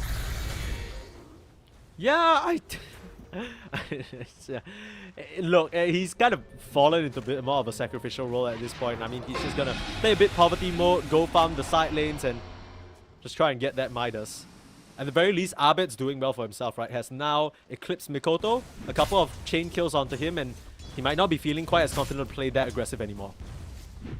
Yeah, it is probably safety time for Mikoto, right? The aggression has to have maybe been hampered a little bit, right? You're not feeling as confident to make these aggressive moves anymore on the arc. under attack. Radiant Start the pressure out onto the bot side. That's what the partner is for. All those nether blasts can really lay into that objective, but no, Jackie doesn't want to give this up lightly. Doesn't have a level in the Eclipse, but the second he's threatened, the whole of Bleed are going to show up. So you got to be wary of that. Just pop up to the top side instead. Radiant are scanning. Big TP's coming in. They might try to gank Gabby here. Straight into the mid lane. Stolen charge. Use his own spell against him. Another kill for Mikoto. A little bit of taste of your own medicine. And Makoto, after those 2 ganks, he is pivoting towards the Midas now. I mean, that's kind of the build-up that we've been seeing already. You kind of need to. The funny thing is, he almost beat Gabby at that timing as well. Like he was this close. Gabby manages to pick it up with that creep wave and now has it available. A long way to go to ramp back up to where he needs to be.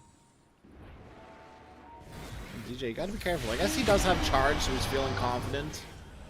But with Spiritbreaker coming up, you know, he's gotta be maybe a little worried about getting charged. I mean, once again, you know, the Spiritbreaker doesn't actually have any items to destroy, like mess up the Rubik before he connects. And the Rubik, if he sees you from a mile away with that ward that he's placed, he just lifts you onto the high ground and you're feeling a little sad. Yeah, you're feeling a little dumb on the high ground there. Yeah, just like, you're like, ugh. Oh man, what Radiant's the heck, bottom man. tower Yeah. is under attack. You gotta wait like the 15 seconds for charge to come off cooldown. Yeah. Yeah, like I just respawn. I'm not trying to TP again. Radiant's Blacklist will clean up that tier 1 tower in the bot side. No one was really around to defend it. I think they sort of all recognized that, you know, this area might not be ours to claim anymore. A high ground sentry. Tim's actually getting spotted out, clipped by that ward vision. And in comes DJ. Not gonna fully commit for that, just steals the Whirling Death instead. They're pretty good against these strength heroes. Very good. I mean, that's if he's next to them, which I don't think is where TJ's trying to be. No. But to be fair, Abed's gonna get on top of you anyways. That's right? true. Like that's something you can't really control. So if you can dish some damage out to him when he jumps on you, you might as well. Yeah, make him hurt for it, you know? Yeah. Kind of like a Blade Mail type stitch. I think it's a Ooh, quiet. Blade Mail Rubik. Maybe you're onto something. Shut the hell up. Okay, look. Bleed have definitely slowed down the tempo a little bit. Mikoto was feeling like he was ready to get going, but now, especially with Masaros completing that Blink Dagger, they're ready to finally start putting on the just kind of continued pressure, I guess. Looking for the lifestealer. Oh, they narrowly missed Carlo. He would have loved to break that smoke, but they settle for him instead. Should be an easy kill. Turn around the Nether Ward. Not much to be done there, unfortunately. Just gets killed off. They charge through. Gabby with the Ink Spell. It's onto DJ. Even with the Stampede, can't get that Rubik out of there. 1-for-1 trade on the support's not ideal, but given that you've brought in so many heroes from Blacklist, not the worst as well. Meanwhile, Luna just farming away in the triangle. I think Bleed's happy with this though, right? Just because Jackie is still farming. True. And what, they only lose their support. It's support for support, I guess. But this is where danger happens. Dire's bottom Yeah. tower I mean, this can start happening now. Gabby doesn't have any items, but he still services just fine as a delivery for Raven to get into the mix. This Lifestealer, not really a hero that we talked about this entire game, but Orb of Corrosion, so good this game, especially paired up with the Armlet pickup. Now they found DJ, lift him to the low ground, steal out the Bodos, and nice Nether Strike setup. It's another kill onto the support, nothing much you can do about that. As Bleed, true to their name, they're starting to slip up these kills one by one. They need to regroup and mount a proper Dire's defense bottom together. tower is under attack. Radiant structures are fortified. And they've completely whiffed their blink timing on Centaur as well. Right, that was not the fight that you wanted to blink reveal on. Carlo, he's very okay taking the gank for the blink reveal, and DJ dying once again, so close to his blink dagger. It's just been denied for a lot longer than he would have liked. We talked about Bleed potentially hitting this early timing with the BKB Luna and a couple of small items on these cores. But now, post the early stage where the Arc Warden is a big threat to these supports, he's kind of gearing back up into the quote-unquote regular build that you're going to see, maybe the Gleipnir down the line as well, just for additional control. I mean, even though Luna's feeling pretty strong, do you think this BKB timing is still something they can capitalize on with the situation Masaros as well as Mikoto? I almost think they have to try. Because once again, if they miss their window, Spearbreaker's only going to get scarier as the game goes late. Dude, Spearbreaker can solo win the game for them. That's the kind of hero he is. Yeah.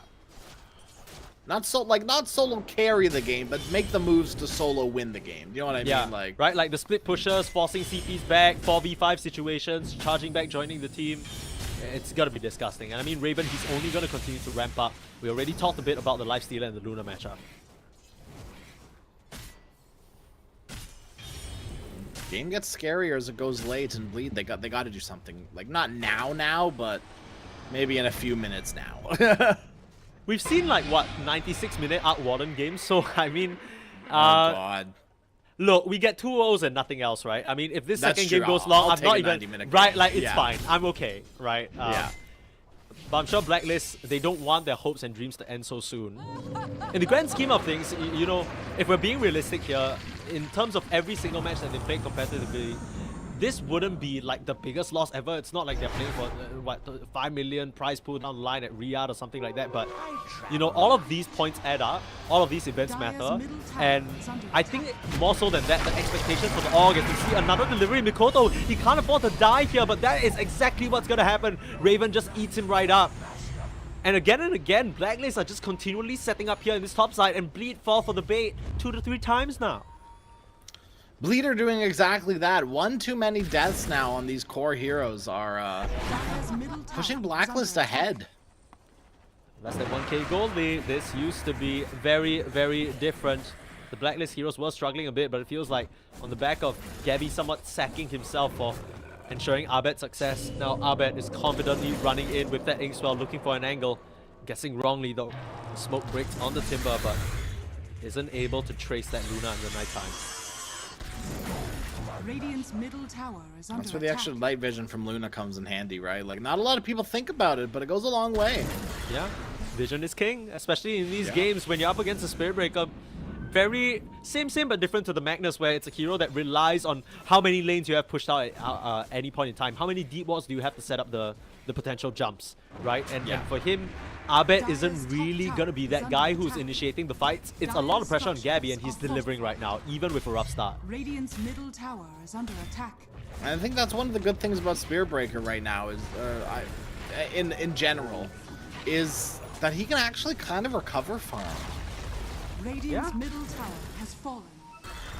Definitely not in the jungle, but you know, these waves are all, there's always going to be creep waves that you want to push. Gonna spot Tim's out thanks to that ward on the high ground, freshly placed.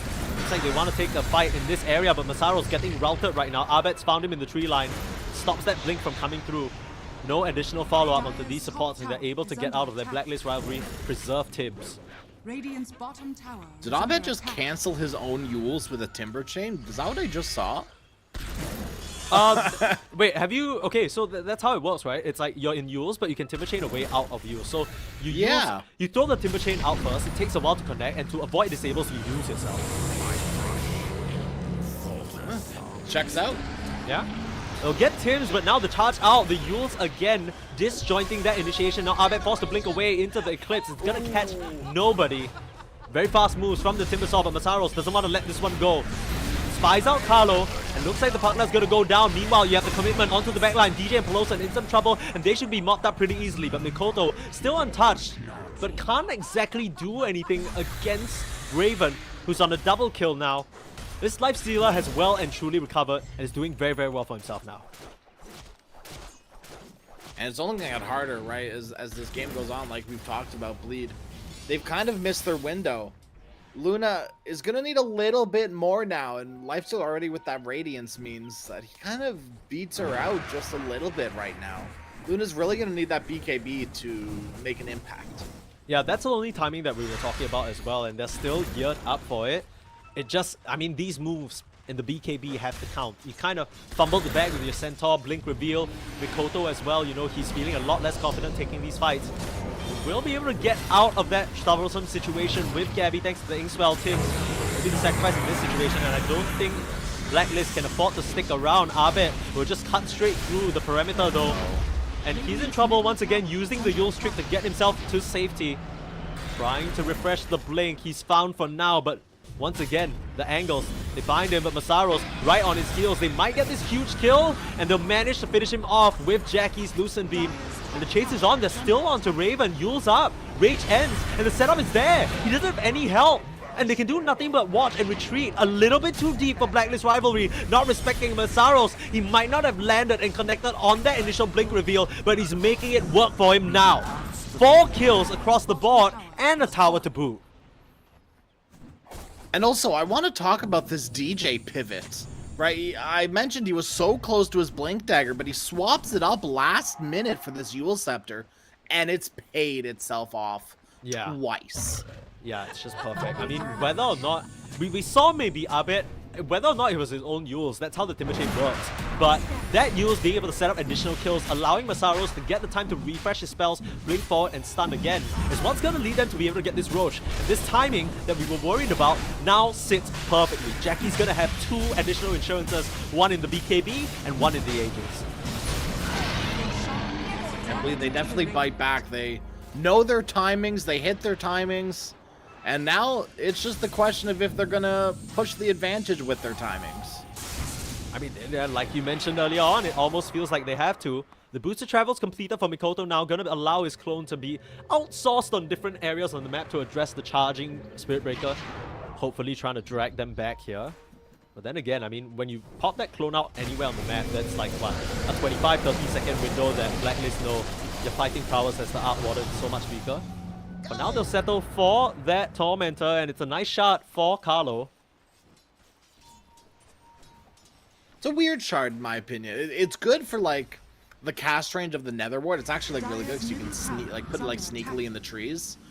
But it puts you in the situation where it's like, okay, am I going to be sucking my Nether Ward or my allies? Yeah, I understand. Like, I mean, who do I life drain? It's more so better for, I guess, defending high ground or like your objectives, and in the fights it kind of puts you in a weird spot. So far we haven't really seen that whole Pugna heal your ally come into fruition. He's largely just been picked off on the back lines. Barely gets another one off in these instances. There's a shot now on DJ as well, gonna allow him to have that save potential, lift someone out of trouble or harm's way if he so chooses. DJ goes back for the blink though, right? Like, surely. Maybe. I mean, he could also sort of opt for what we've been seeing from some of these supports and sort of pivot more into a team aura type item pickup. For now, it's Jackie on the high ground with that Aegis. Show a bit of respect though. Don't know where the Blacklist Rivalry heroes are, and Mikoto, he's still addressing the creep wave while Raven trying to get whatever he can from the map. They'll finally TP back. Now you need to watch yourself. Smoke up. This might not be a high ground that you can penetrate this Blacklist. Still trying to control the vision around the area. Tims will be found, and Carlo, not much you can do about that other than the D-Crab, but so much magic control and damage. They're doing a very smart move in only presenting Jackie on the front lines, not allowing any susceptible targets to get caught out by a charge. Get away with one free pick off, 30 seconds without your Grimstroke. What can you do on Bleed? BKB hasn't been popped from Jackie, right? They have the timing right now. T3, not quite as low as they'd like it to be, but it's getting there slowly but surely with the creeps coming in. Gotta start whittling down this tier 3 tower. Magnetic Field as well as the Luna, just that auto attack on the high, or at least the auto attacks on the Glaives bouncing on the high ground. The second this tier 3 tower falls, things are gonna get troublesome for the defense. There you go. Starting to bounce out now, Carlo. Trying for the sucky, but Dire's top barracks are under it's attack. barely gonna. It's barely gonna tickle them. That's the problem. Yeah. Fortification. Hold the racks a little bit longer. Maybe so Jackie has to really full commit for this. Here comes Gabby into the fray. The Yule's up though, but Raven starting to punch away. That's a BKB, and Gabby, he doesn't stand a chance. He just gets sliced apart. Here's Spirit Breaker, he has a buyback, but this is a very tricky situation to fight into now. Mikoto has committed the clone, and Carlo looks to be in trouble. The Glimmer Cape will save him for now, but they get what they came for in the racks, and they still keep the Aegis intact. They can just keep going now too, right? Like, these T2 towers should go down. They have quite a bit longer on the Aegis. Oh yikes, the Gleipnir completed for Mikoto as well. Just that additional bit of control. Suddenly it's not as easy for Abed to navigate these fights, and I mean, a Timbersaw might be strong, but in these objective defenses on the high ground, not a lot of trees and areas to work with where you can get creative. That's what they're capitalizing on right now. I feel like we haven't seen Abed in 2 minutes. Dire's middle tower. Yeah, Abed has definitely fallen off, and I think this is kind of the problem with mid Timbersaw. Is you just have the potential of not doing things. Like the thing about the Pangolier is you're always going to be able to have a reliable ultimate to do things in the game.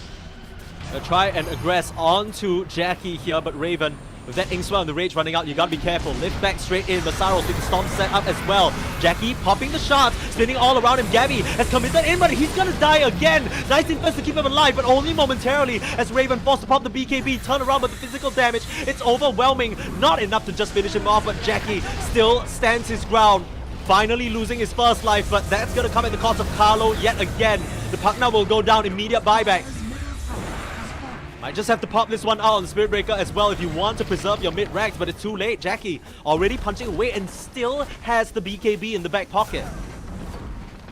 Dire's middle barracks. And time to back up, Bleed. They've gotten everything they could have asked for in the first Aegis. Dude, what is going on? Blacklist are about to get knocked out by Bleed? Is this really the timeline that we're in?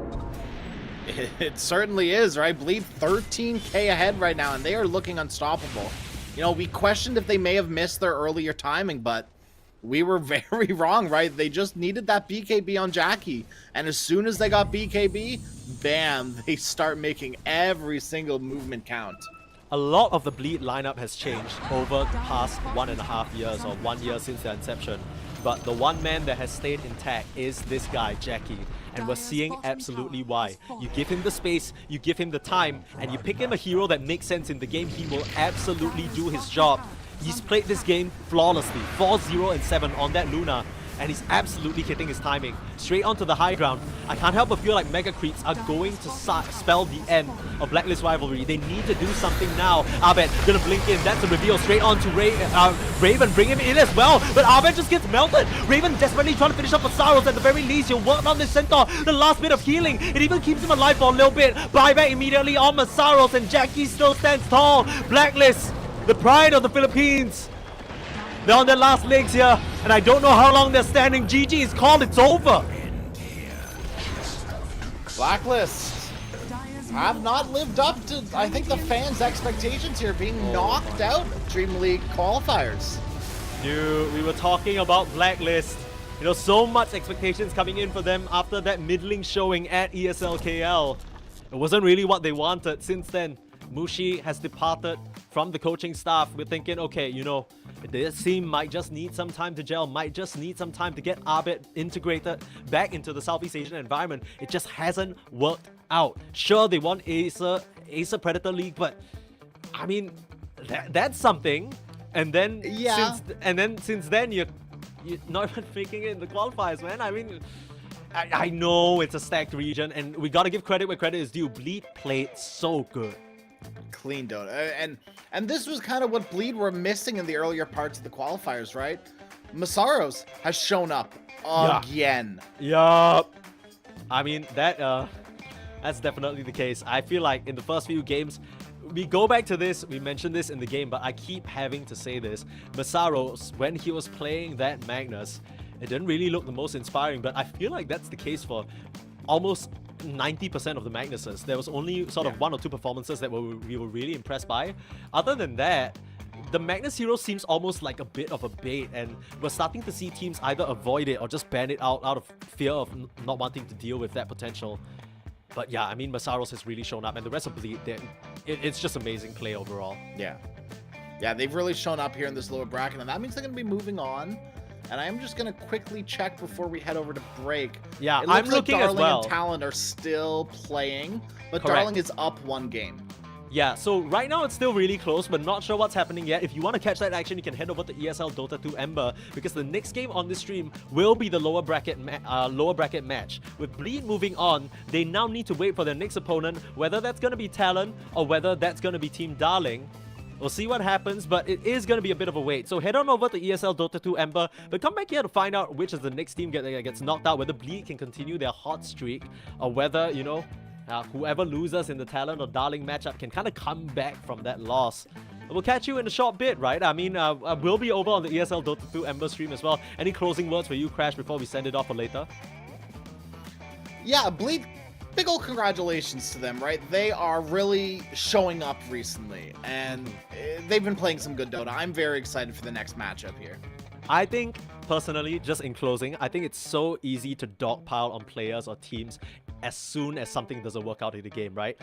One or two bad showing to Masaros or just kind of a few slip-ups. I remember Peloson had a really bad game on the Prophet where he was just dying over and over. It's so easy to point at them and be like, oh, you know, they're so bad, or what is Bleed thinking? These things take time, and even for Blacklist Rivalry, it's clear that their time is not now just yet. It's worked out for them in Asia Predator, but clearly there's still some work to be done here, and hopefully they're able to come back and show us why that Blacklist Rivalry name is held so highly. But for now, they will be eliminated in Dream League Season 22. A bit of a sad goodbye, but that's the one we'll have to bid for now. It's Crash and Sneeze signing off for now. We'll be back with the next lower bracket match at 8 PM SGT, so be sure to be back here on B Square. We'll see you in a bit.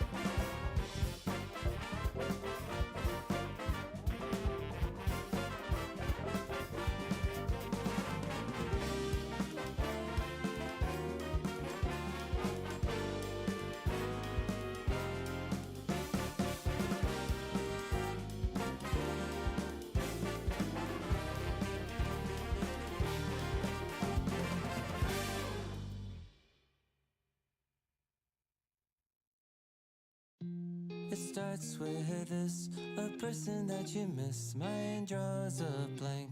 I wanna go back to the early days when life was an escape. Now I just wait for better days. I lost myself in your reality. Lost myself. I lost myself in your reality. Lost myself. I feel that life, according to a friend, we're all shrink wrapped in families and making ends meet, stuck in jobs we'll never leave.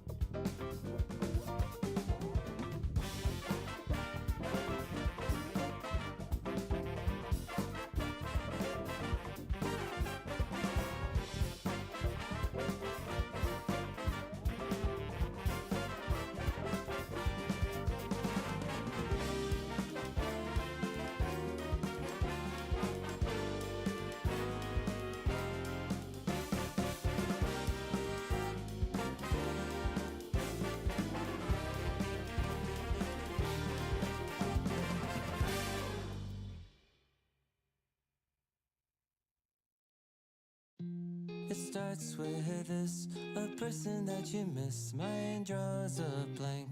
I wanna go back to the early days when life was an escape. Now I just wait for better days. I lost myself in your reality. Lost myself. I lost myself in your reality. Lost myself. I feel that life, according to a friend, we're all shrink wrapped in families and making ends meet, stuck in jobs we'll never leave.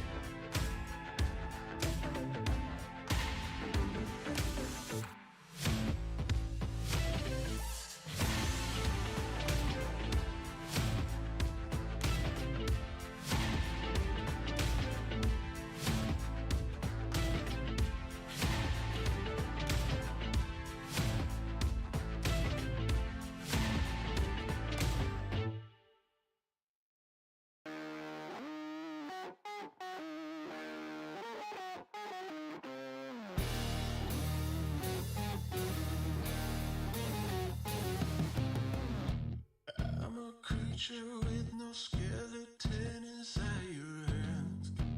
Got no home address, I come and go as you command. And it's fine with me, and it's fine.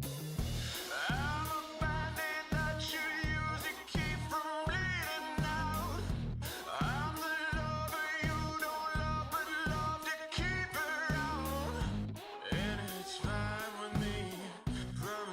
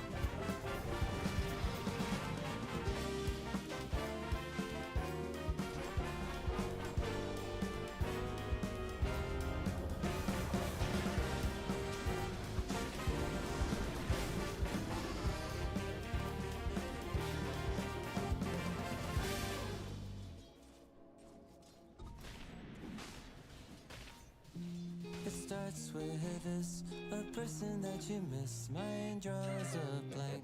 I wanna go back to the early days when life was an escape. Now I just wait for better days. I lost myself in your reality. Lost myself. I lost myself in your reality. Lost myself. I feel that life, according to a friend, we're all shrink wrapped in families and making ends meet, stuck in jobs we'll never leave. I never wanna be like that, so I wanna go back to my reality. Wanna go back. I wanna go back to my reality. Wanna go back. Didn't mean to sound so concerning. Am I alone in the hurt? I never followed anyone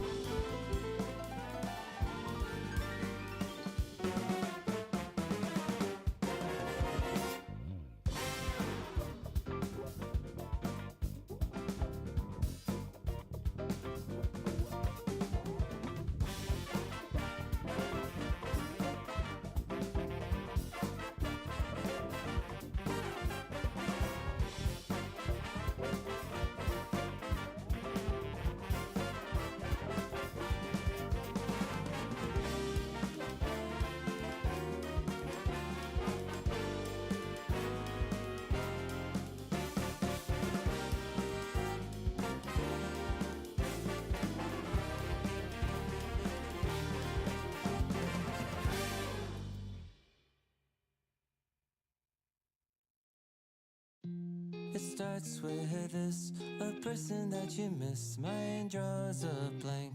I wanna go back to the early days when life was an escape. Now I just wait for better days.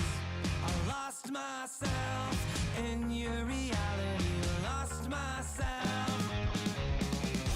I lost myself in your reality. Lost myself. I feel that life, according to a friend, we're all shrink wrapped in families and making ends meet, stuck in jobs we'll never leave. I never wanna be like that, so I wanna go back to my reality.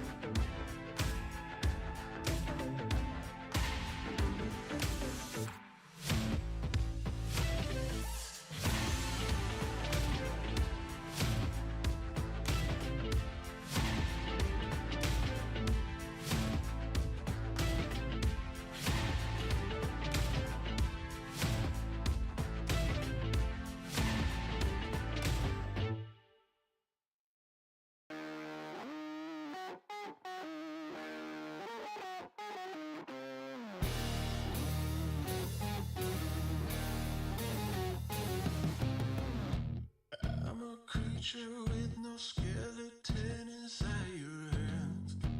Got no home address, I come and go as you command. And it's fine with me, and it's fine. I'm a bandit that you use to keep from bleeding out. I'm the lover you don't love, but love to keep around. And it's fine with me, promise that it's fine. Maybe I'm a fool, it's not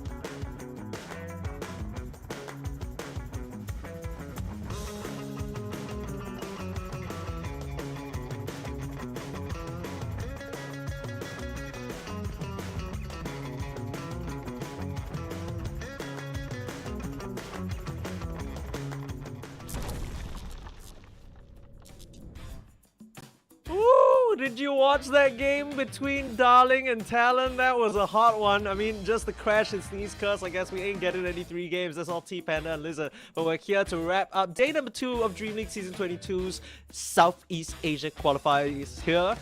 Last 4 teams remaining, and everybody's dropping like flies all around, just getting eliminated left, right, and center. We saw Blacklist say goodbye just now thanks to Bleed. Let's see whether they can take down another Darling. They're looking tenacious after their first round loss though.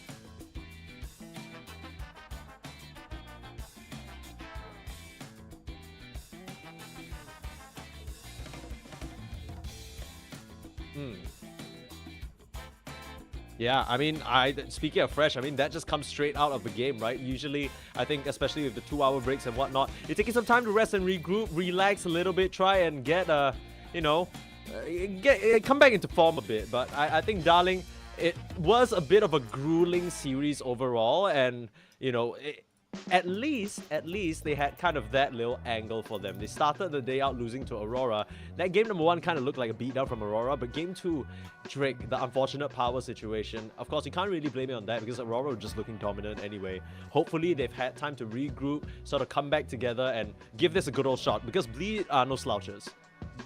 No, absolutely not, right? Bleed are looking very good after 2-0ing Blacklist. I feel like a lot of people were like, oh, who knows what'll happen? Bleed a little bit of an underdog going into the Blacklist, but they proved victorious quite handedly as well. Yeah, and shout out to Hades, of course, the VP of operations at Bleed. He sent out a little tweet, and I didn't realize, but I went and looked it up, and damn, he was right. That's the first time Bleed have ever defeated Blacklist in an official. So, conquering their long-standing enemies, you remember the last time that happened? That was VP and Spirit at TI-10. You know what that means? Bleed are your new TI-13 check. Congratulations. But okay, wow. Jokes. We're very far down. We're very far down the line. Who knows? Clip it and ship it. We'll save it for when that moment happens. But all jokes aside, of course, Darling, they were the team that completely decimated everybody else in the open qualifiers round 1, right? The only reason why Bleed were able to make it through was because Darling weren't in the picture. When they faced off against Darling in OQ1, they just kind of got smacked. Yeah, it was kind of close for a little bit. Bleed had a little bit of an advantage, but right, and this is, I think, what we've seen from both Bleed and Darling recently. When they hit their timing, they hit it running. Yeah. And a lot of it, once again, sort of comes down to the offlaners. I know this is starting to get boring. Everyone's yawning home. Oh, Sneeze, shut up. But that's the reality of it. Cuckoo, of course, one of the main proponents of success for his team. And funnily enough, we talked a bit about the Jets and Cuckoo sort of matchup there.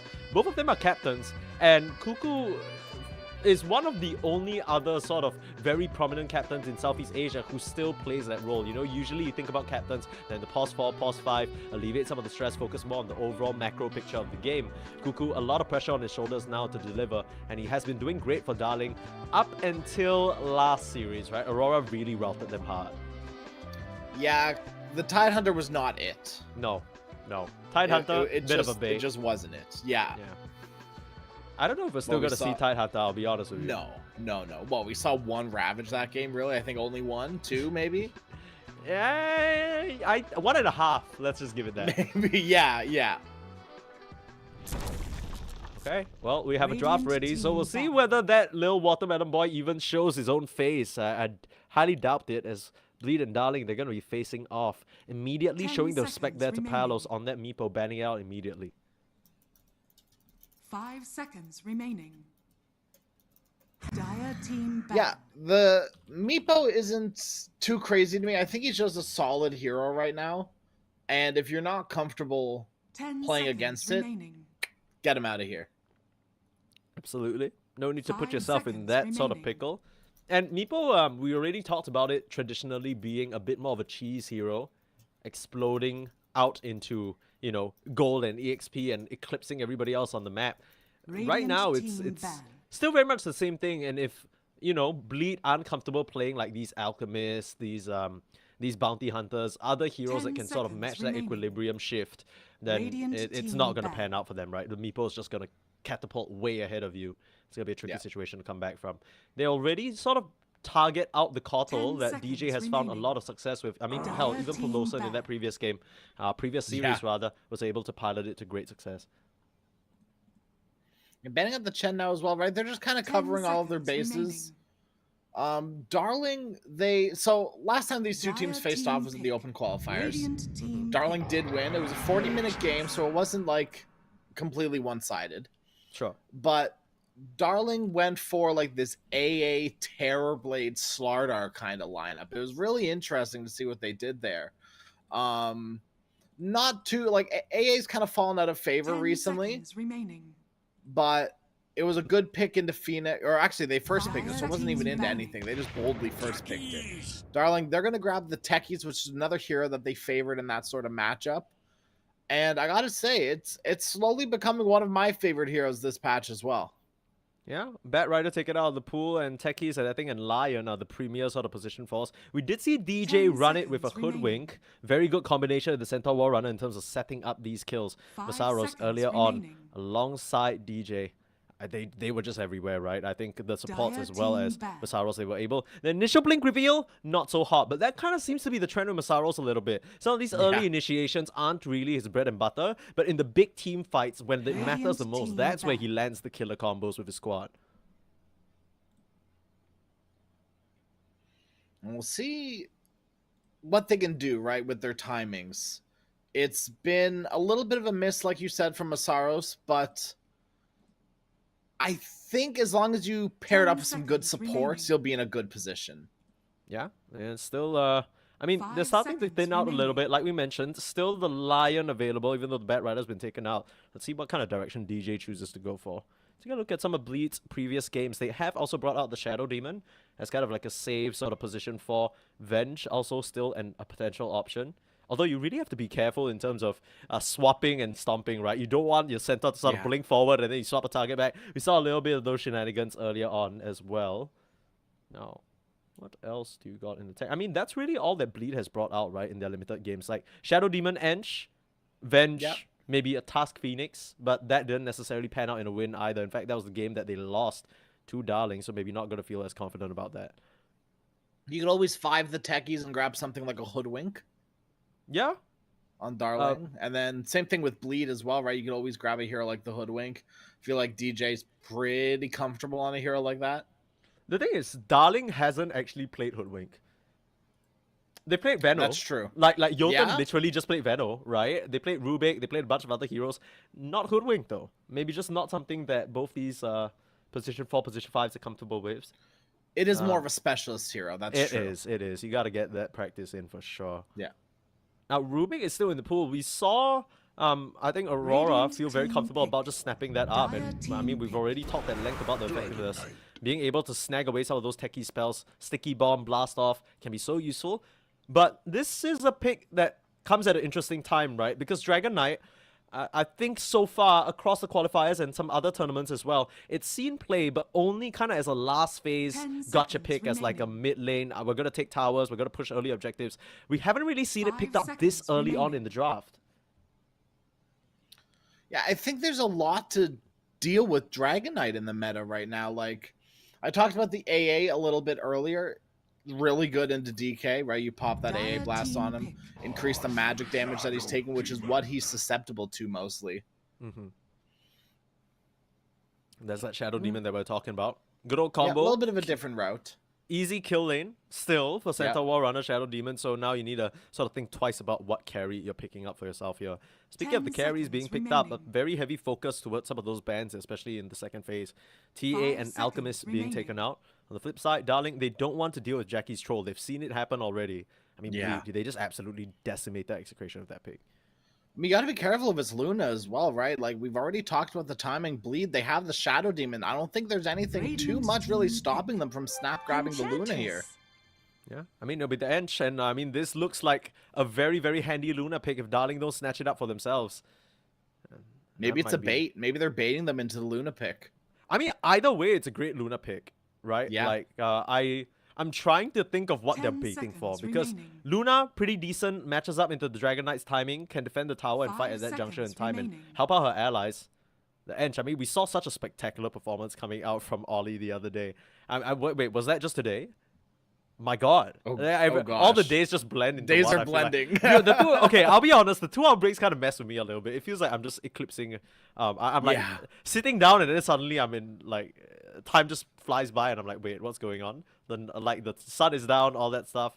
It still is something that Pelosin can bring out for sure. It's one of his specialties. Mm-hmm. Darling, they're using a lot of the reserve time here. They're contemplating the Luna. Instead, they're going to grab the Morphling. Which is a good matchup into the Luna, like you mentioned. Yeah, you still, you just kind of go up right next to her and start beating into her. You have a save in terms of the Shadow Demon, but if you're using it defensively, that's going to give more time for the rest of the Darling cores to just collapse upon you. So far, we've seen this Dragon Knight be played in the off lane and mid lane for some other teams. We'll have to see where Darling choose to run it, though. I don't know. I mean, the thing is, if you run it in the off lane and it's against Ench, she can kind of beat you back with the early levels of impetus. I don't really know whether you can threaten her also. But it is, I mean, the techies plus one stun, I think. Yeah. Interesting. Clockwork gonna get snatched up here. So likely gonna be that position 5 as usual. The Morphling kind of needs a bodyguard in the lane. Yeah. Clockwork's gonna fulfill that. Really annoying for the Centaur War Runner to play against as well. 10 seconds Yeah, absolutely right. The rocket flares to cancel your blink dagger. The hook 5 shot seconds is obviously incredibly annoying, but Clockwork, he's also a hero that can kind of solo kill both of these supports. Like if he gets on top of them, they're dead. Yeah, I mean, even if you put him under in the disruption, the battery assault still comes out. Don't ask me how that science works. Metal wins everything, I guess. That's so, Clockwork's little specialty. And the annoying thing about the Centaur War Runner is, even if it's not just a Centaur, right? With picking the Centaur, you're thinking about Stampede as a disengage option. Doesn't really work out against these 3 supporting cast members and their stuns. Very high duration as well. Can lock you in place. And we didn't even mention the cogs yet, right? Just keep you there. You need to just pathetically auto-attack those slowly. And that's Luna, like we mentioned. Not too surprised by that. It's still a decent hero into hero. everything they're dealing with, right? The only thing for Darling right now is that they have that Morphling. And I think the kill potential on Morphling is really there on the Luna, especially if you go for this sort of Conda build. You might be able to half health the Luna before she even gets her BKB off. Who knows? Maybe they eventually both get Kanda and just start swinging at each other from far range. That'll be funny to watch. You imagine just like 4 other heroes trying to protect you desperately, and then just to it's just a Kanda off, right? Yeah, like Lucent Beam here, Adaptive Strike there. Everyone's panicking. There's blood on the dance floor, and it's not really what you want. Darling, they could be missing a mid or a off laner depending on which direction they want to go. We've seen them sort of exercise this drafting strategy, especially in the previous matchup as well. Pick up the Naga, could be a flex. They ended up not doing that. On the flip side, I think it's a lot more straightforward for Bleed, right? Clearly missing a mid-hero. Spirit still in the pool, only left with Storm and Void, if that's what Mikoto wants to go for. Everything else that he's sort of picked up in recent times, other than the Arc Warden still available, that could be something that he tries 10 seconds remaining. I think we might see a puck. Perhaps? 5 Do you think, you gotta be careful. You pick Puck into Dragon Knight in the mid lane, that's like free for Darling though. Yeah, that's true. Unless Mikoto just decides to go absolute god mode and like, I'll win. Yeah, that would be kind of lit. Yeah. You could go Quap as well. Here they lost to and they played against Aurora, but it's still a possibility. Yeah. I'm starting to think more and more that this, I'm feeling it, right? Like Mikoto, he already had 1 decent showing on the Arc Warden. Run it back. I mean, that's the hero he's practicing the entire week. The only caveat to that is Clockwork is really good for finding the real hero. Yes. My main concern is that if you're wasting is the wrong way to put it, but if you're spending your entire pre-engagement using rockets to find Mikoto and you're trying to find an angle to collapse on him, you're implying that the rest of the Bleed heroes don't exist and won't be able to like somehow body block it, or Ench won't have a creep in the way protecting him or something like that. So that'll be kind of weird. You're going to full commit into Luna as well, who'll just gladly pop Eclipse. Ban out the Magnus for a last pick. Once again, another one that can remain flexible. And there's the Arc Warden. There it is. So Mikoto going back for something that's comfortable. He's built the Spirit Vessel on it already, and it's brilliant against Dragon Knight Morphling. Even to a lesser extent, these supports. right? Techie's less so, but the Clockwork is. Oh, I guess he's universal now, isn't he?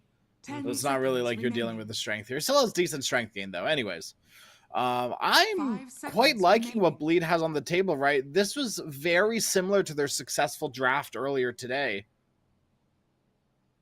Yeah. Wait, did you say Arc Warden is universal now? Choose your hero. No, Clockwork. Oh, okay. Oh, you scared me. I'm like, dude, when? No, Like, no. that's an insane buff. Yeah, that would be insane. That would be an insane buff. Holy moly. Last pick, Palos Monkey King, and they're switching things up here, like we mentioned, utilizing that flex potential. They're gonna put Okay, we need to make sure we say this right. Okay, what do you mean? What are you talking about? Flex potential morphling mid? Hello? Okay, relax. First and foremost, let me just get the name right. Yo-Wee. Okay? Yo-Wee. Let's get that straight. Yo-Wee. Yo-Wee morphling in the mid lane. Let me remind you that this man has a little bit of position 1, a little bit of position 2 experience across different squads, so this shouldn't be something too foreign to him, and it's something that he's comfortable with as well. We'll see. I'm not sold on it. I'm not sold on the Monkey King either. I mean, it's a great lane into the Centaur, but Yeah. he's got a lot to deal with the Argorn, right? You put the Spark Race in the trees, being able to scout out the Monkey King. Conversely, you're running a Luna Arc Warden into Wukong's command. That's a fight you never win. But that's why you have Stampede. You just run out of it. Conversely, you press Stampede and Drake is there to block you. Okay. Conversely, Palos traverses the map upon completion of Echo Saber / Diffuser Blade and hunts down Mikoto in his own jungle. I like this Monkey King a lot. I see what Darling are going for. There's a lot of aggressive potential. They're going to get a lot of vision through the Clockwork Hook, Rocket Flare as well. And I think they're going to get moving real bright and early. If they can get out of these landing stages, they should be in a decent position to run over this game, right? Luna, her timing is very clear. It's that BKB. I mean, you know what they say, Crash? The early monkey gets the self-alien clone farming in his jungle before he gets useful items. That's what they say. That is what they say. You wouldn't get it. It's a Southeast Asian thing. It's fine. Oh, okay. That I'm fine. Sorry. It only took me 2 days to play that card. It's fine. It's my Canadian ignorance. What can you do? Yeah. The I in Canada stands for ignorance. What can you do? Yeah. Okay, coming out. Both smokes up on both sides, trying to get some forward vision and perhaps try for a first blood. Drake will get his smoke popped, but he'll be just fine. Great positioning from that Clockwork. Avoid trouble. Look how fast Drake runs out of there too at the wind lace. He's like, all right, see you later, guys. I did my job. What? Palos, what you doing, baby? Looks like some courier He's gonna go kill some couriers, yeah. I mean, you gotta keep an eye out for that one. Mikoto's gonna lose his if they're not paying attention. And looks like they're a bit too focused on trying to find an angle. Man, Nah, these are some shenanigans right here, Palos. Oh, the GL just to distract. Oh, look at that, look at that. Distract them with the good luck. Yeah, you gotta pop out. Okay, now's the time you start spamming the voice lines. Yeah, Paolo says it as well. God. Good luck, have fun. Oh, he's up Priorities. to no good. He's up to no good. He needs to wait for the TP though, if not they're gonna... Okay, wait, but same applies for Bleed, right? They can't actually come back here. Oh my goodness. Not like this, 3!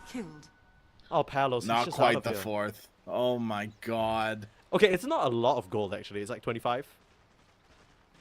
That's 25 each.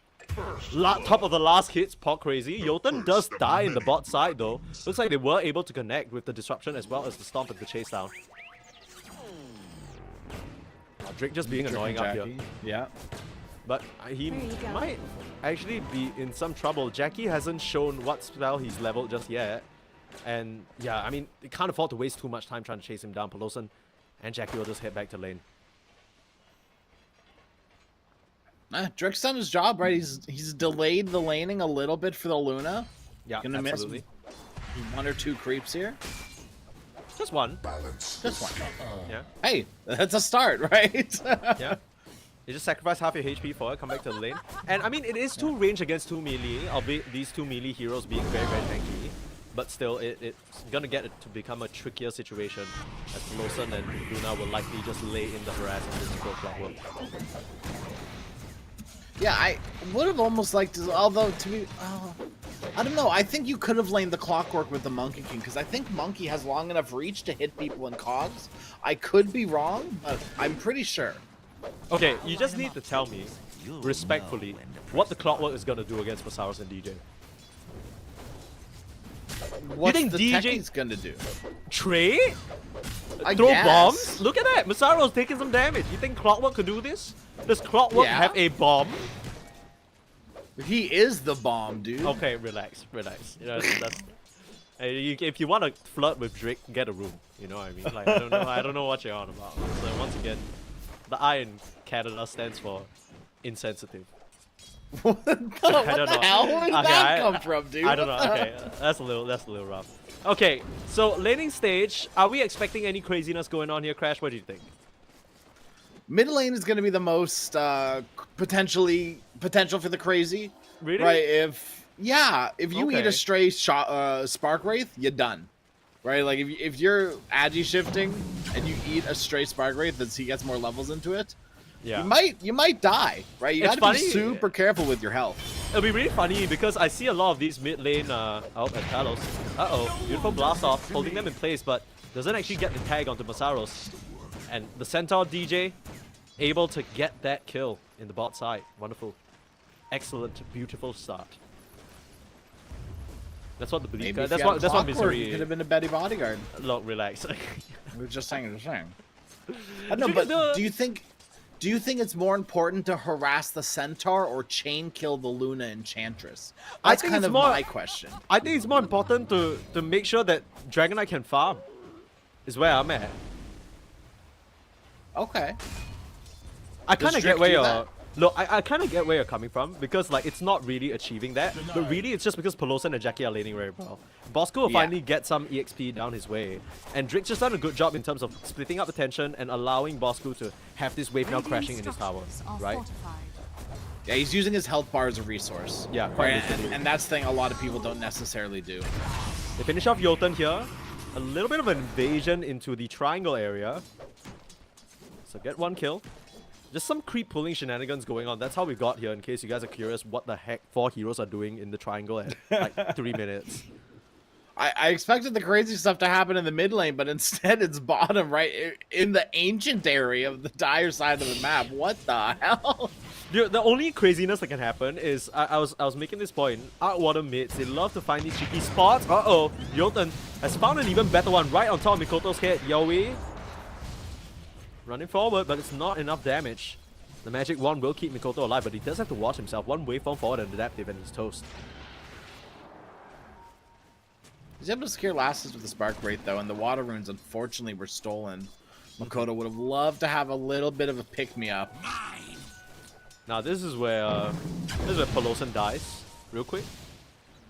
Yeah. You gotta just run it in there. That's the difference, right? I mean, Jotun able to just kind of help his Morphling out. And somewhere down the line, when the Morphling gets enough edgy, it's gonna be quite tricky for Mikoto to actually contest last hits without the help of the Spark Wave.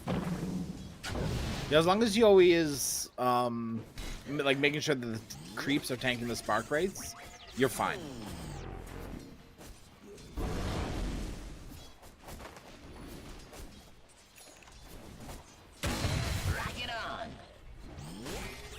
Nice little rocket flare last hit for Drake. Thankfully, I'm so happy Drake is back. Makes me so happy. Yeah, I hope it lasts because Yeah. the thing is, even in their series against Talon, there were a couple of disconnects specifically from Drake. So I'm not really sure what's going on with his electricity. Hopefully it lasts throughout this entire series because this is, I think we talked about it briefly when we were casting Darling the first time. It's a very big chance for both himself and Jotun to prove themselves, and right now Jotun will get a brilliant setup, interrupting Masaros with that storm, but it's still going to come out. DJ turning around, and Pelosan's here to play as well. Has the Mud Golem to join in on the action, and stuns coming through. Should be more than enough damage to kill off this Monkey King. And I just have a question. Are you firmly of the opinion that a Clockwork would have made the difference there? No. Yeah, yeah. No. Yeah, that's okay. I'm glad we got that. Although, to be fair, Techie didn't do anything either, so... He tried. It was a good attempt. Yeah. I gotta sort of give respect there. Mikoto will get a bit lucky with that guess on the top side. Secures an invis room for himself. But yeah, realistically, that's not really going to convert into any sort of kill onto your way or anything. Maybe just a bit of objective pressure. They want to make use of this catapult. Have a creep coming through as well. Yeah, that's a good opportunity to pressure the tower, even a little bit, right? Any sort of damage you get on this tower is going to be very valuable. Yeah, if you can take it, you'll be even happier. Oh, this is a really, really nice timing that the Bleed supports have found themselves in. Win that fight in the bot side, leave the Centaur nice to his own devices. And Mikoto, he's just going to be able to clean up this tower. Nice deny though. Yo way. Hi Agi, what can you do? Yeah. Oh, and the mass DPs, they know that there might be a sneaky techies in the area trying to contest.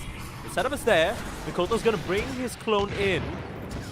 Jotun has a TP available though, but not going to pop it because Masaros is right there, and unfortunately DJ will clean that one up. Walk back for his Wisdom Rune. Everything turning out bleed this early game.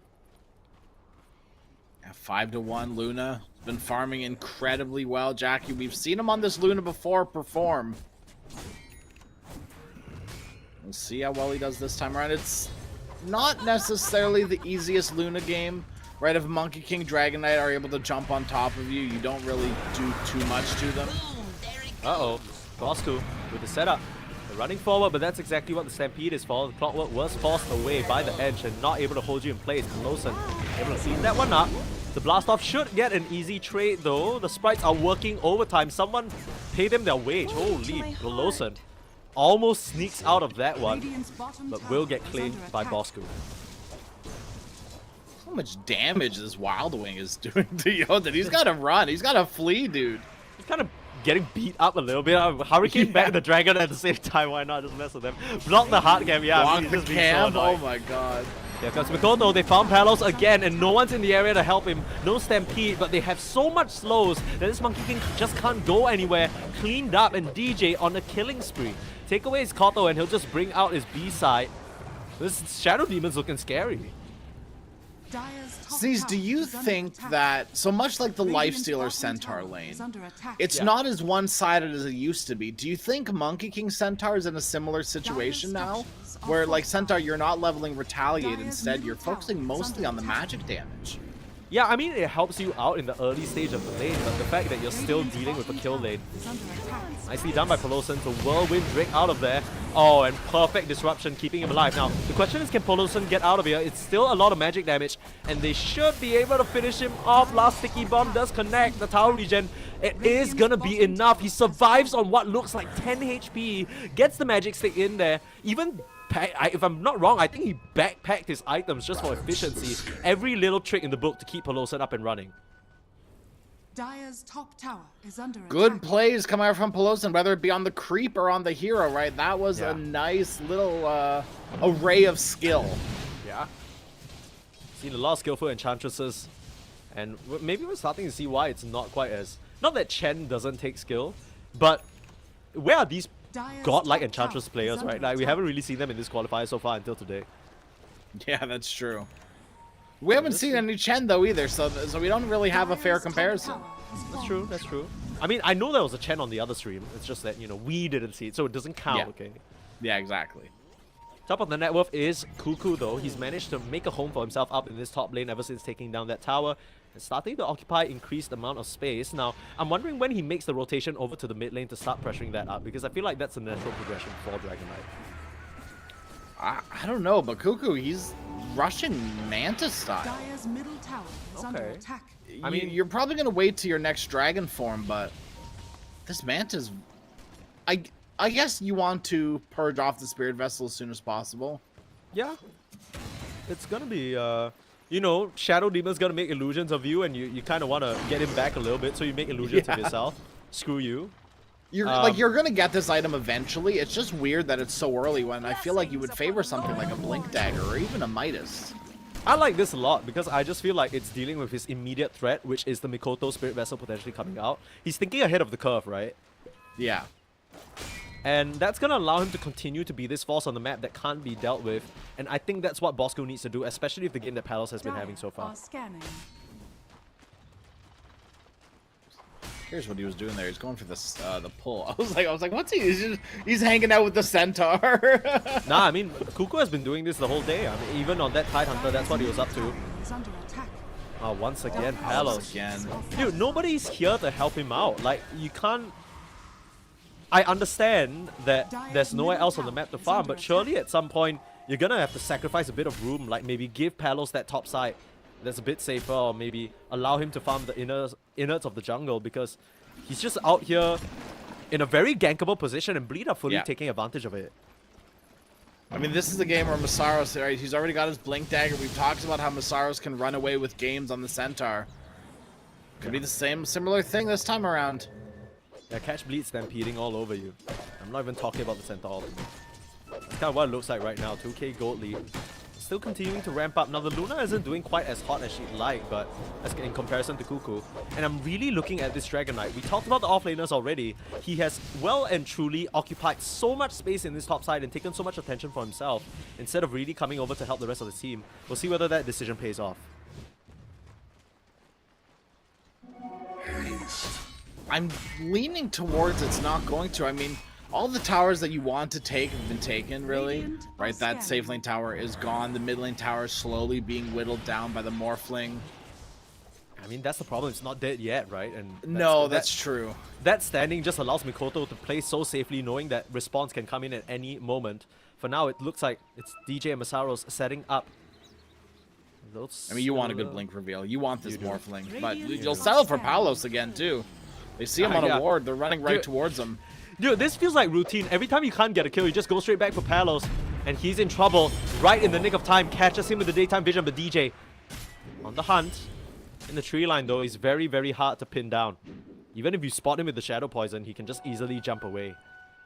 He'll get out to safety at least. Quick reaction.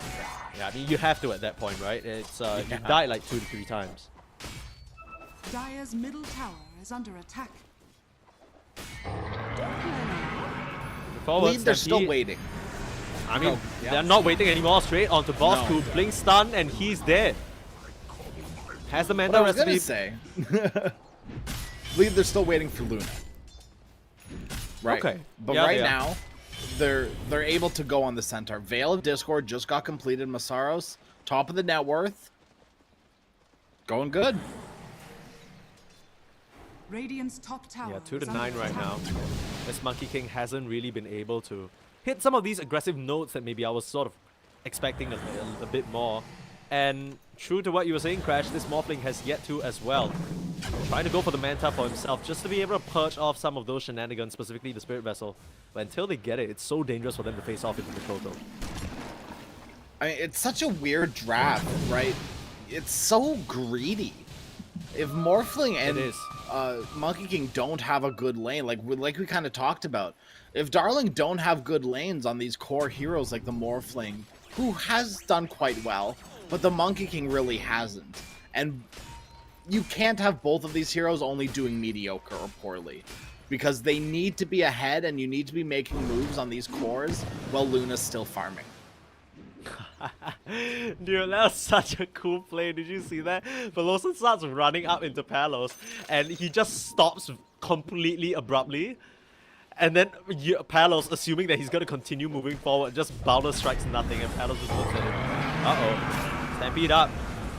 Straight onto this Monkey King. He thought he was home free. The tips come through, maybe a bit preemptive.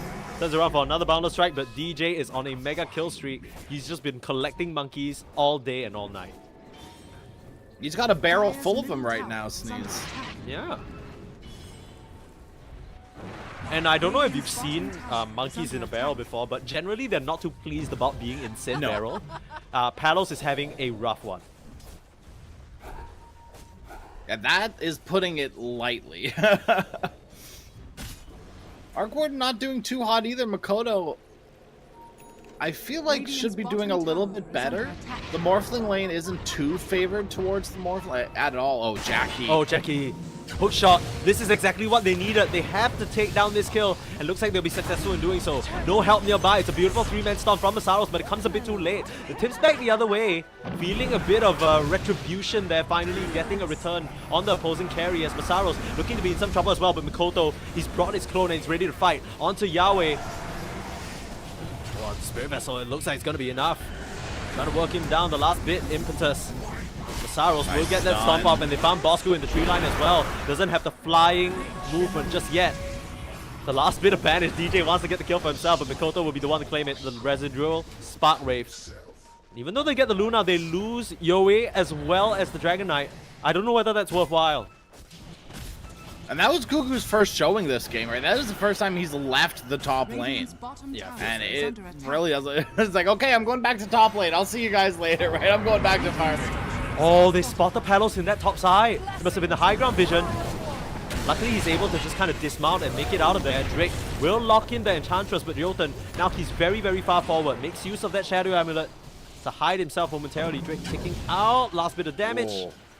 Narrowly survives there. Split. Doesn't look like they can continue this aggressive posturing. Want to get more though? I don't think they can. Try. And if they can, it's going to be because of a big misplay from Darling. They're still just completely exerting control over this area. They're not allowing any Dire's middle Morphling tower monkey is under to attack. farm up and kind of cramping their style a little bit, if I'm being honest, right? Like you can't, there's so little of the map that you can work with, where these heroes, they love to roam free and just, you know, maybe potentially even set up kills with their team. I mean, it's super important to protect your wards Radiant's just in bottom general, tower and is under if you attack. get these aggressive wards out, you gotta play to protect them, play around them, do what you can. Yeah, that's not just the wards, right? The Spark Waves giving so much information, allowing Masaros to set up onto poor Clockwork. Starting a run down, forced the hook shot away, but the last auto attack on the high ground, oh no, even the creeps work against him, netting him straight into his death. I mean, it's just not been Drake's day. First the power, now even the creeps turning against him. It's gotta sting. To be fair, he is playing... Okay, look, Clockwork isn't a hard hero, but I think at this level of Dota, he kind of is. Oh, for sure. Right? At this point, you're just kind of relegated to go initiate and die for me, please. And it's just so hard to play Clockwork when your team is not engaging at all. Yeah, Right, like, not really what a is your hero- role? Not really a hero that is comfortable playing from behind. And in fact, you can make that argument about the Monkey King as well. You really need one sort of proxy carry to help you through, tide you through this time. Jotun will get caught out by Mikoto. Palos, all he can do is watch from the trees. He needs to be careful though. They've been really good about spotting him out with these Spark Waves. And he doesn't really have the facilities to fight just yet. Working on that BKB, Maelstrom already complete. Now he is giving them really good vision of the entire bleed lineup, and here comes Yoe straight onto Mikoto. This is the target that they need, and Masaros can't make it here in time. It's a double stun up, and the Morphling just melts. You might have got the killing spree, but you might regret that move. 2 for 2 right now. As they make it a third, DJ goes down as well, and that is a mega kill going the way of the Morphling from his grave. It must have been just some illusions that came out from the Manta. Not too bad for the side of Darling. Yeah. Yeah, unfortunately, your mid laner dies by top of the net worth on your team goes down, but a very good fight trade at the end of it all. You got both supports and the mid laner. There's no way you're not happy with that. Look, we're ragging a bit on Mr. Cuckoo here as he's starting to get gone on, using the Eclipse onto him as well. Oh, perfect. The Shadow Amulet just keeps him alive, and now he's going to run forward as well. Summon his own illusions. He's not scared. Masaros, though, locked up, and he's not going to be quite as lucky. Jotun will be the one to claim that one up. Baiting them in low. Oh, Bosku almost... Bosku walks into a Spark Ray, doesn't it? Oh, spooky. He's just doing it for funsies, you know. Oh, Mikoto. Oh, he's going to get jumped on here. The rest of the side of Darling are still around. Pelosin, he can't help you out of here. But your clone might be able to turn things around. Magnetic Field right in the nick of time. Saves him from that terrifying Monkey King. And the last bit of damage. Yep, Shadow Demon out. He's toast. Just going to pop to that Spark Ray. Good protection there from the beat lineup to keep Mikoto safe. I mean, this game, it's just been action, action, action post-laning stage. These teams, they're butting hits non-stop. Most of the action is going in Bleed's favor generally. Right now, a 5k lead, and all the while, Jackie's been farming. Yeah, I'm gonna be honest with you. It's a bit hard to tell which side the mines are on. Like, I keep forgetting. And whenever Yoe walks onto these high grounds, I'm like, oh my god, he's dead. Oh my god, he's dead. That's so dumb for the game that he's having. He's doing pretty decently well in terms of keeping up with his mid counterpart. So he just can't eclipse the Luna, right? Jackie's having a great game. Let's see what you did there. Smile. Thank you. But yeah, Monkey King, big struggle. Big struggle right now in the Monkey. Right, and that's kind of fair. It's not the easiest Monkey King game as you're playing from behind. If you were playing ahead, maybe a little bit easier. Morphling! Okay. That happens. That's some offlane And factor this- right there. I That's mean, a- I that- think Bleed were going to do Roshan anyways, but this They're like, opens nice. up Roshan. Yeah, they're like, great, excellent timing, great job, Offlane. Thank you for this. They'll come through with the clockwork and the clockwork rocket and spot this happening, but they're just like, yeah, I mean, what can we even do without Offlane? I mean, you go for a big hero play, Now? and you steal the Aegis on the clockwork. That's it. Drake's taking this opportunity to try and de-ward or ward up their jungle, which I think is the right option here. I mean, it's the only safe option, right? Like, that's a- literally that's the only other thing you do as the clockwork right now is go die. I think if the Bleed lineup didn't literally have Ench and Arc Warden, the hero play might be a lot more viable. But the fact that there'll be Spark Rays littering the entire area, you might just give up a freebie for no reason, right? The Centaur, he's going to be looking for any ongoing intruders. Speaking of intruders, Drake and Palos, they've positioned around this area, but Masaros, the whole team of Bleed moving together. They spot out Drake, he needs to be able to hook shot out of here. They'll try and body block it, hits up play from Masaros, but he can't get in front of the clock. Straight up to the high ground, but the last Jackie auto attack finishes him off. I thought it was going to be the impetus, if I'm being honest. That was where my bets were hedged, but no, it's that Luna right click. Yeah, you get to keep your bread this time round. But unfortunately, bread department, both Jotun as well as Drake, they are not doing as bad as they could be, but no major items really on the way for them. Just a Glimmer Cape complete and a Solar Crest for the clockwork. Straight up Can we using... talk Yeah. a little bit about Masaros' build? Yeah, what about it? Veil, Force Staff, Blink Dagger? You're against a clockwork? Yeah, no, I really like. That's what I'm saying. Like, the more the merrier in Centaur. Right, that was the only reason they got that kill there, was because of the Force Staff on Masaros. Yeah. Just getting himself into the right position because you can't afford to just get your entire fight screwed over by that one thing. Yeah. It also, you know, in a way, acts as somewhat like a defensive tool for your more immobile carries, right? They've done a really good job on Darling collapsing upon Mikoto in these opportunities that they found to pick him off. And if you get a straight force up from Masaros, it might just save your life. Yeah, Pelosi's going to be going for one as well with that Dragonlance. I wouldn't be too surprised to see Luna finish one as well with the Hurricane Pike. They're just going to go onto the high ground, and I don't know what the wave clear is from the side of Darling. All they really have is maybe Brief Fire. You could get the shot on the Dragon Knight, but it's going to delay your farm and your timings by so much. I mean, the only person that I can think of is this Techies, and he's nowhere to be seen. Jackie's just going to mow down this tier 3. And they're actually going to go down even faster, right? That is the beauty of Luna, but look at this wraparound. Trying to make the move out. Stampede, though, that's the retreat. Cuckoo tries to get the initiation, but the Wukong's command, it is laid down, and Mikoto forced up in the wrong direction. Beautiful shot on the backline as well, holding Masaros in place and making him a non-factor. They've eliminated Luna from the fight, and now Masaros under some threat. This is a huge fight from Darling as they push back the side of Bleed in their entirety. You don't have enough physical damage to kill off the Luna, but when you're taking down just about everyone else, I don't think that's going to be much if a complaint coming out from the Radiant side. Beautiful wraparound and excellent team fighting from Darling. Luna didn't have BKB until a little bit into that fight, and at that point it was way too late to just BKB. And that was, you know, we talked about that was kind of Bleed's window, right, with the BKB. You've missed it. Yeah, okay, look, maybe we're being a bit too dramatic here.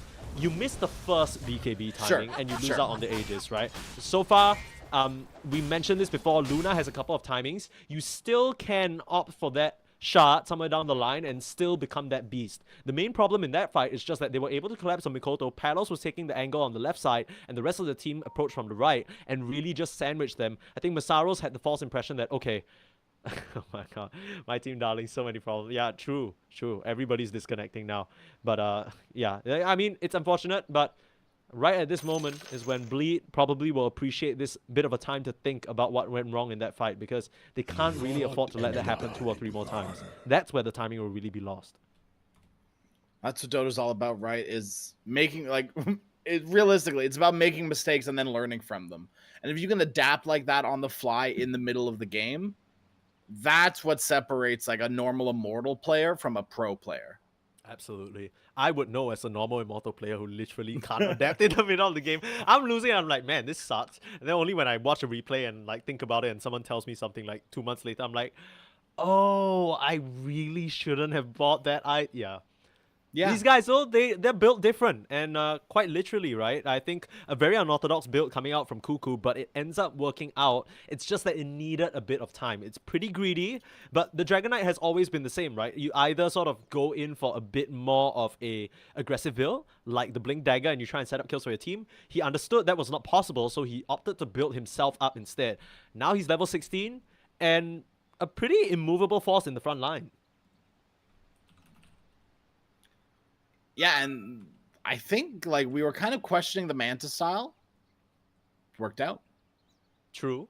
And it's only going to be a great Dragon Knight item later down the line when he gets his eggs, right? Yeah.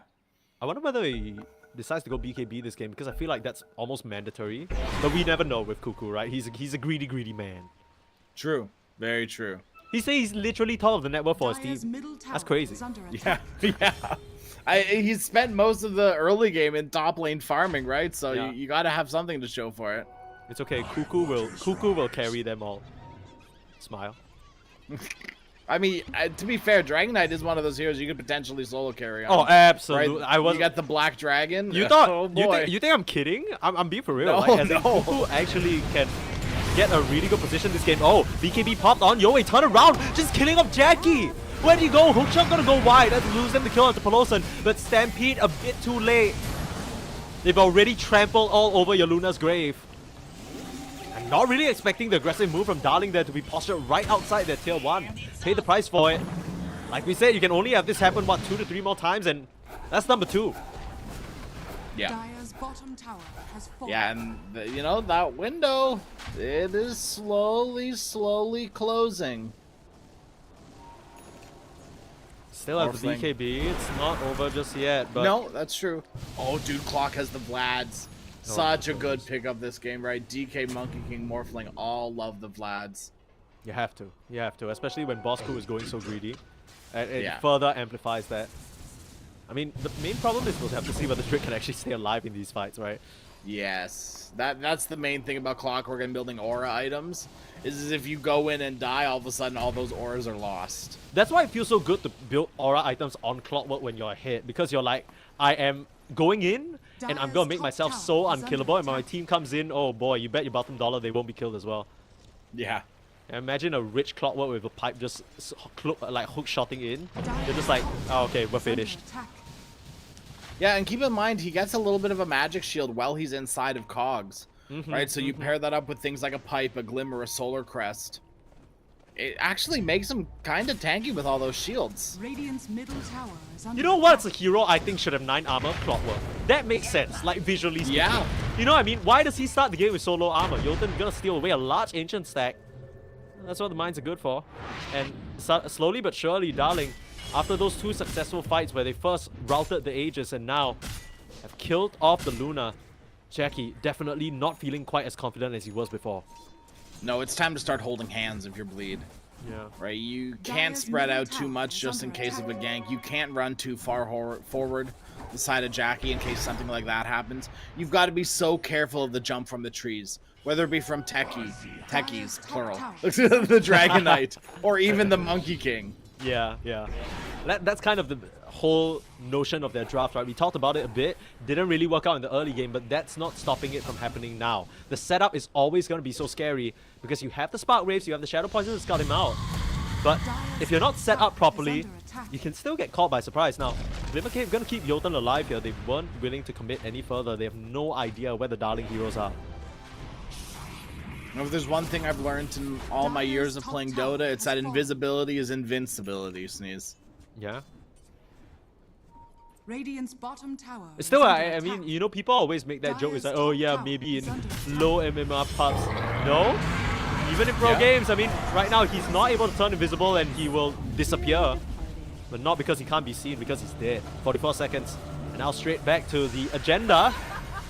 Luna has a very tight schedule. Okay, she has things to get to, meetings to attend, so she needs to get these buildings outstaffed.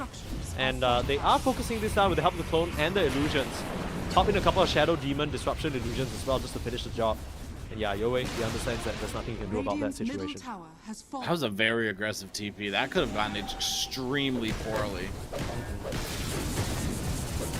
Like, if there was a Spark Ray spotting that out from the get-go, that would have been troublesome for sure. But I guess in these moments, you thank your lucky stars that TPing to a location gives you a bit of vision around the area. So if he knew he was spotted out, he's like, okay, no, this ain't happening.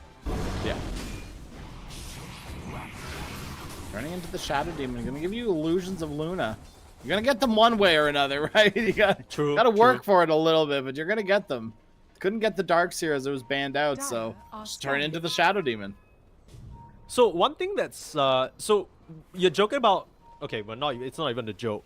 The Disseminate might actually do a lot of work back the other way, right? If Yowie turns into Shadow Demon, gets illusions on himself, and maybe puts the Disseminate on himself, he's reflecting so much damage, you might have to hold that thought. Yowie might not be alive for much longer. They want to set up with Masaros. Here comes the Shiva straight in with DJ. So much burst, but they can't finish him off before he pops the BKB. Jolton will go down as well as Drake, though. Bosku trying to turn things around. DJ able to use the cheese and keep himself up and healed.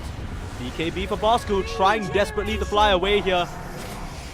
That phased movement will get him out of here. Pops the BKB, tries to TP out and will be successful in doing so. They stomped a bit preemptively there. As DJ still looking for Palos, but he'll jump back straight into the tree line and get out of there. Yowie will as well.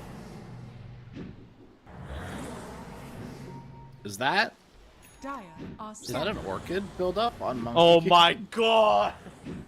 We can't escape! Every single game is... Okay, it's a good item, this patch. Is it good? I guess it's Beast versus the Shadow Demon. Am I crazy? No, that is Orchid build-up. Yeah, okay. Yeah. I thought I was crazy for a second. No, I'm right. Yeah, I don't build Orchid nearly enough. I was like, Cornucopia, am I sure? Yes. Okay, yes, to be fair, they did mess with the recipe a couple of times, right? Yeah. So, forgiven. But yeah, thank you. You're so welcome. You're so kind. I'm so kind. Okay, Roshan number 2 is up, and this is the timing TM that Darling will have to contest for sure. I mean, they didn't seem to have much trouble dealing with the Luna with the Aegis, but it did take some creative initiations. Speaking of creative, they're going for one big wraparound. There was a ward placed there, and Bleed will spot nothing under the cover of smoke. Radiant are scanning. This is where the Clockwork Rocket Flare does its work, just giving you low committal vision of the entire enemy team. Here comes Bosku, charging forward, blink straight into the pit. No, he sees Pelosan. Around, but Palos has found them, pops the BKB and his beautiful Wukong's command. They need to flee. Pelosan retreating to the right, and the Delta split. It ends up working out. Drake looking to finish at least one kill off though, but Pelosan, he's so tanky. What in the... He's just healing. I mean, they'll finally get him down. Immediate buyback. And you've used the Dragon Form, you've used the Wukong's command. Bleed are sensing that it's their time to strike. It's their time to get a good posture up here.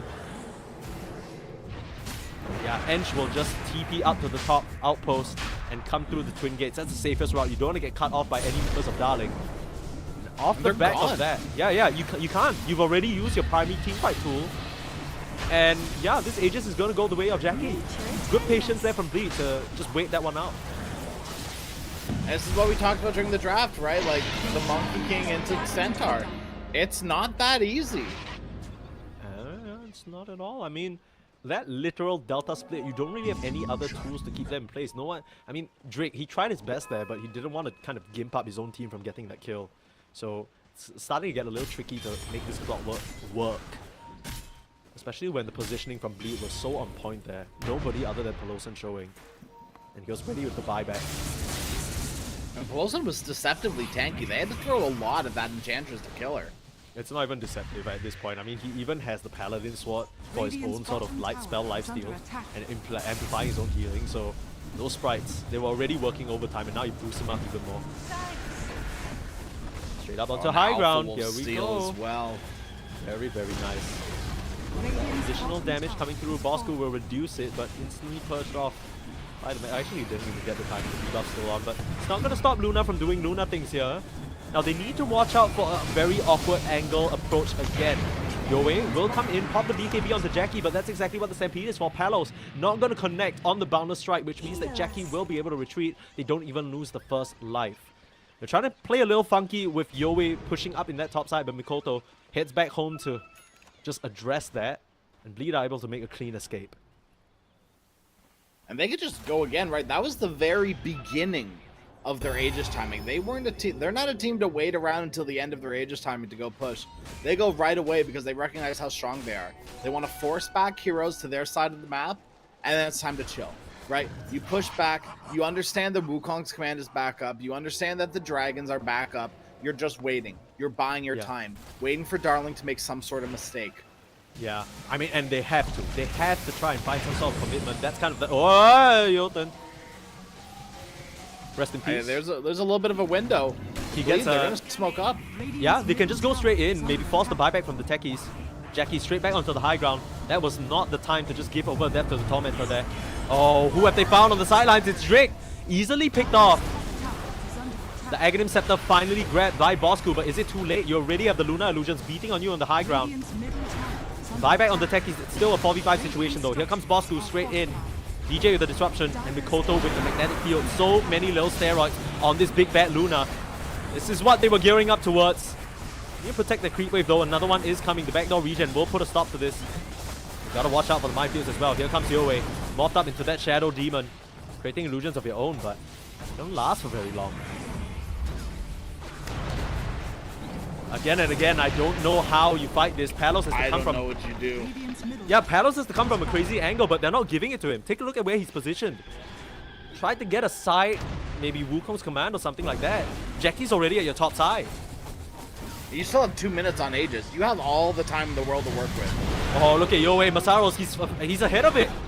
Gets the stomp out, but doesn't connect on anyone. And Jackie, he needs to make a clean retreat. They're slowing him down right now. Jackie might lose the first life, still holding on to the BKB. Meanwhile, backside, they're retreating from Palos. He's pulled them in with the Harpoon, trying for the Boundless Strike, and the Wukongs keeping the rest of Bleed at bay. And they aren't able to help their Luna. Jackie will go down, but it comes at a cost. 1-for-1 trade. That does definitely favor Darling, though. They managed to defend, and Yahweh still chasing forward. But at least get the Mikoto clone with one more Adaptive Strike. Still on trying to retreat. That was really weird by Bleed to decide to leave their Luna like that. I mean, you kind of had to because Palos was just kind of chasing out of the entire fight, but still, that was not an ideal fight for Bleed, and their movements weren't good either. Yeah, that definitely could have been better. A little bit of, I won't say lapse in judgment, but I think mass panic and not really realizing how big of trouble the Luna was in. I'm sure that Jackie had a false sense of security as well because he has that shard running. So he's like, I won't be taking any damage, but it's what we're talking about this whole game. Cuckoo. It's only a matter of time. He already has that Aghanim Scepter, and he was just working that Luna down with the Black Dragon. Black Dragon is king, right? The movement speed slow, the attack speed slow. It is a lot to deal with. Now you can pair up a Fireball with it to deep push these creeps. That's what they were missing so far. The big boy of this this game so far. Yeah. He's finally shown up, right? It took him a hot minute, but he just needed a little bit of an item, and now he's finally ready. It did take a lot of racks, but he's ready. Yeah, I mean, this is one of those games as Monkey King where you feel more like the off laner than your safe laner. It's a little bit rough. You've just sort of been trying to set up the proper team fight, get your big team fight ultimate in place, and create this no-fly zone for the rest of Bleed to play in. I mean, it was successful in doing so, sacrifices his life for it, but at this point, you're just doing anything to hold on, buy more time for Yoei to become that carry that you need. He's essentially the pos one, it feels like. You know, he absolutely is, and I think this might have been the plan for Darling the entire time. Smoke out. They might not expect this again on Bleed. Yeah, they are grouped up though. Palos will get that smoke broken. Immediately trying to get more vision for Los, and he's in trouble with the rest of the squad. Here to help Masaros. His Blink Dagger gets cancelled, and the Stampede will mean that Drake's hook shot goes wide again. Pop the Shadow Demon ultimate on Cuckoo to stop him from furthering on this chase. But the Monkey King has the gem. You got to escape from here. Oh, Luna doesn't have a TP for another 15. If he gets found, no, Palos knows, just stands right in front of him, pops the BKB and the shards. They don't do anything. The little glaives around him trying to work down the Monkey King, and looks like they'll be successful. Jolden, he's melting too. He's doing so much damage, but it's not enough. A bit of a misstep there from Jackie, but realistically he had no choice. The rest of his team already ditched.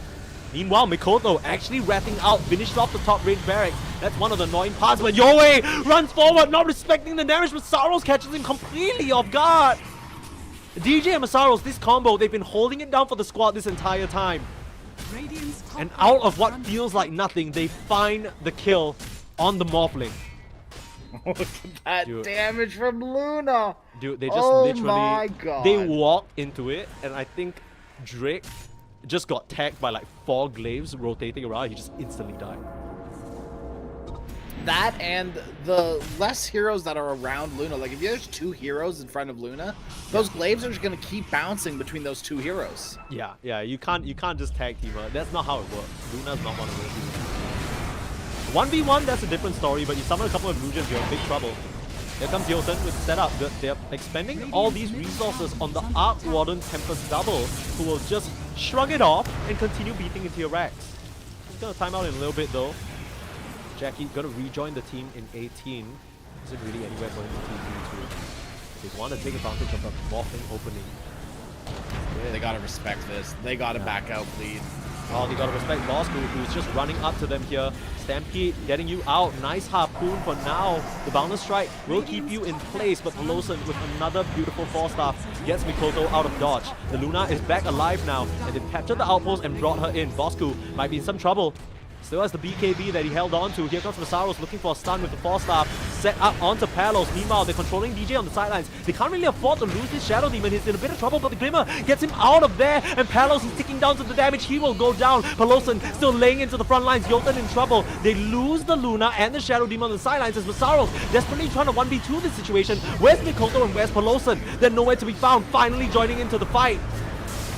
Yowie does go down to the overwhelming magic damage of Masaros, but now a beautiful hookshot holding the real Arc Warden in place, but they aren't able to finish him off in his own magnetic field. Buyback's coming out, desperation now. You have to kill Mikoto, morph into the centaur and stomp him down. But DJ, he's back. He might just die back in this situation.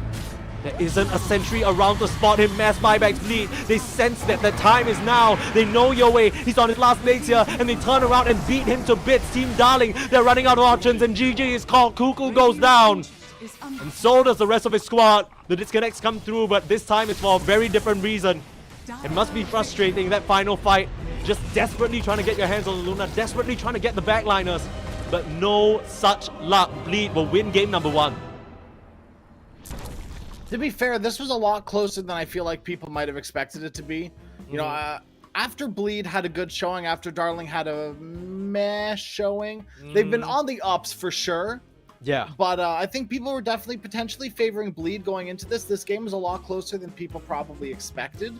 And Darling, they should feel okay about that, right? There were a few missteps, but like we talked about, Dota's all about learning from your mistakes. So if they can go back, kind of reset, they should be in a good position. You gotta fix up the lanes. You gotta fix Yes. up the lanes. That did not work out in any capacity for the side of Darling. And when you play the game of Dota 2, starting out the laning stage from behind, everything gets so hard. You're really contingent on landing those killer team fights, getting creative with the smoke angles. They did manage to do that once or twice, which is a testament to how great of a team and how great of players they are. But you're up against Bleed. These guys know what's up. They have played this Luna timing already in this tournament. They are very focused, right? It's very clear that they come into these games with a very clear plan. Previously, they were running Chen Troll. That game plan's straightforward. The timings are clear. Everybody's on the same page. Everybody's reading the same book. And when that's the case, as much as you confuse them a little bit with sneaky tricks, off-kilter picks here and there, it's not going to matter in the end. The Morphling mid, Yowie, he tried his best, but it just wasn't enough. And I think you just... Look, if you're Darling, you can't draft that greedy again. You No. can't put the Morphling mid. You can't have 2 position 1s anymore. Yeah. I mean, the ideal situation was that Palos was going to crush that Centaur, but Masaros, to be respected, and especially DJ, I think this off-lane duo has really, really impressed me in the Bleed wins that they found so far. And at this point, 1 game away from taking out Darling, the very individuals who took them down in open qualifiers 1. A bit of a revenge here. It's going to taste very sweet if they can clean it up in a 2-0, but Darling, I have a feeling they're not going to let it go so easy. Let's find out what happens after a short break. Don't go anywhere.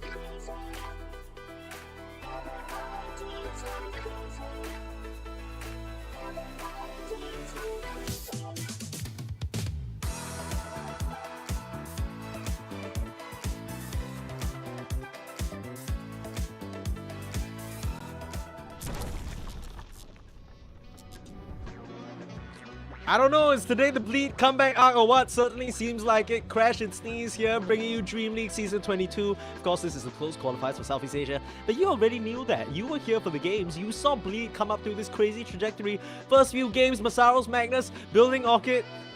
Not the type of beat that we're looking for. These games, Masaros going crazy. Echo Saber on Magnus, you know, a couple of nice center performances and they're back on top. Now one game away from knocking out Team Darling, the very team that put them down in the first Open qualifiers out of this entire whole thing. I think there's a few key heroes that we're probably not going to be seeing. Centaur, probably one of them. You have to ban Masaros out, right? Masaros has been a key figure for Bleed so far. Yeah. Whether it be succeeding or failing, it's been key. That's a good way of putting it. I mean, he's kind of, it almost seems like he's getting better every single game, right? We were talking about how even in his successes, the early game's a bit shaky, but with the help of DJ and his laning prowess on the Shadow Demon, that wasn't even an issue. Bleed looked great. Now, the problem with Darling is that I honestly think that they have the skills to pay the bills, right? Even though they are a stack that was formed for this qualifier, these guys know their stuff. Even though there were a couple of question marks about Jotun or maybe even Drake, and you know, everyone's saying, oh, you know, they don't have electricity, oh, you know, who are these guys? They are here at this stage of the tournament, and if they didn't draft so damn greedy, I think they would stand a bit of a better chance. Yeah, and honestly, the Monkey King back in the workshop, that just didn't feel good. Bleed, okay, they banned Centaur themselves because Darling have first pick. Yeah, okay. So I was thinking about this during the break, and I want to pitch this idea. Okay. I think the age of I don't know what you want to call them. Let's come up with a name for them. I'm gonna call them auto attack stack heroes, right? Like the Slug, like the Monkey King, like the Ursa. These heroes that traditionally have bullied melee offlaners, it don't really work anymore. These melee offlaners got hands. Yeah, and it just goes because of the way that they've been building now, right? Timbersaw is building full magic. Yeah. Centaur is buying Veil. Could you imagine a year ago telling someone that Centaur is going to be buying Veil? Cringe. Right? Shiva's is something else, right? Like Centaur buying Shiva's, okay, fine, whatever. Veil? Pardon? Yeah, what are you talking? Pardon me? What are you shut up and get your Vanguard, silly. Yeah. Okay, the different tempo set here in this draft as we get into game number 2. Of course, Bleed, like we mentioned, they've been on the up and up, able to secure their Koto as it slips through in the bans, but Darling, they've made the choice to take out the Dragon Knight, so that's not going to be a tough mid lane matchup for the Ember, and snatch that up probably for Yowie. I hope so. I would have to Dire guess. I being mean, bad. I sure don't hope know. so, dude. I don't I really hope it's want- not like an off lane or a support. Don't do this to me. No. Okay, wait. I did watch one heroic game where Divine Llama kind of went a little brazy with it. But it That's was fair. after a horrendous laning stage, and he just kind of came back by Yes. playing it a bit Eternal 10 MD style, just seconds running remaining. and setting up kills for his team. So they're still banning out some mid 5 laners that seconds Mikoto might remaining. favor into this Ember matchup. The Storm obviously Radiant still in the team pool, but we haven't ban. really seen that hero in the past few series. Yeah, which is weird to me because I feel like in a lot of other regions, Storm Spirit's still a prevalent hero. Yeah. I just think you can't like early pick it, and I think that's what a lot of these teams have been doing is like picking their mid nice and 10 early. seconds Yeah, I remaining. mean, your name's not Balba. You need to check yourself. Who do you think you are, right? Like, Yeah. 5 first picking seconds Storm. remaining. What the heck? Okay, ban out on the Magnus, so the respect still being shown there, and I think they've adjusted in the way that you've hoped for, right? Banning out Masaros, taking out some of the heroes that he might be favoring. A quick look into his profile in recent times. He's been playing Doom, Timber, Magnus. All Radiant of them team have pick. been taken out, except for the Timber. That's still in the pool. We saw it just now. It wasn't really the most inspiring though, mostly because they put it mid, right? I think off lane it's still pretty good. Yeah. Do you know what he's also played? What? Pudge. Yeah, it was 10 great. Pudge seconds Coddle remaining. was, Loved it. was a successful lane for them in the past. Dire Yeah. team pick. Okay, that would be kind of crazy to see it again. Yeah, snatching up the techie. So that's a support duo confirmed, unless Mikoto wants to do it Armel style and bring that to the mid lane. It's a pretty good matchup overall, right? I mean, Koto's for sure going to get what he needs to out of the lane. It's just a bit Dire scary down the team line pick. because Ember can stick to you like glue. Yeah. Well, I feel like it was only a matter of time before Darling picked the Venomancer. When Yeah. your backup is against the wall, pick the Veno, I guess. Yeah, they have found success with it in their games prior to this, right? It's a 10 really seconds annoying remaining. lane opponent because it just slows you to a crawl. And I play a bunch of 5 Venomancer. seconds They used it remaining. to defeat Talon right there, and they paired it up with a Faceless Void. So Faceless Void has kind of fallen off a little bit here in favor in day 2 of the qualifiers, at least on our stream. That might be something that they still consider. It is a Palos hero after all. Now, I And guess this you was a can't- support Veno when they played it, correct? This wasn't. Yes. This was no core Veno. Yeah, I was gonna say, I mean, when you're on a team with Cuckoo, of course you have to pick the Venomancer for the memes, but apart from that, it's also really good with the Ember Spirit. I think one of the things that Ember Spirit really needs in fights is vision. He can go in and grant your team that, but if you're having stray plate wards on high grounds and you're spotting out some of these backliners that Ember can jump, that's where he can operate the most efficiently. So I like this combination coming out already. It's definitely a micro combo that a lot of people probably don't think about, and it might not even be on the radar for Bleed. Mm-hmm.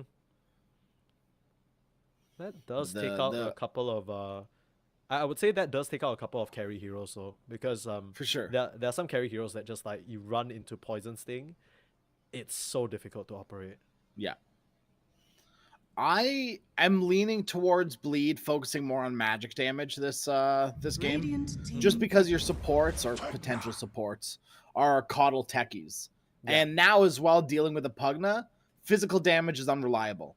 So Yeah. you should all in on this magic damage. Maybe not all in, but most in on this magic damage. And I think one of these heroes that are still in the pool for this carry or 10 mid is the seconds Lina. remaining.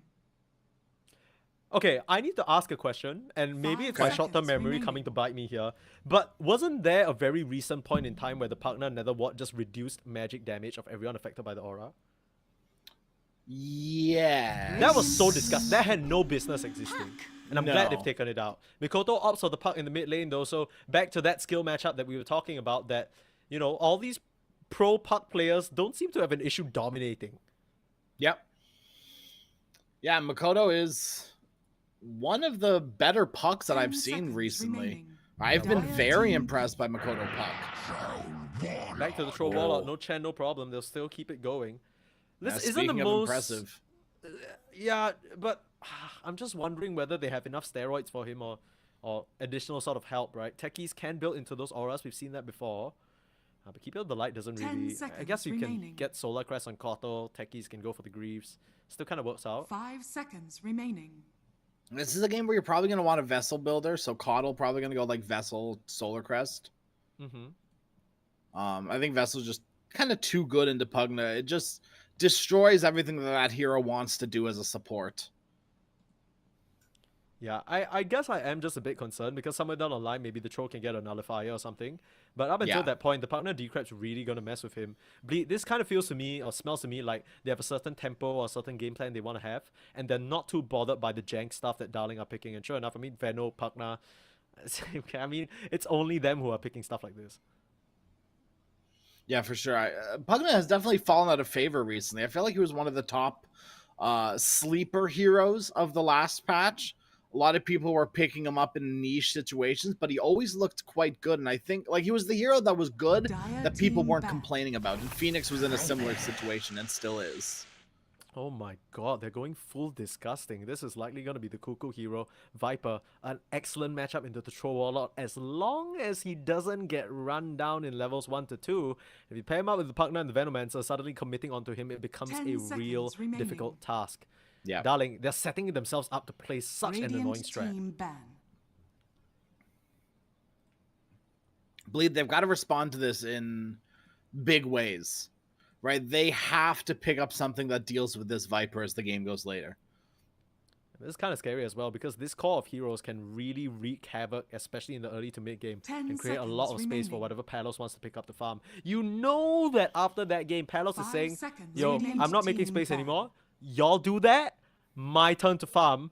I'm pos Yeah. 1 for a reason, right? So that's kind of what they're gearing up towards for sure. Because as much as Viper can go into that auto attack slightly greedier build, I think they're geared up to really cause some damage to the bleed lineup while maybe Palos is able to Medusa farm it out, Dire maybe team against the ban. troll. Probably not the best. Something like the Morphling still in the pool if they want to try for that. You know, the hero that's really sticking out to me that's still in the pool, Sneeze, is the hear Faceless it. Void. Against double silence, is that going to be good though? It Didn't we could be see 10 DJ seconds completely remaining. trounce a Faceless Void? with the with Orchid as Kotal. well as the Ember Yeah, with Spirit. Kotal. Yeah. Seconds remaining. No, It's, you could be right here. I'm just trying to think like it gives you the lockdown that you need to catch the puck because right now Darling are severely lacking lockdown to kill this puck. Same thing with the Troll Warlord. You do have a lot of problems Dire with the team Coddle pick. puck though. That's got to be said. Dude, the Lina's still in the pool, which is kind of crazy at this point, but your Troll's gonna have a hard time committing into the fight. There's a lot of ways to kite him, and I'm not talking Radiant stuns, team right? You need your BKB timing to make things happen, but it's actually Abaddon. A very icky, sticky, disgusting lineup, Darling. If they're gonna go out, they're gonna make you hurt for it. And what is the response here from Bleed? They're missing an offlaner. And what else is still available? So many of the common 10 ones banned out. seconds remaining. What you got in the pool, Masaros? 5 seconds remaining. Oh man. I don't even know. Like, I'm trying to think. Like, everything else kind of Most of feels like Saros's heroes are gone. yeah, I mean, yeah, the remaining ones like Mars Legion feel awful into this lineup. Yeah. You can't really run in. You're always going to get your blink cancelled by the Venomancer or whatever icky poison is around. Stun into Spear. Any sort of a stunner would just get obliterated by the Abaddon shield. I mean, I assume this is going to be Abaddon Night position 1, right? By Stalker? Palos. It could be, but you're geared up for a really rough laning stage against Pugna Abba. Yeah. What do we have in the pool? They have 1 minute to think. Offlane Lone Druid. Against Viper? And Veno? Yeah. And Pugna, who will just decrepify your bear? Nullifier Bear is such a thing though. Look, if you don't like, it's the Okay. same thing with Troll Warlord, Before right? Like you wait. Before they pick, I have a suggestion. This is my prediction. Okay. Beastmaster. Beast or Brew? Risky. Brew's the one. Yes. You may now select your Ooh. heroes. Okay. This is even riskier because you don't really have a natural play around. You're fully investing in trying to get this troll online.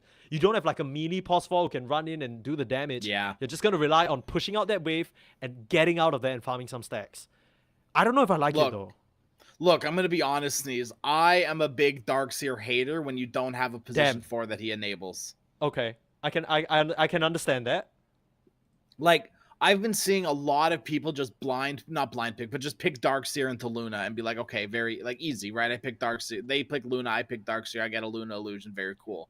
But the laning stage sucks for Darkseer if you don't have a hero that you can enable. And to be fair, the Darkseer Coddle lane, kind of gross.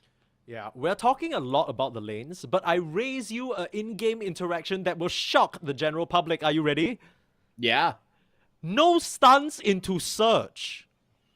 Yeah. Not a that's single true. one. They don't have a single bit of lockdown until Palos gets that harpoon and maybe, just maybe, gets a touch of the Mikoto before he immediately phase shifts. If there is an orchid game that I agree with for Darling, it might have to be this one. Who's building it though? Viper? At this point, whoever. You just need one. Like, Yeah. just give me some form of control because these guys are just gonna zip out of there. I think one item I'd probably like to see on Viper might be just something like a Gleipnir. Maybe Yeah. the Ember Spirit as well. Rest out of the dark eye. So I think someone needs to build some more lockdown. Yeah, for sure. Like 100%. You have all the slows in the world, but with this Prepare Darkseer for pick, battle. suddenly things are a little bit foiled. We still do need to watch out for how the lanes are going though. This is a very unorthodox draft that Darling are bringing to the table, hoping to surprise Bleed.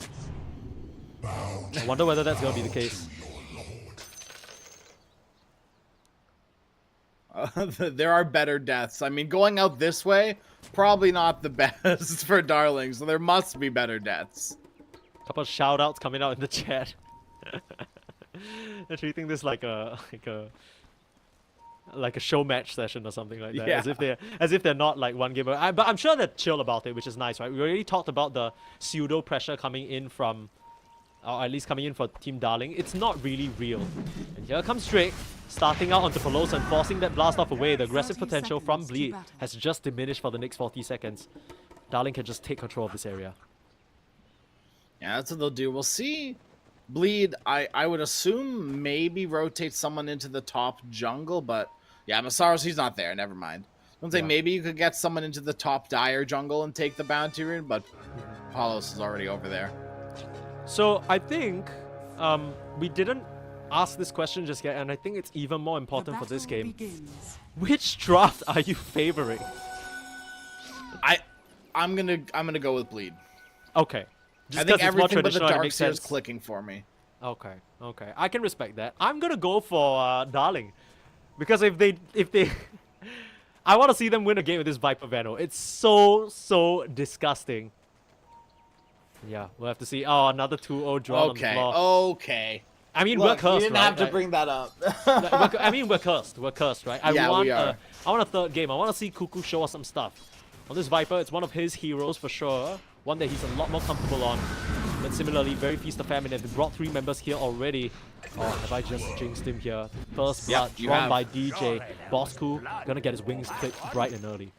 Can't quite remember. He tips DJ too. Oh, man. Death from the top lane, death from above. I like it. Yeah, very thematic. I mean, Cuckoo's been Yeah. very imaginative with the voice lines. I wonder how this Darkseer Abaddon lane is going to play out. I can't imagine it works out too well for Masaros here. It's just going to be very easily forced back. And we're talking about the Slark, maybe the Ursa, perhaps even the Monkey King, but this is a very different type of bully. You just can't win the 1v1 against Abaddon, no matter who you are. Maybe as Darkseer gets levels, like maybe when you get level 6 or 7, you're gonna start doing some things, but that is a long ways away. Like, you need a lot of levels into Ion Shell to really be doing things. DJ and Jotun just trading by the sidelines. And I like this Darkseer pick because really it feels like one of the only heroes that will be able to survive this Abaddon lane if the Venomancer walks over with a Gale, right? Your Search, just get out of jail free card. So you gotta watch yourself in terms of how you're using it. Mikoto already dropping so low to Yoe. Has to be very careful. 3 seconds left for that Slide of Fist and the bonus hero damage. Oh, yeah, he's just gonna get another freebie. Mind games in this mid lane. I mean, we talked about this mid matchup frequently, right? I think this is the second or third time that we've seen it. And we pretty much agreed that every time it is a skill matchup. And 100%. Puck has the capability of running away, but also really losing it. And it's a little bit easier on the Ember Spear to win the lane than it is on the Puck. So, I'm gonna need our Dire's regional friends to turret correct me, has and been honestly, killed. even if they do, it'll be on a delay, so I won't be able to read it. But my little a little birdie told me that Yoe is one of the most promising players coming out of his region. The problem is that this guy seems to be able to beast mode it up in pubs, right? He's a pub star, super high MMR, really great core player, plays both 1 and 2. every time he finds himself in an official, he ends up under pressure and doesn't really play quite as well as he could. And that kind of seems to be a bit of the case, right? There were a couple of moments in that Morphling game show, it was a hard one, that felt like that shouldn't have happened. Now, he's on his Ember now, they very confidently picked it in this game. And I'm very excited to see what he can do. It'd be quite a waste to see him bow out this way. Radiant's top tower Yeah. is under attack. Look at these stacks already. What is that, a 3 stack even already for this Darkseer? Masaros might not be having the easiest lane, but nice early jungle stacks for him. Help him get a lot of levels, solo XP as well as some gold. We already mentioned this. This top side, 0 interaction involved. Masaros can't actually pressure out Palos. He's just gonna have to rely on DJ, get the stacks for him, fill him up with mana, make sure that he always has the Iron Shell ready to get those creep camps and get EXP another way. Darkseer will have a bit of a slower game. Working on that Veil, which is no surprise there. I wonder what else the item build is going to be. I mean, Greaves will be pretty nifty this game as well, just to shrug off all that poison that could come out. Yeah. Yeah, Greaves would be very nice. Pipe of Insight as well. Oh, Hell, yeah, you can make that- an that argument makes for a Crimson Guard too. Damn. What is that item? I know, know. crazy. Look, I didn't say it'd be a good argument. I'm just saying it could be a potential argument. You could also, I don't know, rush a refresher so you can double search people out of the fight because they have no stun. Dire's courier Yeah. has Problem. been killed. Nice little courier snipe. Now, one thing I will RIP. point out about this Venomancer is everyone always says the same thing about this hero, right? Oh, so useless, you know, post-laning stage, you can't really get anything done. Well, with the new ultimate, the Noxious Plague, you can actually threaten solo kills. It's quite a bit of considerable damage. Yeah, and you pair it up with the Aghanim Scepter as well as his little shard there. It is quite a lot of damage to deal with, especially if you get like a good timing on those two abilities. And this is where the Greaves might not be too keen. If you go for something like the, was it latent toxicity, Yeah, and you purge it off on the Greaves, you're stunned. yeah. Surge or not, Same you're thing just going with to be the standing troll. still. That's the Right, one thing that happens. BKB. Yeah. Latent toxicity goes through BKB, which is something they Yeah. sort of like adjusted because it was such an awful shot without it. It just doesn't make Yeah, sense. what's the point? Actually, like I don't get, yeah. Now, Sleight of Chains is gonna be a Sleight of Chains. Sleight of Fist Chains is the only thing that they're gonna have to work with to try and make some of these early kills happen. And that's if Yoei can even get there, right? Mikoto doing a pretty good job. But overall, Yoei still getting the last hits that he needs and finally gonna get that level 6. So an easy reset for him there. Oh, the coil! Yoei! Is under A attack. bit too big for his britches in his mid lane. Thought he could get away with that move. And Mikoto just claims a freebie. I don't think he was expecting Makoto to get 6 there. Oh my, but dying like that too, that's, and he uses the TP. I think his remnant Yeah. is still around, so he'll be able to just come back into lane immediately. Mikoto He's needs gonna to be on watch Makoto's himself. side of the river though. Dire's middle tower is under Ah, attack. he's it's fine. Safe for HP. Yeah, Makoto's covering. You're good. Yeah. That's not how things are supposed to go. He'll waltz in, steal your bounty while he's at it. The whole time, take a look at DJ. He's being so annoying, bringing these creeps all the way back to where Masaros is so he can farm it in complete safety. No interaction with the Abaddon required. This first class service. Yeah, Masaros is doing something great, right? He is doing what a lot of offlaners on the Dire side would really like to do. And that's farm jungle and creeps at the same time, right? You get behind the tower on the Radiant's Dire middle side, tower is on the under Radiant attack. side. And you farm like the creep camps below the lane as well, or the easy camp above. All Holy. tips come in. Yeah, I mean, Okay. I understand that. When your boy's feeling Pump a him little up. down, yeah, pump him Yeah. up, right? Give him that confidence. Jotun still sticking around in the area, putting down some nice he wants to block things off. Alosan will find himself blown up, but he steals the Wisdom Rune. So not too bad. Masaro's able to grab that one as well. So EXP advantage Radiant's going middle over to the way tower of is under Bleed. attack. Yeah, but that was just a nice rotation from Jotun overall, right? Helping his buddy out, coming into the mid lane. Even if it's one little Plague Ward, just slowing the puck down. Obviously made the difference there. Yeah, this level of Dota, right, a little bit is all you really need sometimes. And I mean, how many times last game did we see heroes live with 10 Dire's HP? middle tower You know what I is mean? Like under 2 or attack. 3 times. If there was just a little bit of poison on you, you would go down.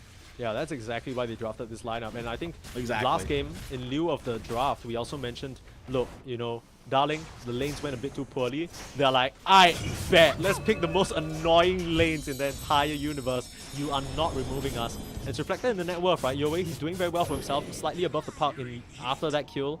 And Abaddon, big winner, Palos, actually getting some farm this game, which is a stark contrast to game number 1.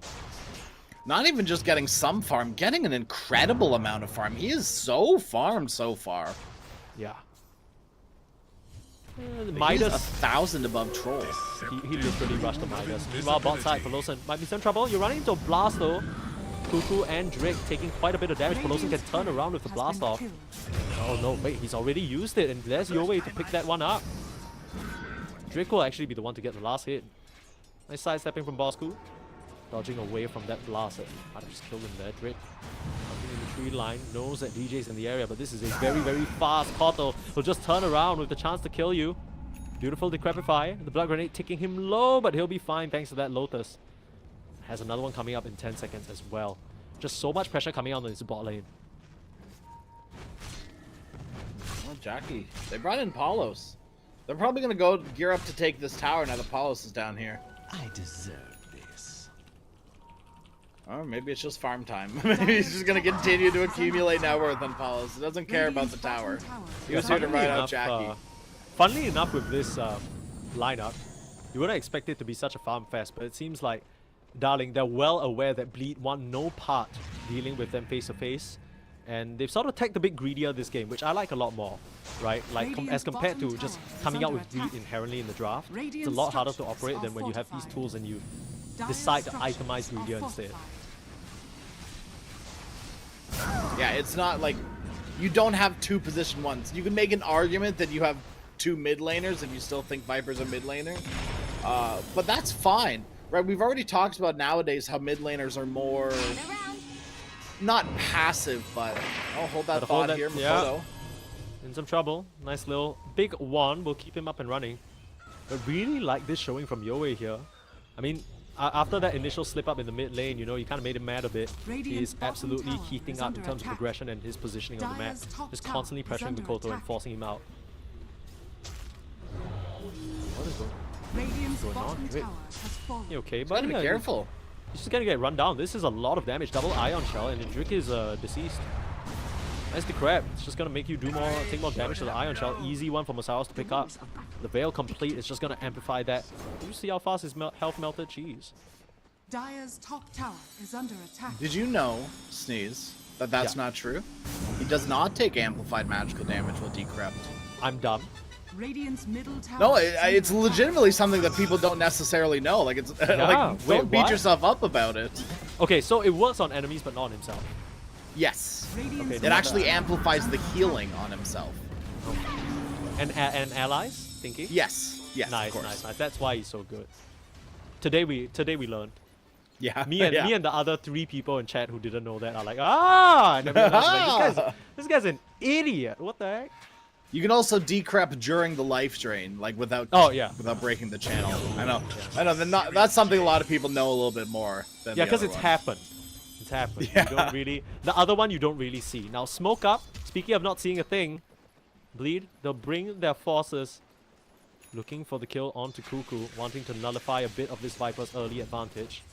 It's a very decent chunk of change, and to farm up and stay relatively unbothered here in this bot side. Spotted out by the creep wave, the rest of the squad of Bleed comes in. This should be a quick and easy one.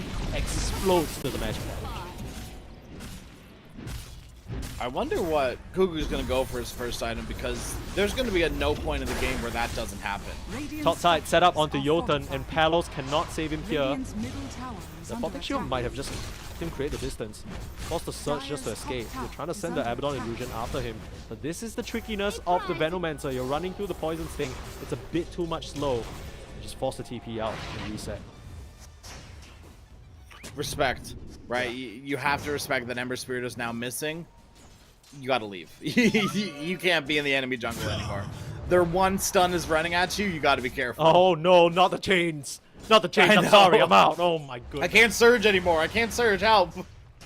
Mid lane, Instead of being taken down, Drake and Ember will finish that one off. Yowie will get the credit for that kill. A nice little bit of additional gold that will help him finish out the Mage Slayer. The item of the patch, I dare say. Yeah.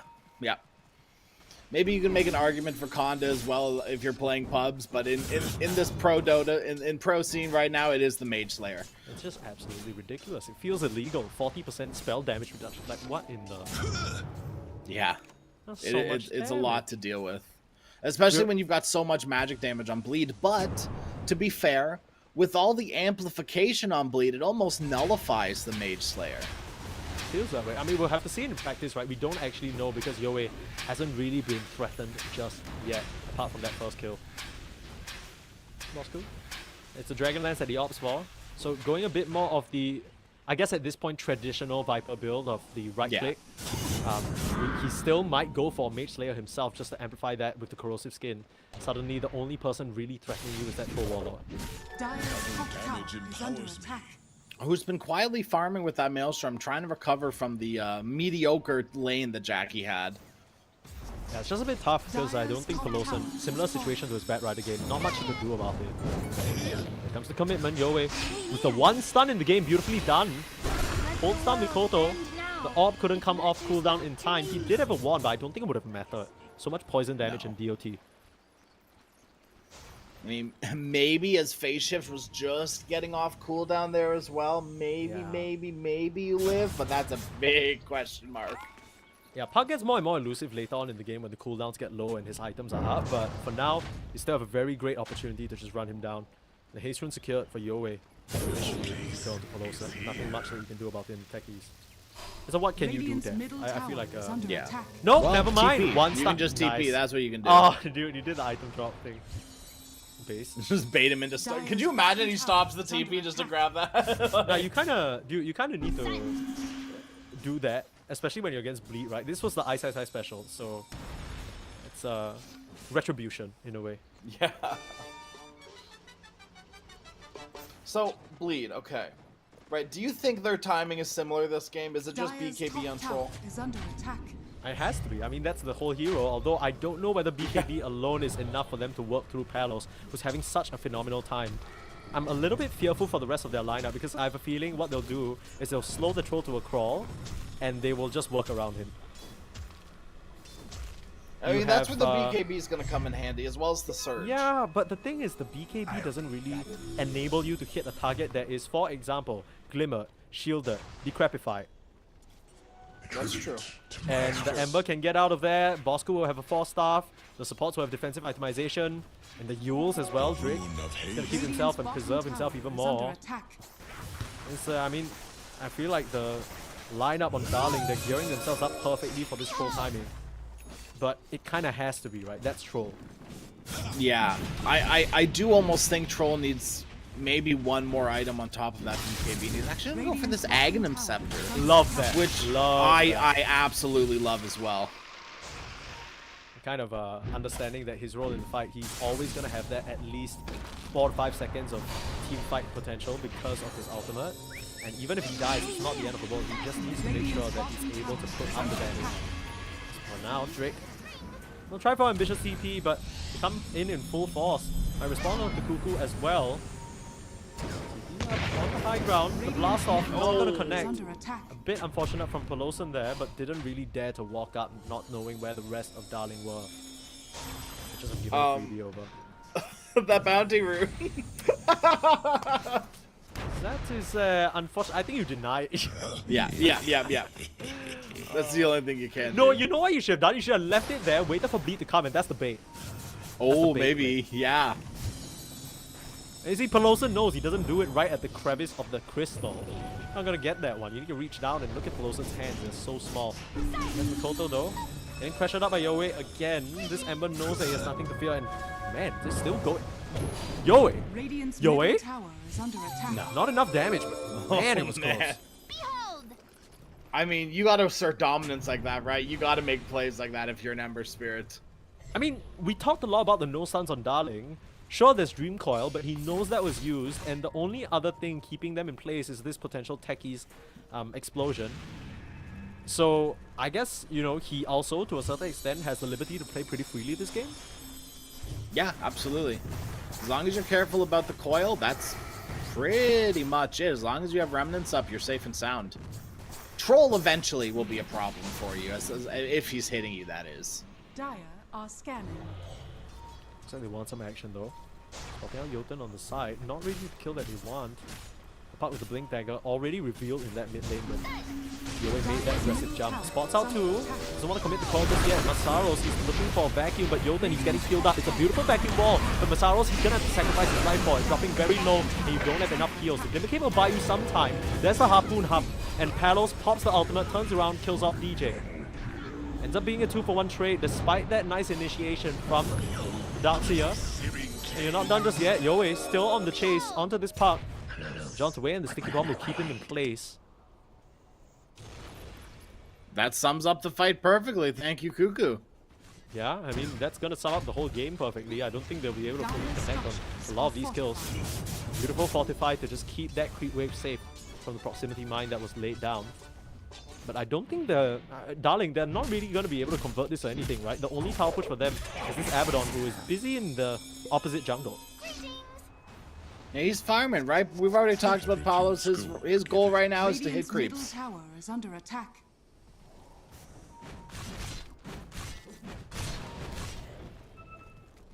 Pretty standard build for the Abaddon, right? A Harpoon Manta style, to no one's surprise.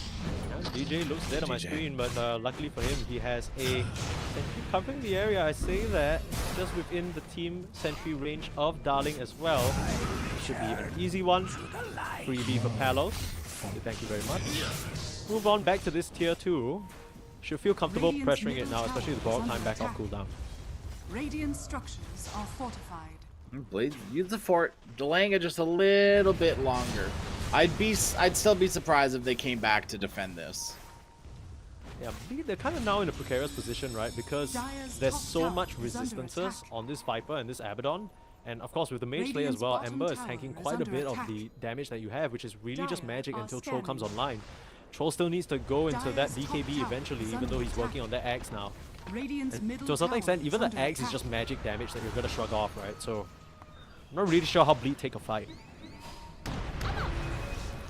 You gotta bait them into your base somehow. You gotta, get That's a them tall- under your not Damn, not your that's a not tall your ask. like whole base, but like under your Sure. vision or something like that. The semi right? base as Bosku Yeah. turning around, killing off Pelosan. Another easy one for them. The Viper's dropping low, but I don't think they can actually come close. And yeah, just some tips out. Cuckoo's really feeling himself this game. One more.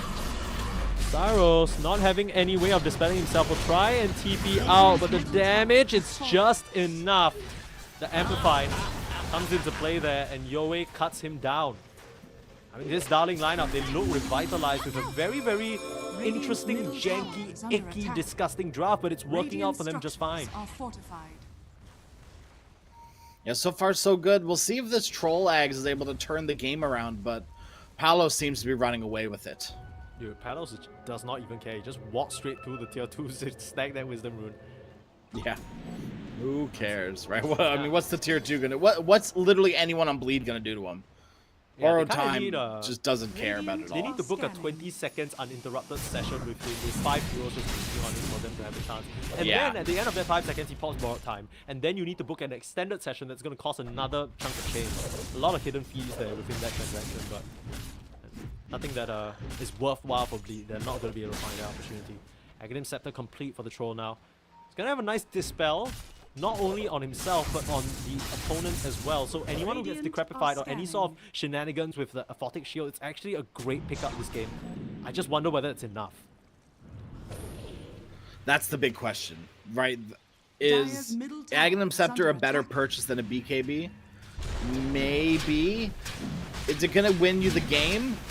Probably not. Like the Aghanim Scepter itself right now, is it gonna win you this game? No. Is under attack. Yeah. And right now is what's important because they are working on this first Roche. Gonna probably pass that over to Palos or maybe even Yowie or Uku if they're feeling comfortable. No, it's actually Yowie. So further enabling the intense aggression that he's been burning up already. Dire's middle tower He's gonna be is going under in. attack. That Shiva's almost complete. And this is a scary Ember Spirit, and to think it was picked so early on in the drafting phase. Dire's top tower And with is under really, attack. once again, Bleed, like, they picked up this Ember with no real, or they've seen this Ember, and they've still drafted around no real answers for him. Right? Like, what we've talked about Troll, a little bit of a problem if you jump on top of the Ember Spear, but other than that, what's Ember's, like, fear? Coil? Yeah, Okay. we already sort of mentioned it. It seemed like Bleed specifically were drafting to cater to their own game plan and less of worry about Darling. But now, Darling has presented a lot of problems for them to think about on the table. Gotten away with no stun so far, which is kind of crazy to say. But you know, it can work. I'm not encouraging it in your pubs, but hey, Yeah. I mean, if you're as good as these players on Darling, maybe you can give it a try, Smile. Yeah. If you're top 100, give it a go. Who needs Yeah, stuns? if you're Who literally cares? contesting Bleed Esports in the close qualifiers of Southeast Asia DreamLeague, maybe you can try it, Smile. But only then. That privilege is limited to 5 players at the moment. Yeah. It's literally that specific set of everyone in Team Darling. Now, Mikoto is doing a pretty good job with cutting these creep waves and limiting the amount of push that can come out from the Darling lineup. It honestly feels like only a matter of time before they catch him, but even then, that's what we were talking about, right? The puck relatively unbothered. I mean, at that point, his job is done. True. Right? Like, if you're cutting 3 or 4 creep waves and you die, you've probably got a lot of gold for doing something, like a lot more than you've lost dying there. And you've stopped any sort of aggression. If you force heroes back to their side of the map, it once again means even if they have creeps, they're not taking a tier 2 tower because they're so far away. Yeah, I mean, the focus from the side of Darling has been mostly on that bot side. They've left Ember up there because of his remnant to clear out most of the pushing creep waves. But yeah, that's gonna allow Bleed to really split out the map without much consequence at the moment, other than Palos knocking on your front door right now. No Manta. Still feeling confident enough to come up here with the help of Cuckoo. Starting to beat into the tower. The Curse of Avernus can amplify that push by such a huge margin, and just like that, it's gone. Not even needing the Viper shot. Bleed, I wonder what the call was there for them, like comms-wise. They're keeping so many heroes top, like they had no intention of fighting there. They just gave up a tier 3 tower. I mean, right now, Bleed, their plan is simple, right? You don't even need to wonder what the intentions is. You can see it on your screen. They still don't want to interact. Even with this troll getting the Aghanims, they know how important the BKB is before they're ready to fight. I mean, one lost fight and it's going to be a wreck anyway, so might as well just kind of buy a little bit more time if you can get away with the respect being shown by Darling and they back up after a tier 3. And sure, you take that, but now they'll just walk right back in. Backdoor protection or not, they're going to whittle down these racks slowly but surely. Furnace. I mean, at some point, maybe Boss Crew also gets his shot, and then that's when you'll really start threatening. For now, it is a bit of an uphill climb. The creeps finally make their way in here, though. Radiant's bottom barracks are under Radiant's Easy lane of racks. Radiant's bottom barracks. And Bleed has fallen. not willing to respond, which, like you said, totally fair. But I mean, as you lose a second, maybe a third lane of racks, you got to start responding somehow. I mean, the troll just got enough money for his BKB, so it really feels like it's now or never. There's the smoke up. They're setting up for a potential engagement. It almost feels like they really need to get the lockdown onto Yowie. He doesn't have any sort of BKB, but has that second life. Don't mess with him. Is that the call from mid dive? The Koto just popped that one out. Trying to approach from the sidelines. Jackie needs to watch himself. But just gets pulled back. Now Masaros will be the target. They're straight onto this Darkseer. The Puck trying to cause as much disruption as he can on the sidelines, but already your Darkseer is dead. That's the big teamfight setup. He has a buyback, but now Yowie just running brazenly forward, not afraid of a thing. The Dispel will keep Jackie alive, though. It's so handy against all these little slows and chains and all these annoying little tools. Darling, they've set themselves up for success here, getting 1.5 lane of racks at this point. How confident are they feeling about sticking around? Seems like respect being shown. Maybe they're thinking, okay, we need to get at least one pick off first. Here comes Mikoto though. Just dancing all over them, committing the coil for that kill on Jotun. Or at least get something as the departure is made. That cost a lot for Bleed, though. Yeah. Right, those lanes of racks are so important, especially in Troll. He isn't the, like, he doesn't do the most damage right now. The only damage item he's got is a Maelstrom. Sure. slight counterpoint to that, every single hero on Bleed can clear creeps. So that's at least a small little bonus. You're not really worried about any rats other than maybe the Ember or the Abaddon, but if the Abaddon's all the way down there, you catch him with like a coil and stop a TP, things are gonna be a little bit rough. So Bleed, they're not in as bad as a spot as they could be, given their heroes, but they need to find something, it feels like. Starting up. Oh, Jotun runs into just 2 mines and he's gonna be very easily taken out. Yoei not able to capitalize on that information granted to him. Just has to flee. Radiant's top tower is under attack. Is set up. The rune is gonna be the Ember in the top side. Oh no, actually I'm blind. No, Mikoto picks up the Embers. I'm just confused because he popped it right as the 28-minute mark came around. Yeah. Radiant's top Might have been the tower bottled is from 2 minutes ago, probably. Oh, Bleed. You gotta start asking the question, when are we gonna start looking for fights? I mean, they're aggressively positioned right now, right? They're still cutting the creep waves. Dyer's They're just courier has been utilizing DJ to just blast these waves away. He has sneakily completed that Aghanim Scepter, so additional teamfight control. It's a bit hard for the lineup of Darling to work around. You don't have anyone who can reliably hit that other than Bosku, and Bosku wants to be punching some other stuff. Yeah. Dyer's bottom tower. Lawson. Lawson. It's not that big of a deal, right? I mean, he's just gonna get melted, no big deal. Sure. The cost of cutting creep waves. Oh, this is not a cost you want to pay, Jackie. Can't afford to lose his life here. Just keep the run away. Looking in, but you gotta be careful. You just gotta turn around and do that to you. Yeah. Yoei getting a bit too aggressive, and he's gonna pay for it. This is what Bleed were waiting for. They're still trying to put up a fight. Jackie now up against Palos. This is not a fight he can win, though. He's gonna go down. They get the additional target they were gunning for anyways. Dyer's courier has been Koto killed. able to cancel out that, or at least kill that courier and prevent the TP from flying through. Meanwhile, Jotun has gone down in the mid lane to Masaros. Or at least in the bottom jungle area, trying to ward up or perhaps de-ward. Koto is being so annoying. Fully utilizing the advantage of this puck in this game. Gonna run forward, just kill off supports. Oh, look at Palos, immediately blinks on top of him. But Mikoto's just too quick.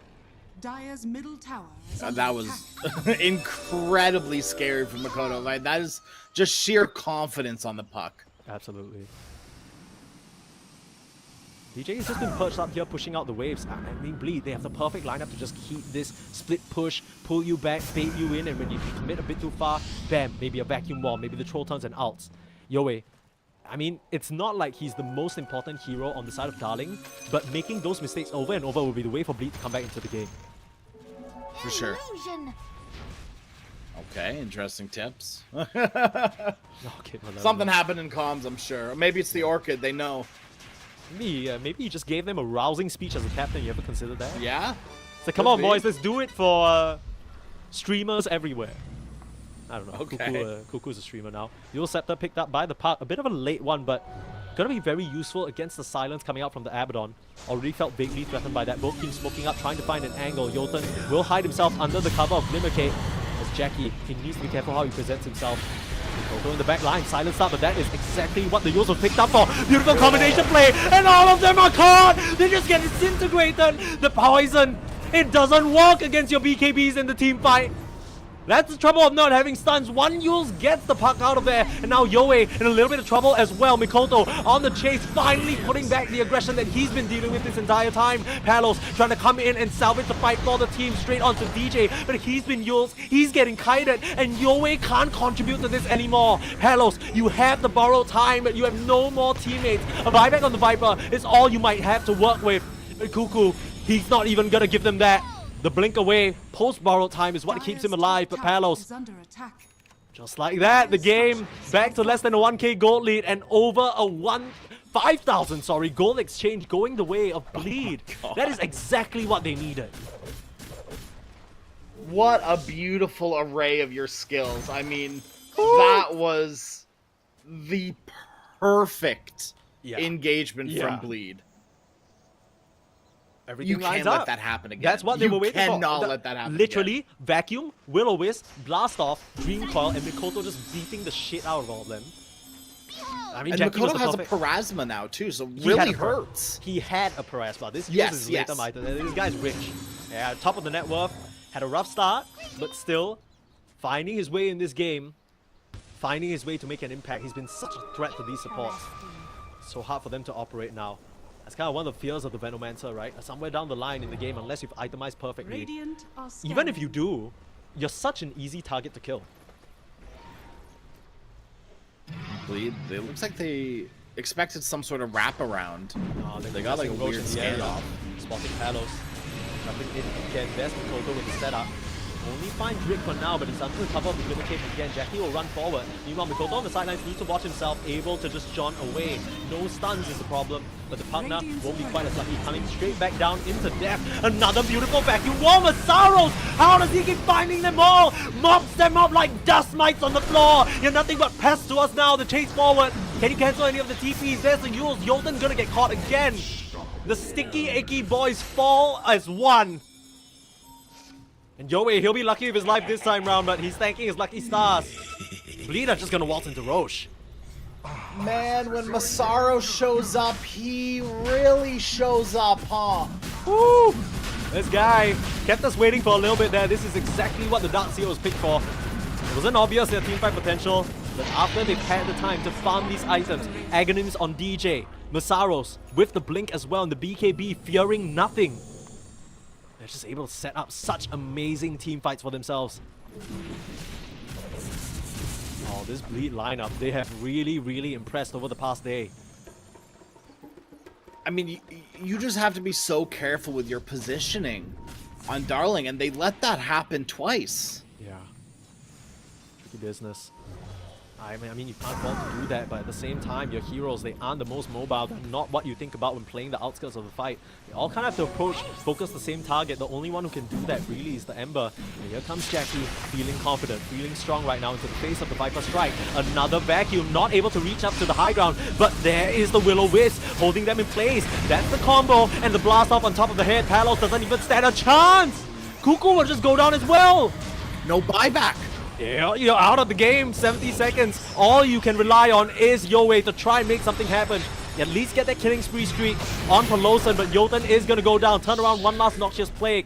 Doesn't make them hurt just a bit, but it does nothing but tickle against the pipe of the Darkseer. Yoei, you got to do mad work on this Ember. Cut some creeps, pull some magic. It's all on you now. And this has kind of been the problem with the Venomancer for quite a while now, is there's this item in the game, I don't know if you've heard of it, Sneeze. It's called a Pipe of Insight. Oh? It just stops what Venomancer does in its entirety. I've been there. I'm a Veno player, I know. As soon as I see that. Oh, I know, as soon you're a as I- disgusting Veno Dude, player. as soon as I see that initial cloak and a Ring of Reach, I'm like, okay. Guys, it's been a pleasure. I'm about to be useless in 5 minutes. Yeah. And it's Straight not up necessarily grabbing your it. own fault. It's just that's how the hero works, right? Like, you're picking that hero, you have to acknowledge that that's just part of it. Like, that's kind of the problem though, right? Like, if you've sort of, it feels like you've doubled down into this poison. It worked out for you a little Dire's bit in the bottom early game, barracks are but under that attack. the hero in itself needs to capitalize on the ridiculous amount of disruption it can cause in the early game. If you're not getting these big objectives, if you're not getting Roche early on, and really pushing the issue, the Venomancer slowly peters out into irrelevance, and that's kind of where we see Jolten right now. Once again, not really his fault. He has the latent toxicity, but the fact that we haven't even noticed it just goes to show how strong Bleed is right now with their items and their levels. And they've edged up 8, now 9k gold lead ahead for Bleed. Jeez. Group up around Masaros, the hero that has been carrying you Dire's this top game. tower has fallen. Oh man. Hades, the manager of Bleed, booking Masaros a back massage as we speak. Yeah. Dire's top I mean, tower yesterday Absolutely. was, I mean, earlier on and yesterday it was Jackie who needed that massage. Today, I mean, all credit where credit is due. I feel like the whole side of Bleed had to play so patient and disciplined to really pull this one back. And I'll be honest, I had it really good for the Darling lineup. I had some faith, even though they didn't have stuns. I could see the image in the mind is under attack. of the players, what they were trying to achieve. But with bad throw Warlord, there's a reason why he's had such a high win rate across qualifiers so far. I mean, I've said it once, I'll say it again. when Bleed hit their timing, they really hit their timing, right? They missed the BKB timing on Troll, but that wasn't what they wanted. They wanted the Ags on Coddle. They wanted the Parasma on Puck. Yeah.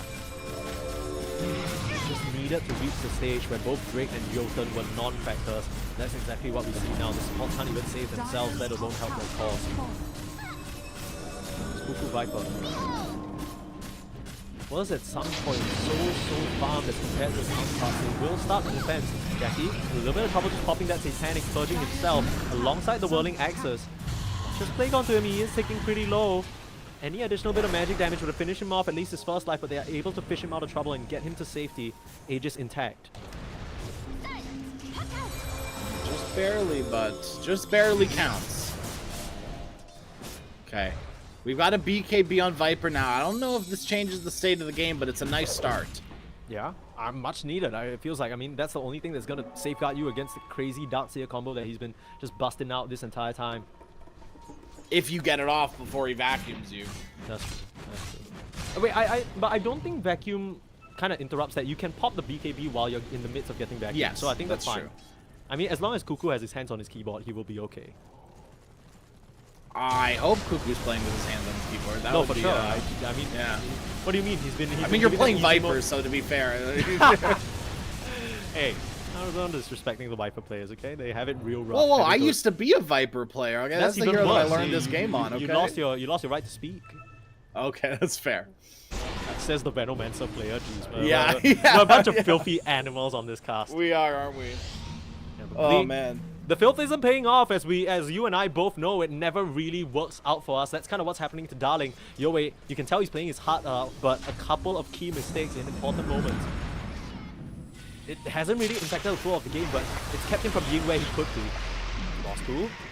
Shows his face to try and get the Viper Strike. Threaten Mikoto a little bit, but Mikoto's reached a point where he's kind of insanely tanky. 3k HP and the Trickster's Cloak to boot. Catch him with silence. He's not going to be easy to burst at all. I mean, this is the, what, 4th, 5th game in a row now where we've, not in a row. Oh no, like Orchids in a row. No, that's not true either, because DJ had a good Orchid game. Okay. This has been like the 5th time that we've seen an Orchid time up with BKBs or Yule Scepters. Okay, where also, all of a sudden it doesn't matter. Look, we're also kind of making a big deal out of this because it's funny, but like the reality is, I'm not very sure whether it's necessarily Viper's itemization. It kind of felt like Bleed just delayed and dragged the game out with those brilliant, just kind of split pushing mechanics. Right? They had like DJ in the top side, Mikoto cutting the creeps in the mid and top side. Pelosa was controlling the entire triangle area the whole time. Masaros and I guess the Troll just have so much space to farm. It's discipline. Yeah, how they bought time this game is super disciplined. It's crazy. Absolutely. It's crazy. Yeah, I mean, think about it, at no point did the side of Darling even feel comfortable enough to try and breach that top tier 2. It still stands, which is a crazy thing to think about when you consider how far ahead they were. You take a look at the gold graph as well, how it's dipped purely back into Bleed's favor. It's a steep uphill climb now, Darling. Now, they're not out of the game just yet, as the win probability suggests. I tend to agree with that as well. I think they can mount a crazy high ground defense. They just need to land their 1 or 2 disables on the key targets and focus them down all at once. There are 2. What's the second disable? Hold on a minute. where's the 2? Okay. You just called it out. Disable? Yes. Yeah. The classic disable Orchid. Yeah. What are you talking about? Okay. A latent toxicity. There's number 2. Thank you. That's thank you. 2.5. That's 2.5. It doesn't count as 2.5? You mean 1.5? No. Chains. Orchid. Okay. Okay. Actually, no. Counting, Total, I'm not counting Orchid as lockdown. No. In total, it's 2 because latent is half and so is Orchid. Okay, I'll give you that one. Yeah, we added up. One. That's how we do Yeah, the Dota Go math here. We've settled. Okay, nicely done. Well, looks like Darling aren't settled with losing this game just yet. They are hanging on. Of course, this is their last game potentially in the entire qualifiers. I already mentioned that this draft is a bit of a zany way to potentially go out. There are, in fact, better devs, and this is not the one that I think Darling want for themselves here. Mindbreaker for the Viper can be a big factor, not needing to press Orchid on someone. That's 2.5. Sure, dude. I'm grasping. 2.25? I'm literally grasping at straws here. No, 3. There's also Mindbreaker on this Abaddon. We're so in. We're so back. Okay, sure, dude. Hoping and coping, as I like to call it. Okay, this is pretty interesting. So I think the Abaddon is gearing up to actually get his shard here. And that's the one where you press miscoil and applies your attack damage on them. Because he has a Kanda. Yes, he does. And that is going to do quite a bit of damage if he's able to connect the targets. That's been a struggle for him so far, though. Yeah, it's a little bit... Like, my thing with the Kanda Abaddon is it's almost counterproductive to how you want to play. Where, like, Kanda's one of those items where, like, you sit in the back and kind of poke and prod at them. Where Abaddon is definitely a hero where, with the Harpoon, with the Blink, you just jump on someone.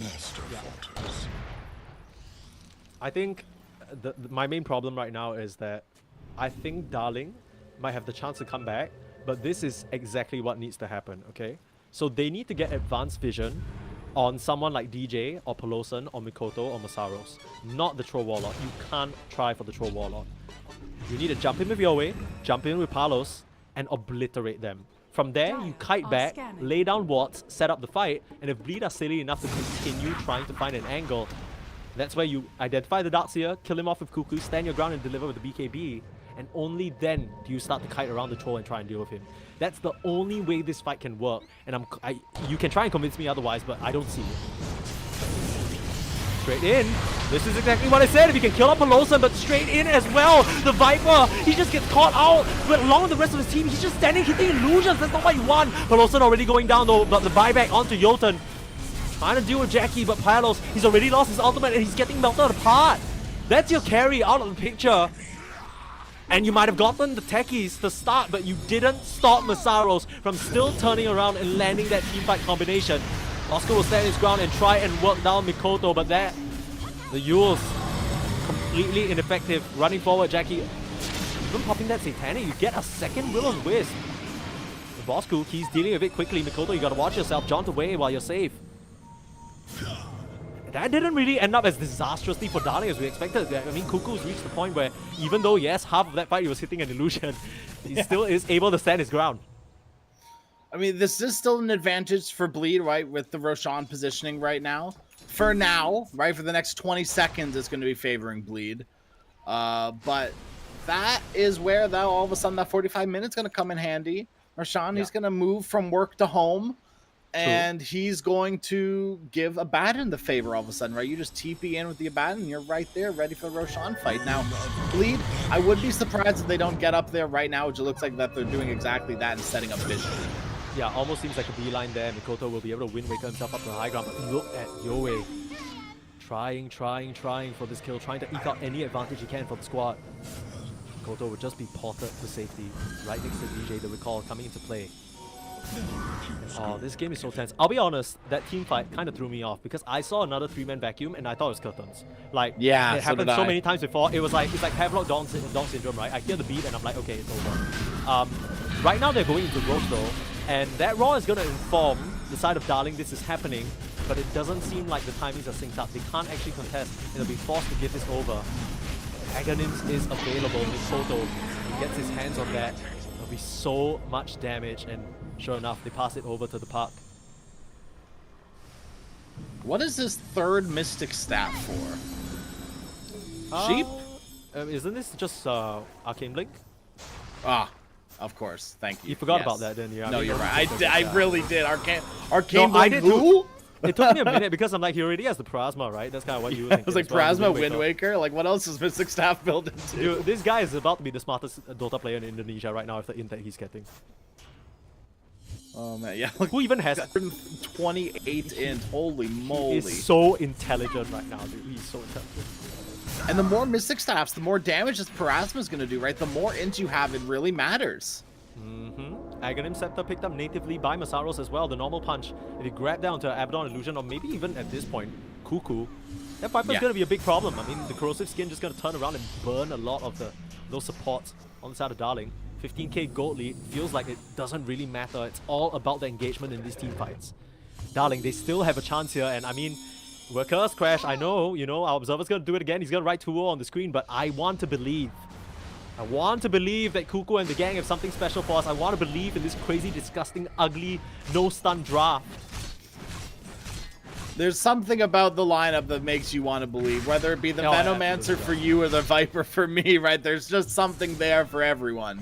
All literally just Cuckoo and Gay. I mean, Yeah. that's compelling enough. They're very likable characters. But Bleed, they have been on a war path today. They won't be stopped, it seems, or at least that's the intention. And Darling, I feel like they've kind of hit a brick wall and they're bashing their heads against it right now. Let's see how strong those heads are on the side of Darling. Aeon Disc for Drake. That should buy him a little bit more time in the team fights. You gotta watch out because, I mean, that fight, it was just... that previous fight, Palos just isolated next to the troll. You can't win that 1v1. The mischance, it's not happening. Straight up, onto Cuckoo. The counter attack with the Will-O-Wisp might be forced to commit that BKB, but for now it's just a Hurricane Pike. Radiant's top tower is under attack. Turn around and deal with that Ignis Fatus. What did you just call it? Sorry? What did you No, just that call was it? I was talking to you. Oh, wow. What did you just call me, dude? I called you Will-O-Wisp because you Okay. really know how to light things up with a passion. Nah, oh, that was And, beautiful. Good and- save, good save. And if you play competitive Pokemon, decrease attack by 50%. Ooh, Yeah, I'll no take reference that. for you there. The recall actually getting interrupted there, finds a stray Palos, and Mikoto, he knows that it's just Palos up here, he's not under any threat at all, so comfortably just play out this creep wave, get back to work. Probably just get a recall as well. I mean, dude, this could be a S4S Dream Coil if... Yeah. I mean, wait, it might not even be a S4S Dream Coil, it might just be a Palos dying. He's just up here by himself. There's no help around. Mikoto's just gonna dance with him. And there's nothing you can do. I don't see any Bleed or Darling heroes. Mikoto still has a Wind Waker should he need it, but he gets a bit too cocky and he goes down. Mikoto, you might be the smartest Dota player in Indonesia, but that was not the move. It was so nearly the move. Dude, that but he was was so oh hesitant my to God. commit the Dream Coil. He was scared. He was scared. I don't know. I mean, just got it, right? I mean, he sells the BKB too, so what do you even do? Alright, yeah. At 74 seconds now without your Mikoto, and he doesn't have a buyback. This might be the opportunity for Darling to strike back off of Mikoto just playing around a bit too much. And suddenly they're in a very, very funny position. The Viper, he is a force to be reckoned with the shot, as well as the Curse of Avernus. Palos is going to join them real quick. There's Just the be Glypaneer, Radiant's finally. middle barracks Yeah. are under attack. And they are onto your Rax, and your Rax is gone. Cuckoo makes quick work of it, moving on to the next. They have a tier 2 in their way though. They want to hold on to this Viper. So has the Hurricane Pike and BKB, not really afraid. Actually knowing that Mikoto's not in the picture is such a big part of this fight back. Is under attack. Radiant's top tower has fallen. That tower melted. Saros, another Saros. one finds them, but I don't think this will result in anything because there's no follow-up. No blast off, no Will-O-Wisp this time. They'll just be able to walk their way out of there. That will be the wall that they're observing. No way of passing through that. You have to walk around. You don't want to give them another illusion to work with. Jackie holding the front lines right now. It seems like they just can't penetrate this base and they'll have to back up.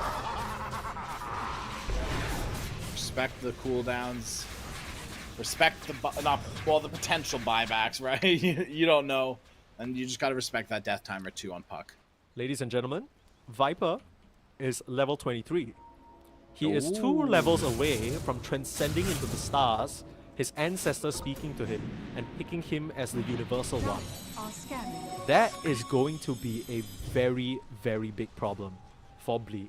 They've been doing a great job in the team fight so far, but once he becomes universal, his tankiness and his damage is just going to increase by such a huge amount. And his damage is gonna be the big one, right? That butterfly amping his attack speed. He is attacking so fast. All he needs now is a little bit of damage, and that's where that level 25 is gonna come in handy. And the Bloodthorn, to be fair. Yeah. I'll be honest, I'm surprised that the Troll hasn't opted for, you know, I guess he's saving for the refresher and that makes the most sense, but something like a MKB or a Basher, right, just to keep these heroes in place, because there are butterflies on Cuckoo, and Palos, you know, he's not the easiest to get through as well, especially the Disperser. Yeah, I'm gonna agree with you. I would have liked to see an Abyssal Blade from Troll. But it's just not in sight. Maybe the Refresher Orb is better. Well, it definitely is better. But, you know, maybe that earlier Basher or an earlier Abyssal Blade would have let you close out the game earlier instead of all these defensive items on the troll. But to be fair, you kind of need them. Yeah.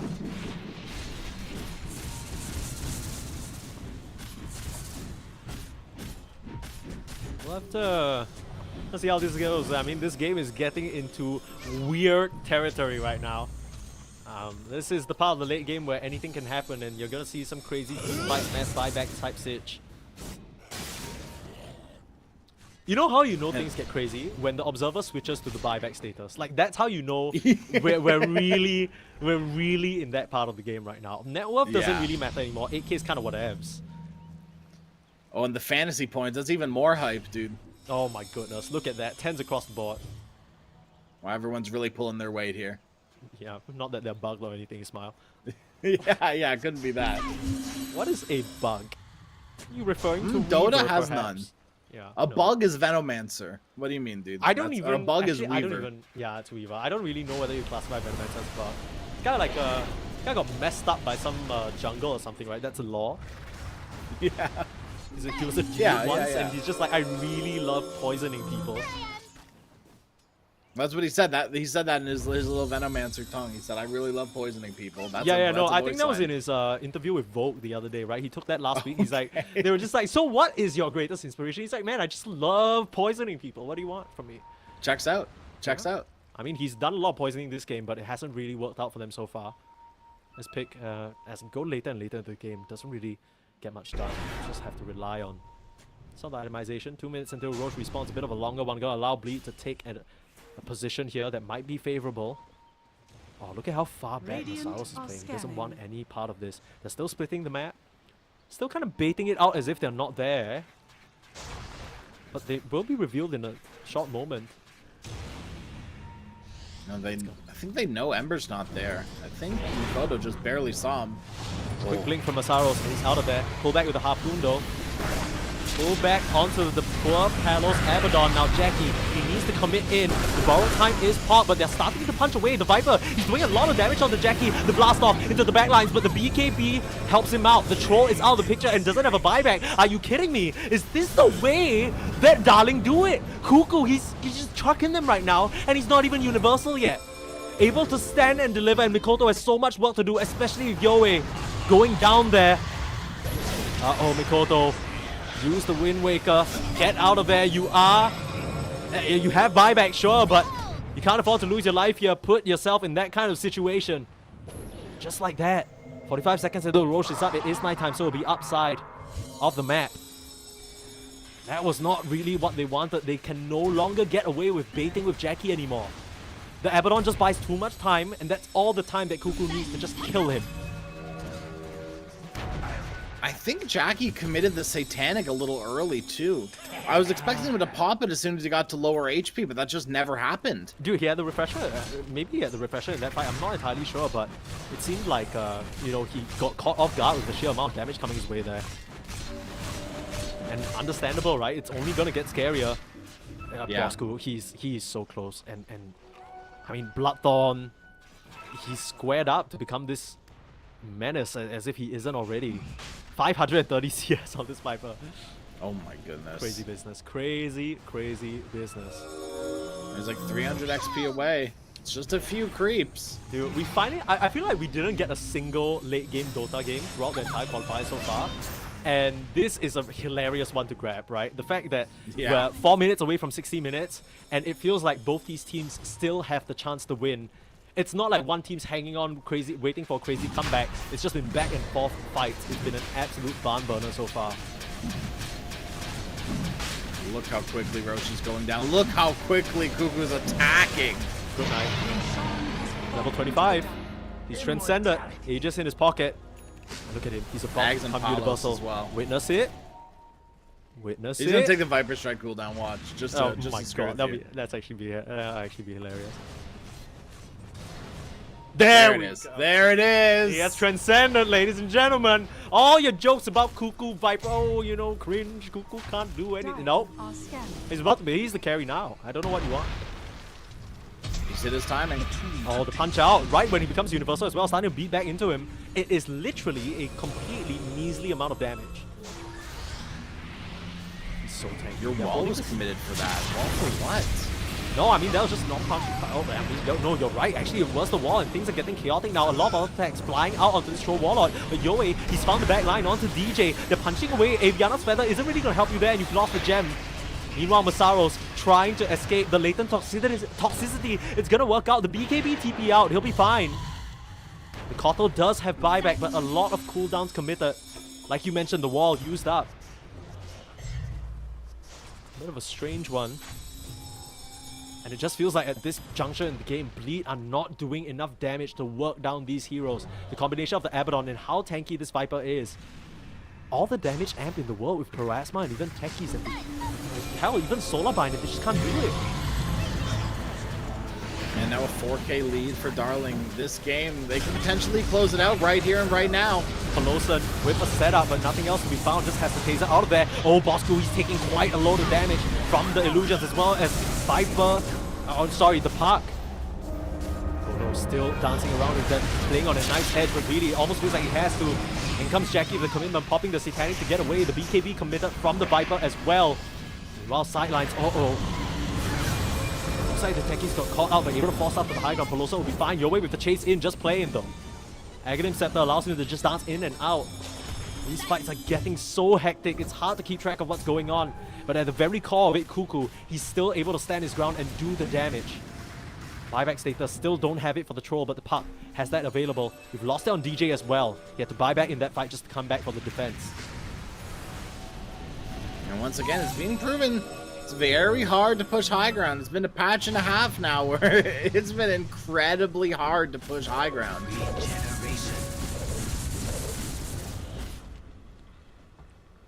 They don't even really have the best, like, quote-unquote high ground tools, right? You have Techniques, you have Koto, sure, you can clear creep waves, but I mean, the Viper can just stand his ground and deliver. That's been a bit of a problem so far, though. Yeah. They're hanging on for dear life, and in 1 minute, we'll have 60-minute items, so we really need to keep our eyes on that. That's gonna be... I mean, the craziness has already begun, but it's gonna get way worse.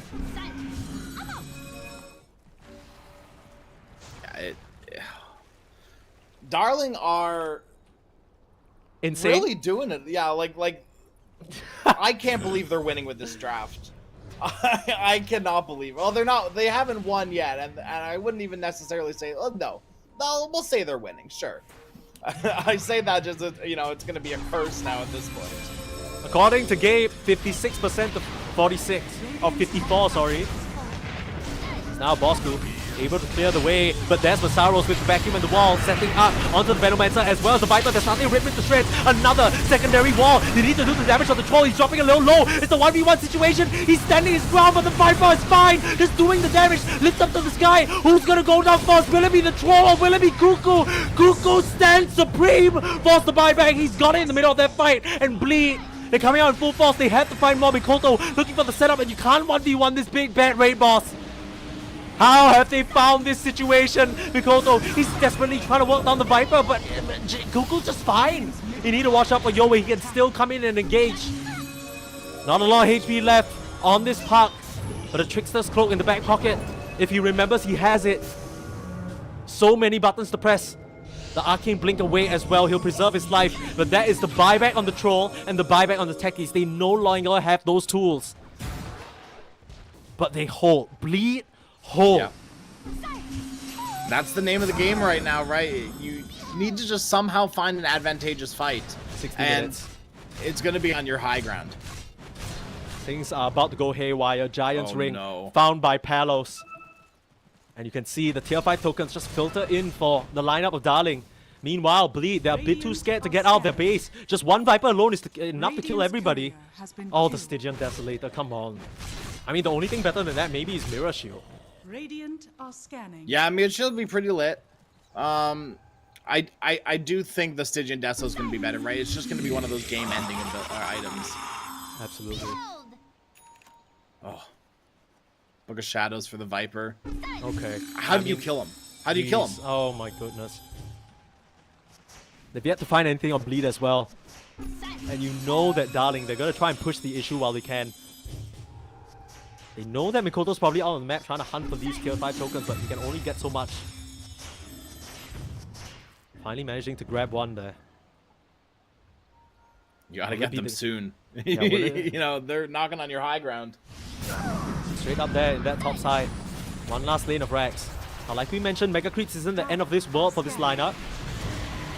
Here they come, Masaros looking for an angle, comes in, punches up the Viper, Bosku committed upon. Where's the rest of the save? It's a beautiful will-o-wisp to keep the backline of Darling in place, and they're straight into an Abaddon. The power time is popped, and Jackie, he's dropping low, but they found Jotun to start, but it's trading out their troll again. Are you kidding me? Darling, they are one more step away. They just buy back onto the Venomancer, and charging in is Yowei looking for more. Mikoto, he's trying his best, but he can't do enough damage. Palos standing right in front of them with the Giant Swing and the BKB, while Cuckoo, he's standing on absolute business, ready to put the end to this extended game. 62 minutes is enough to play, you guys.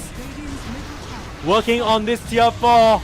Is this really how this match ends, Bleed? They're gonna be kicking themselves or letting this one fly, but Book of Shadows, keeping the Viper safe. Another refresh, another vacuum. The wall. Oh, that's all you have though, Masaros.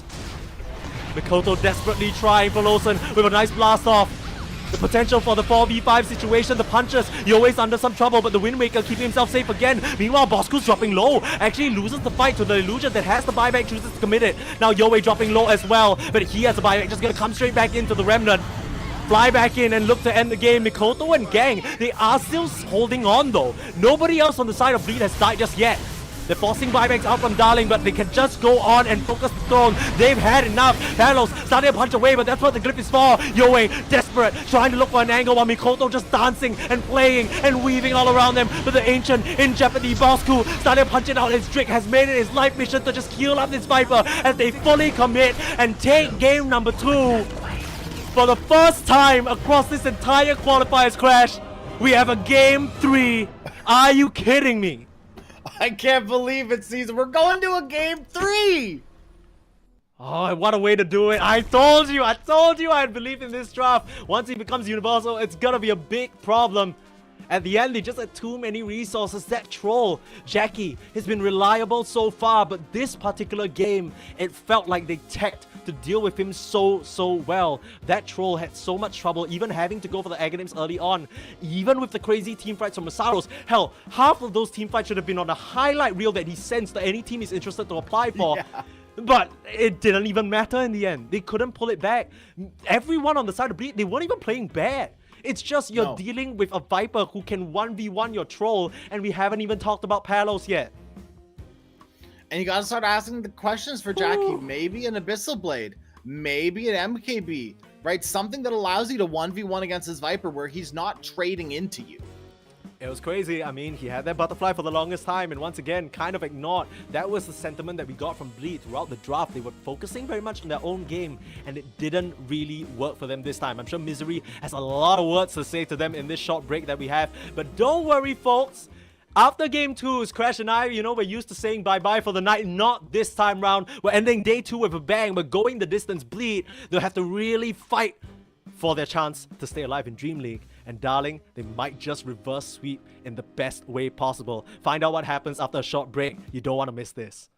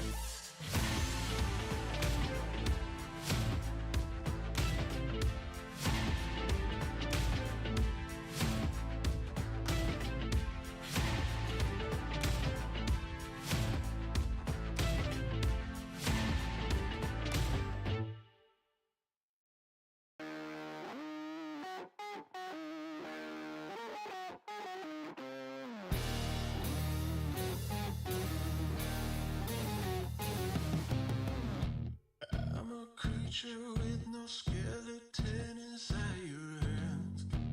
Got no home address, I come and go as you command. And it's fine with me, and it's fine. I'm a bandit that you use to keep from bleeding out. I'm the lover you don't love, but love to keep around. And it's fine with me, promise that it's fine. Maybe I'm a fool. It's not like I'm expecting something new.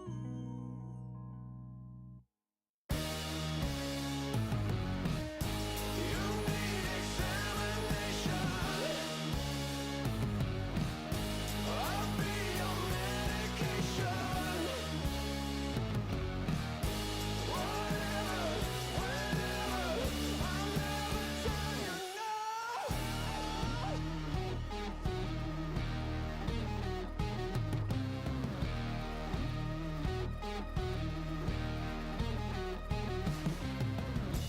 I'm a picture on your shelf that some days makes you smile. Then I gather dust and watch you go about your life. And it's fine with me. I swear it's fine. I'd be offended if I still had any dignity. Instead of savoring the drink, it's slowly killing me. Say it's fine with me. Tell me that it's fine. Say you're fool. Ladies and gentlemen, boys and girls, it's with a very sort of warm heart that I welcome you to the first Game 3 that Crash and I will ever be casting, and maybe the last. We don't know. DreamLeague Season 22. Things are getting zany near the end of the night. 10:37 p.m. local time. It's not late, but considering people have been playing Dota for most of today, we can kind of see that reflected a little bit in that game number 2. Darling, who would have expected that? Coming back with a draft with no stuns. Mikoto trying his damn hardest on that part. I mean, Yeah. what can you do?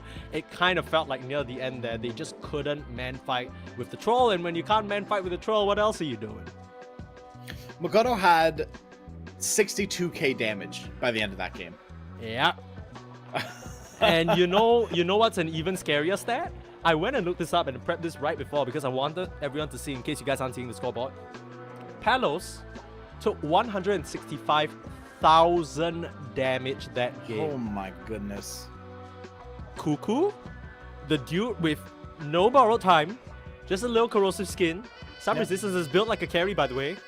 He took 159k. Almost as much as the Abaddon.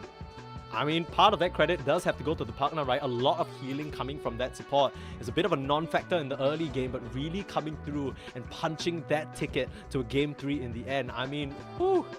I think everybody watching has a couple of apology forms to fill out to Cuckoo and the gang. You know, doubting him, you know, everyone's like, oh, no stuns, you can't win, what are you, 2k? Well, look, he's in the qualifiers and you're not, okay? Listen up, he's still in this. And Bleed, I hope that in this small pocket of time that they've gotten since the end of that game and the start of this game, they were able to just kind of calm back down, reset. It's always those 60 minutes. We talk about, you know, these pro players, they should know the drill, but it's tough, man. It is. It is a big mental reset time. And hopefully a little bit of a physical reset time for both of these teams, right? They've already played one series today, both of these teams. And they might be feeling a little sluggish. Let's call it what it is. Yeah, I mean, less than just sluggish. I mean, Drake also had some electric issues to deal with, so having to go through all that in the same day definitely takes a toll. Now, we'll see how much of a toll it exactly takes. Bleed, the respect on Yoe's name, banning out that 10 Ember Spirit, and seconds honestly, remaining. rightfully so, he was a menace. Absolutely. And then 5 respect going to seconds Polson remaining. too, right? The Enchantress and the Chen ban as well. So respect going all the Dire ways team around this back. draft. Yeah. Said the techie's available though, and the Lion was skipped over in that previous game. Yeah, that's weird to me. Lion's been 10 skipped over seconds for a remaining. little bit recently. Like, I feel like in the last few games we haven't seen a Lion. Dire Yeah, that's team, the crazy thing, right? And we Radiant talked team about this pick. already. The pool of viable heroes is just so wide. That's a hero that was banned out previously. Darling, they snatch up that Bat Rider for themselves. And this is going to be a Jotun hero over Drick, right? This is Could Jotun's it? kind of hero. Okay, maybe. I mean, it's still up in the air. I 10 think it depends on seconds who they remaining. need to. Because Bad can either be a bodyguard in the lane, or it can be quite oppressive if you 5 pair it up with the right seconds off laner. But remaining. I have to see. Yeah, I'm just taking a look at like previous drafts. It Dire looks like team they've been back. pairing up Bat with like heroes like Lena and Death Prophet. So then you could either like I don't know if this was a Lena mid or not, or like the Death Prophet was mid, and they actually no, probably Lena safe lane, Death Prophet mid. So they run up the Bat Rider with heroes that need some sort of bodyguard. Lena being one of them, 10 and also a kill seconds potential in the remaining. lane as well. So if you do want to put this Bat Rider in position 5, you 5 just kind of have to seconds pair him remaining. up with a hero that can get kills. Something with a They stun, kinda- ideally. Maybe a Sven. Yeah, Dire the team issue is back. they kind of already ran into that brick wall, right? Like when they were playing up against Aurora earlier today, they tried this Lina, it didn't really work out for them, and that might have sort of dampened their confidence a little bit. Yeah, it very well could have, but 10 we saw it seconds with, remaining. we saw and we talked about this with Bleed with Masaros' Magnus, 5 right? seconds A remaining. few meh performances, but they were still confident enough to give Masaros the mag.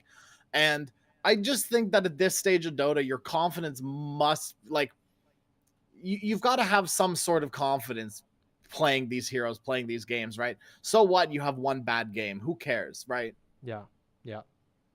I mean, kind of like what Bleed did with the Magnus, right? They basically swung at it until they landed that strike with Yeah. the itemization. The Shadow Demon coming out from DJ, that's been a pick of power for him, something he's very confident on. He was really able to do so much work. Yeah, I was surprised to see the Shadow Demon Radiant 4 really team pop back. off like it did. Right, that was a big surprise to me, considering like I personally mostly see Shadow Demon as a position 5 role kind of bodyguard, sit in the lane, protect your carry kind of hero. No. I mean, this guy, he was basically setting Masaros up for the best game ever. Pumped up a lot of stacks as well. And I mean, Shadow Demon's 10 especially good seconds for that because you remaining. can always more or less 100% stack the 5 triangle. seconds And if remaining. if it doesn't stack, you know it's blocked, right? It's one of those heroes that's that reliable once you get the timings Radiant down to a T. team pick. And DJ, I'm sure he has those like ingrained into his muscles. As most support players should. Right? That, especially at this level. If you don't know how to stack, there's a big problem. Oh man. Okay. Well, we'll see whether things change out here. They actually 10 ban out the seconds centaur themselves, so remaining. removing that combo from the equation. And look at the respect. You always love the seconds game 3 remaining. evolutions in the micro meta that forms in the series, right? The Arc Warden, they do not Dire want to deal with team that. pick. Yeah. Lena. Okay, Lena for Bleed instead. Yeah. What do So- you think? I mean, is this good? Are we I happy mean, about this? You reckon? Bleed run the Shadow Demon quite a bit, right? Yeah. And they usually pair it up with Centaur, but they 10 have seconds paired it up with remaining. Lena before, and they grabbed a hero like Vengeful Spirit for the safe lane. 5 seconds Yeah. remaining. Is still available. We saw the Venge and Lina lane work out really well against the Magnus, Dire actually, team and pick. Lion combination. Dragon Knight. They will opt for that Dragon Knight though, so Darling feeling very good about that one. I mean, Risky into Cuckoo- the Shadow Demon. Radiant team. yeah, I mean they did it Lion. in game number 1 as well, right? But this time round they're picking it into the SD, so clearly not seeing that as much of a problem. And that should be your 2 support secure, Bat Rider and Lion. I hope so. Mid Bat Rider and off lane Bat Rider have been neutered for the past You year, don't know- 2 years, 10 year and a half Don't maybe. you don't know who you're talking to, Cuckoo. This Bat Rider is one of 5 the heroes that seconds brought him remaining. to great success and great heights. Yeah, but you also have to keep in mind that was a while ago, right? This is Come on, man, this you're is a doing- new year. Okay. I'm just trying to have some, just trying to, maybe we see some craziness. We already saw what Viper Veno insanity Yeah, last game. I yeah. don't think Darling are pulling any punches at this point. They understand that they're one game away from potentially going out, and Radiant team pick. like Cuckoo mentioned, with the help of Viper at the start, there are better deaths, and this is not the one that they want. Bleed are gonna have their turn to play the Abaddon. Whether this is a support Abaddon or not is yet to be seen, but 10 really good seconds bodyguard remaining. with the Lena. Destroys the Bat Rider lasso as well as 5 everything the seconds Lion has to do. Mm-hmm. Big fan so far. We kind of mentioned this already, but Bleed haven't actually picked up this Abaddon. In fact, they haven't actually given it much attention in the draft as well. It's not something that they've been worried about banning out. They lost to it when they were playing up against Aurora, which is why maybe this hero has entered their sights. And back to the punch. Oh, dude, Blee, they're going hard this game. I mean, this is looking to me like a support pos 5 Abaddon to help out the Lina. And you're going to have Shadow Demon Pudge, which is... Oh, man. Blee, they are It's cooking. a good lane. They are cooking. It's a good lane.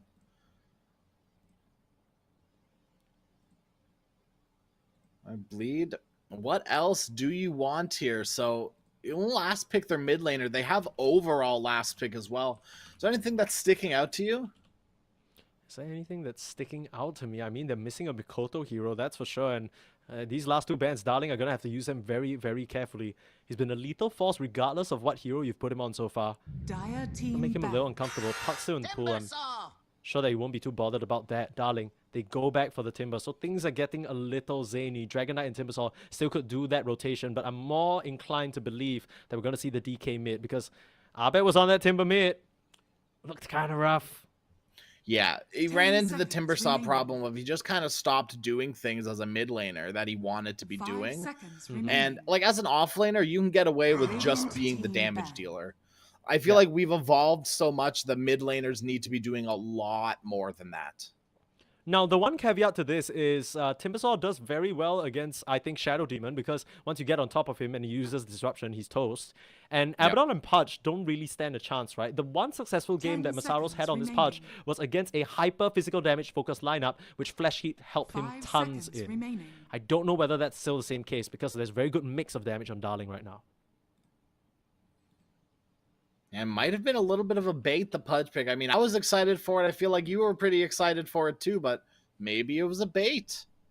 I mean, how are you feeling about it? Because, I mean, I'm looking at this Timbersaw as a Pudge and I'm feeling a little uncomfortable. Yeah, absolutely, absolutely. Radiant Now that team you've picked the back. Pudge and they've responded with a Timbersaw, you're worried. You're like, oh, maybe this isn't. Maybe I want to play the Abaddon and you can play the Pudge. Yeah, we'll have to see. Darling, feels like they're missing that carry on Palos that will bring them to victory. The Faceless Void. Banned 10 out, Morphling seconds still remaining. available.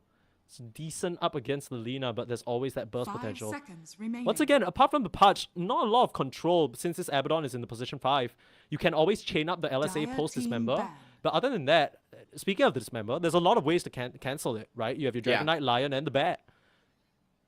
Yeah, BKB is probably going to be an item for Masaros to pick up here, right? Something like Shiva's Blink, potentially just Shiva's Blink Ags BKB if you're getting off to a good, a really 10 good game. seconds But I remaining. wouldn't be too surprised to see something like Shiva's Blink BKB just straight up 5 foregoing seconds the Aghanim remaining. Scepter.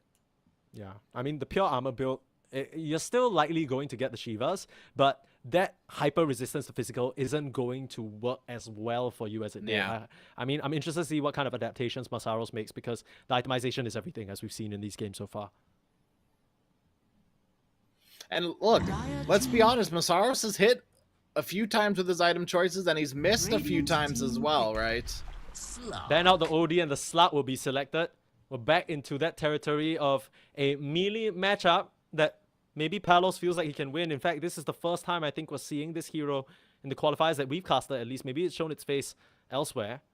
But it's a really, really great pick into the 10 Lina. seconds remaining. And the Shadow Demon, you don't really care about what he has to offer because as soon as he pops that out, you just go into Shadow 5 Dance. seconds remaining. The only thing I have to be worried about is the AoE damage from both Lina and Pudge. Other than that, you're no worries. You're kind of only worried about that if your lane just goes to shit, right? I mean, Yeah, very It- true. if somehow Masaros gets the insane start that he did on the Pudge again, and he becomes unkillable, and you stand there and you hit him and you're dying faster, yeah, darling, they might have to pull off another 60-minute comeback. But that's unlikely to be the case. I'm sure this is not their first rodeo.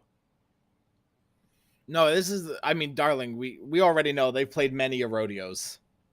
Yeah, I mean, that last game was a whole, I don't know, carnival in itself. I don't know what was going on half the time. I feel like flashing lights and suddenly Viper spitting on me. Cuckoo and green heroes that spit on you, a match made in heaven. Yeah.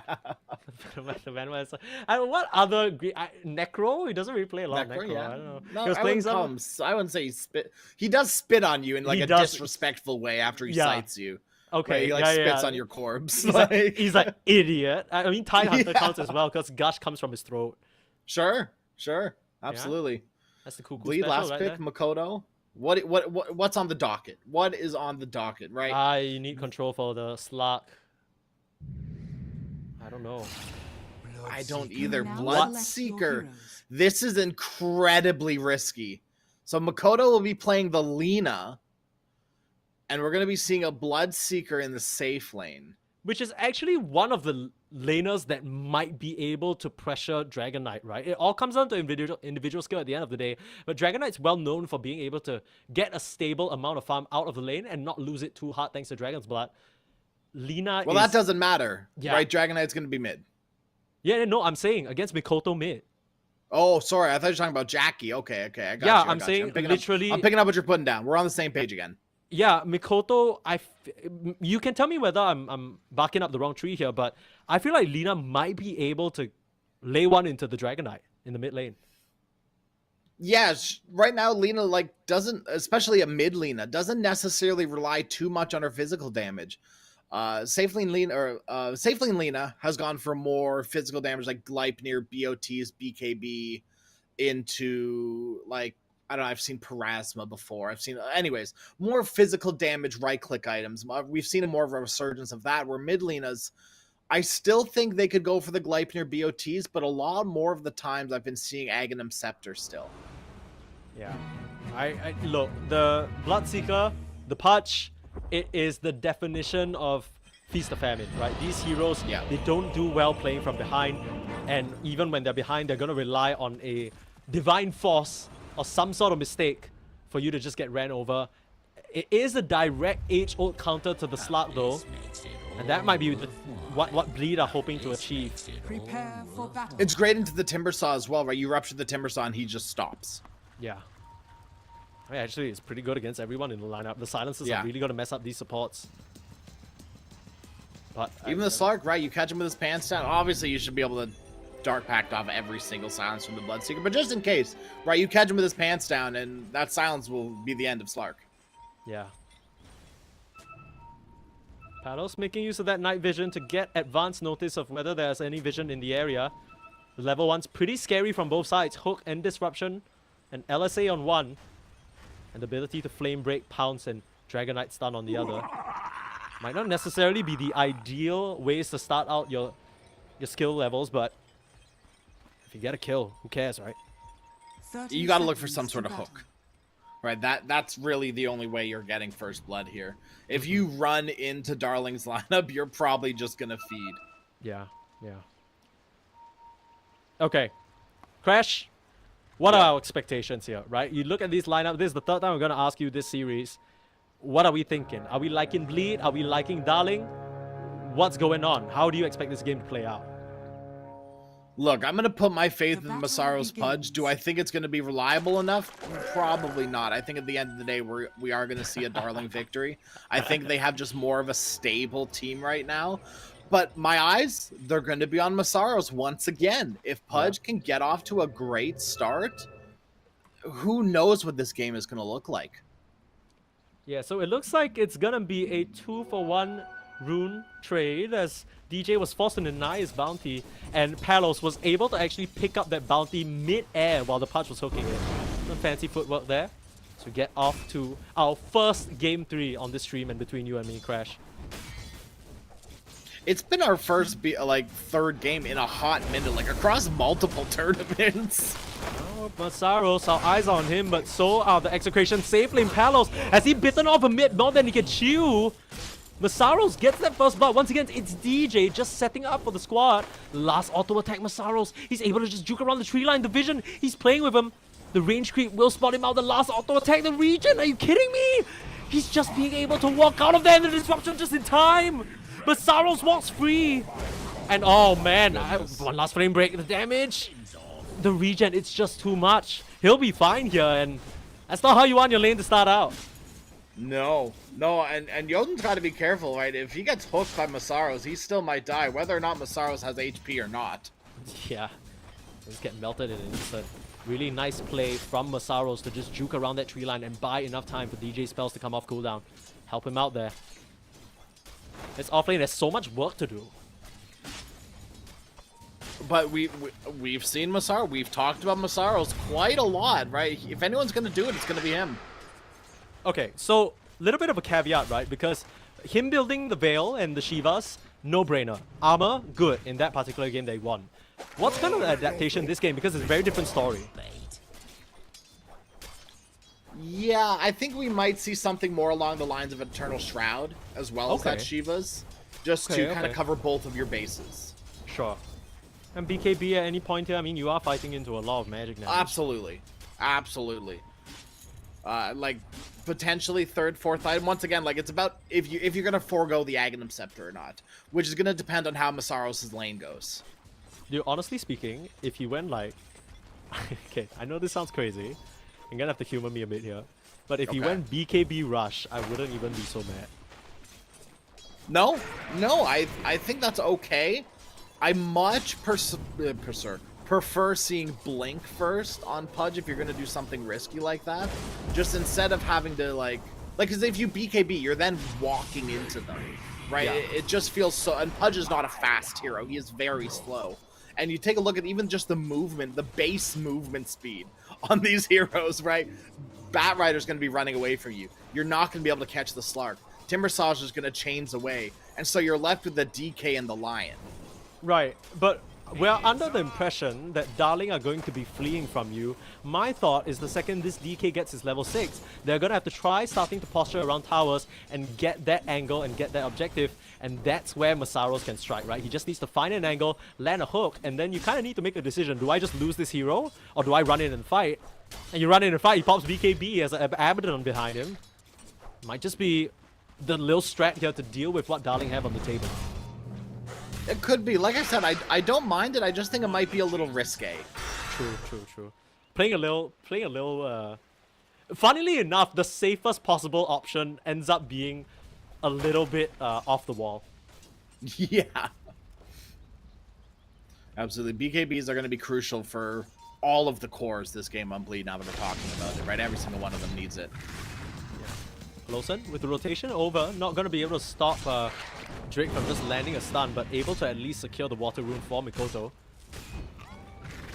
Oh, great. Lawson, he's just running it. Lawson's dead. Oh my goodness, Peloson. Okay. Well, that's not what you wanted. The tip to come out. Yeah, Tip, he deserved that tip. You well. deserve that tip, Peloson. Yeah, I mean, that's I know last game was hard, buddy, but I know it's an enticing kill, but giving that over to Drake. I mean, he's gonna spend a lot of time out of lane because you want to prioritize the Timbersaws HP, so any additional little juice that he can get on the outside is so much more valuable. And the only reason that kill doesn't go their way is because there's no levels into LSA on the Lina. Oh, okay. Wait, I didn't even realize. Yeah, Mikoto just prioritizing that Dragon Slave and the auto attack potential, because honestly, what does LSA even do for you in this lane? Yeah. Oh, Jotun. No, he's fine. He's in between the creeps. He's A-okay. This is this top lane slowing down definitely favors Darling. Yeah. I feel like this game slowing down favors Darling as well, because you kind of want to amplify the pressure that you have as a result of this patch. We've seen what happens when you get into mid-game and you're not that tanky beast that can stand on the front lines and threaten. Speaking of threatening. Radiant are scanning. Oh, beautiful stun. Set on to Mikoto. There is a TP from DJ to help him out. Disruption coming through onto Yoe. Might be needed, but DJ actually doesn't have the mana for it. Finally finds it as Mikoto able to finish off the kill onto Yota. Now they're looking at Yoe as well. Great stuff from DJ to answer right back. A good response, just barely enough. DJ probably not counting his mana, which to be fair, what you can't count your mana when you're making that snap decision. You just need to get in there, and that's exactly what he does.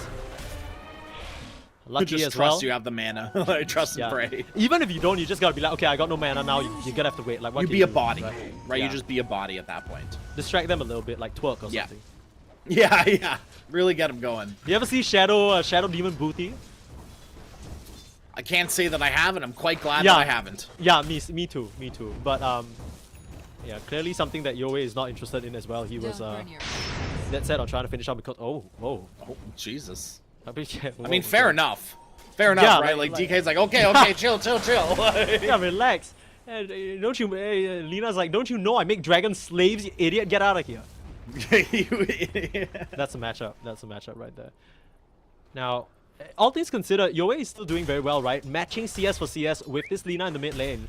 And that's kind of to be expected. We were just wondering whether that matchup would slightly favor Mikoto. Still pretty even Stevens. Oh, Jotun, he's really deep. Oh, this is a really nice ward here that might set them up for some action later on.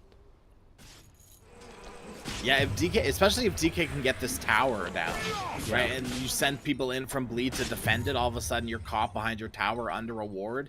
All the vision gained for Darling is gonna. We've already talked about, right, how important vision is this series. Yeah. I mean, specifically for this game, it really applies for the Pudge. But everybody else, they have their ways of getting it, right? Like, so that you can send in the Shadow Demon illusions, Peloton can act like a meat shield. If you're running through, trying to commit, Palos comes through, Twin Gate, should be able to pick up his first Essence Shift stack of the game straight into his pocket. That's kind of the problem with the Timbersaw. You can't threaten the tower yourself, so you need to bring allies to kill them off, and then you're relying on the creeps to do it for you. Denied. Well, the sixes overall have been hit a lot sooner than bleeds. And that comes down to these supports kind of ganking instead of sitting in lane soaking XP. Palos, who's looking for more now. Jackie's still at that level 5. Very enticing target. Yoei, he's coming in. Uh-oh.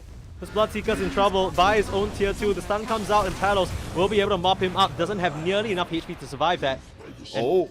Nah, he's fine. Yeah, TP out. Level 6. If Masaros finished that TP, though, that could have been danger. Yeah, but even then, you just pop your ult and walk away. That's true. That's true. Pudge doesn't have Dismember yet. Yeah, we're all level 5, and things are going Darling's way. I can't help but feel like bleed. You need to try and get a grip of this early game. If not, Darling, they're more than capable of running away with it with their lineup. They need their sixes on heroes other than Lina, though. They need this Dismember. They need this Rupture to start making moves around the map. Pelosa's trying to come down here and sap some EXP, but it almost looked like that range creep last hit was going to cost him. Okay. BOT's finished from Makoto, so she can be anywhere. Yeah, the problem is, where do you go? Maybe towards the top side to finally finish that tower off with the Pudge. That's really the only place that's available. You don't want to take any more space in the bot side away from that struggling Bloodseeker. And Lina isn't the easiest hero to gank with. Obviously, you have the burst potential, but who are you ganking, right? The Slark, who can just run away from you? Or the Timbersaw, who is incredibly tanky and hard to deal with, especially with that Veil. You just have the potential turnaround on the Timbersaw. I kind of feel like you have to try, though.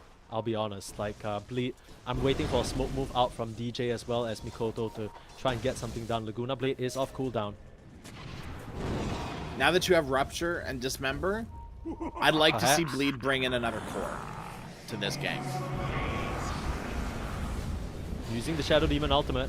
That's the timing that we were waiting for, but with Bosku and Yoei in the area, they need to retreat. A bit of a strange flame break casted right on the floor. That must have been a misclick. As Jotun trying to close the distance for the lasso, but can't afford to run straight into this overwhelming magic damage. Peloton still sitting at that level 4 though. Would love because of Avernus.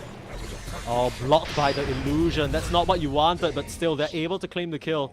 Making use of both the Rupture as well as the Laguna Blade. DJ will be the one to pick that up. They brought in more than one core, so that's even better than what I could ask for from them. Radiant's top tower is Quite a bit of stacks here for Bosku to clean up, though. 3k behind, dude. Yeah, I mean, they are a lot more scared to farm on the map. That early tower dropping in the bot side, and the fact that they've got so deep to kill Jackie under his tier 2 just kind of plants that feeling of insecurity in his mind, and he's just not really sure where he can be safely. And this is kind of the problem with Bloodseeker. Very feast or famine type of hero. And if he doesn't do well, he doesn't have the easiest way to recover. He needs that Maelstrom to start being able to, you know, amplify his farm. So it's still going to be quite a ways away from that. Mikoto, the interesting thing for me is that he's opted for this boost of travel, but it hasn't really paid off on him yet. Like, we haven't seen the immediate impact, right? You want to try and make your first few items immediately impact the game, especially when you're the strongest core in your team by a long shot. The other two are struggling at the moment. Are scanning. He's still kind of focusing on himself a little bit, staying mid, not really joining the rest of the team with the rotations just yet. I can understand where his head's at. He doesn't want to potentially give up any kills, but Radiant are scanning. they're falling. He doesn't want to slowly give and up the slowly. mid tower either. Yeah, as soon as he's gone, you're always just going to get up in there. I think Masaros, he's the hero that needs to be the most active. He's the hero that's going to be setting up these kills. Yeah, but he still is at that top side. The Veil is complete. They've yet to really even threaten the top tower. Now, Jotun Dire's might have top been the tower one is to under attack. pop the cherry a little bit here. They will set up with the Shadow Demon and the Lina. It's gonna be enough damage. The Laguna, not even, he's just gonna swoop away. I mean, half of that is safety bubble, half of that is one, but that is not a good sign. No. They did TP Masaros in, but too little too late. So again, Masaros is falling behind a little bit. Yeah, bottom net worth of the course. It's gonna be a while before we even think about any sort of item. And here we were thinking, oh, you know, he might just rush the beekeeper. No, he's a little bit famine mode right now. Diffuser complete for Palos. He's ready to get action started. And the Orb of Corrosion, such a great item this game against the Pudge and the Bloodseeker. Dire Absolutely, and are the scanning. Abaddon as well, right? Like, Oh, it's just- true. It's a value item. Radiant's top tower is under Smoke attack. up now, coming into the triangle. They've set up the vision and they see Masaros. That's the kill that they want. Further dampen the already soggy game that he's been having. Dire's middle tower is under attack. Cuckoo It's a revealing good way of himself. putting it. It has been a soggy game. Huh? It is a There's a soggy potential game. for it to dry out, but so far it hasn't been looking good. Yeah, and you know what happens when you sort of leave wet clothes on yourself for too long? You start catching a cold and suddenly you're not as comfortable making these moves, and that's the best way to put it, right? Bleed. Every single move that they made so far, you can count them on one hand, and it feels like none of them have been really successful. The only one that really worked out is that 5-man rotation to the bot side. Yeah, Bleed. It's just going to be one of those scenarios where they need to wait for their items once again. They need to they need to find their timing and hit it. And right now they've missed any sort of early game timing that they had. Well, you did mention that Bleed are pretty good at hitting their timings overall. They might just have to look to the next one.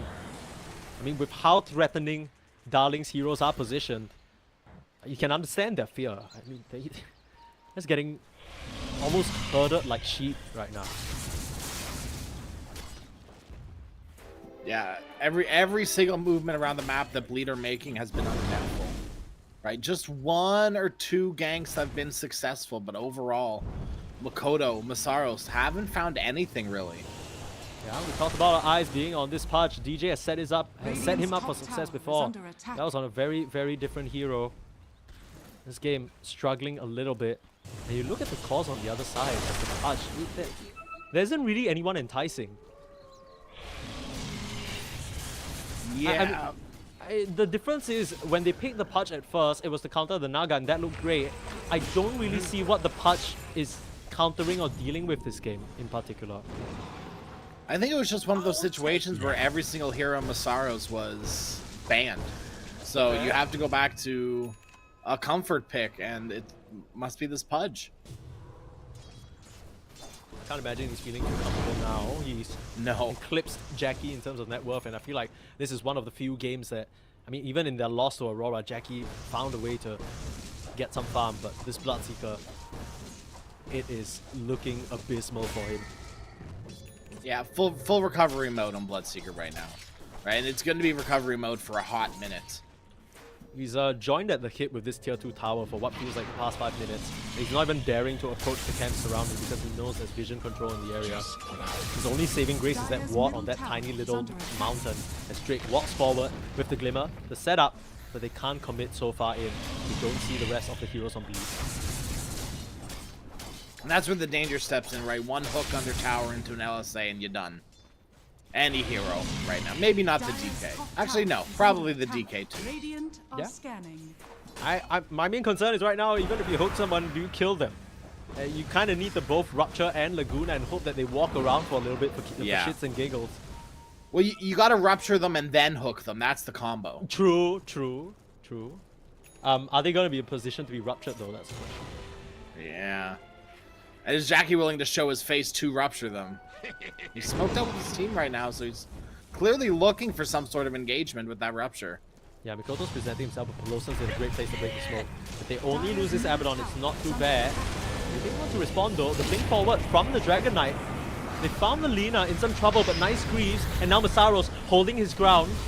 They haven't really been able to connect meaningfully yet, but they're starting to pull back. The poor Abaddon. Peloson will go down. Meanwhile, Dismember on the backside, they've held onto the Timber Saw. Masaros narrowly survives, but the Lina, their initial target, she will go down. Yoei finds it, and Bleed, the heroes, they're crumbling. DJ's last one here, but he's just gonna go down. Oh, Bosco. Oh,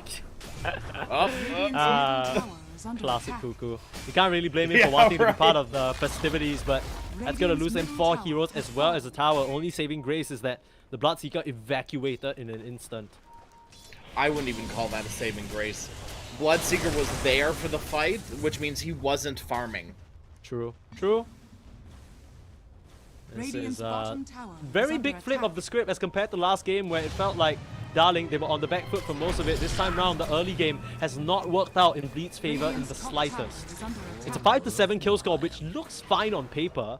A 7k goal lead at this juncture is crazy. Yeah. And it's not... 1k gold lead for every kill that you have is kind of crazy. Yeah. This represents how much you're out-farming your opponents on the map. And Palos, as this game goes later and later, isn't going to get, like, any less scary for you. He's coming out onto this Abaddon right now, forcing the ultimate. Strick just puts away with his mana.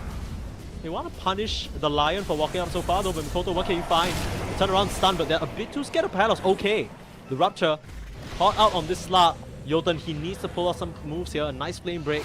Stop that action and the Shadow Dance as well. Oh, Jackie, have you gone a bit too far forward? The hook out, narrowly dodging that last Chakram as Masaros able to fish his carry out of danger.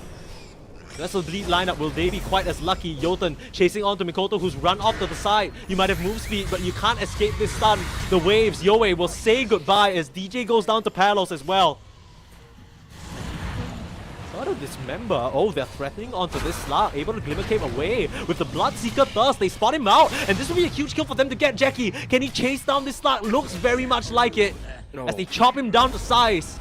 That is very much needed. A double kill as Masaros, no mana, but he's still standing his ground. That's it, Shiva's reveal.